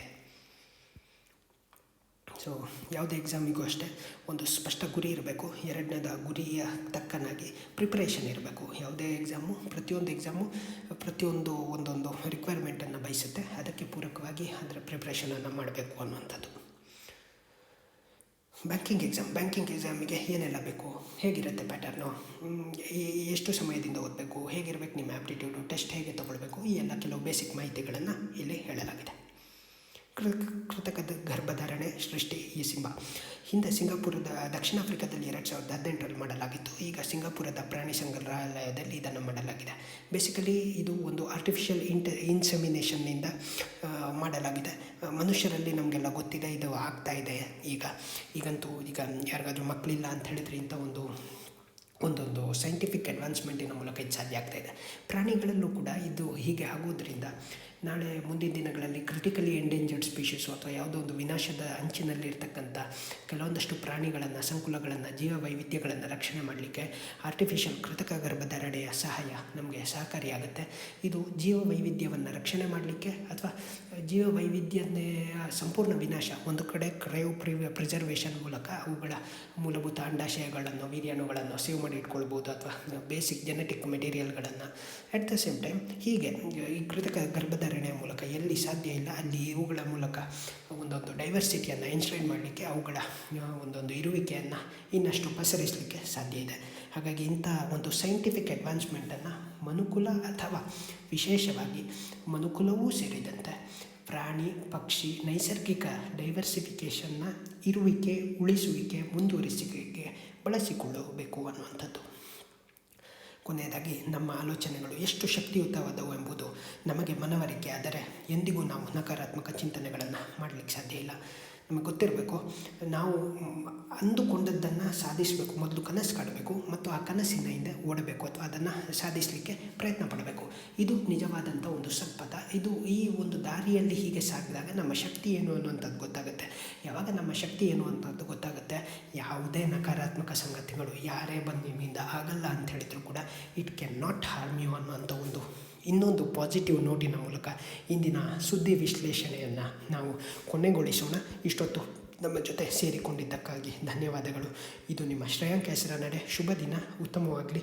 ಇನ್ನಷ್ಟು ಒಳ್ಳೆಯ ವಿಚಾರಗಳನ್ನು ಓದ್ತಾ ಇರಿ, ಓದಿನ ಅಧ್ಯಯನವನ್ನು ಮುಂದುವರಿಸ್ತಾ ಇರಿ. ಧನ್ಯವಾದ. ಜೈ ಹಿಂದ್. ಶುಭ ದಿನ.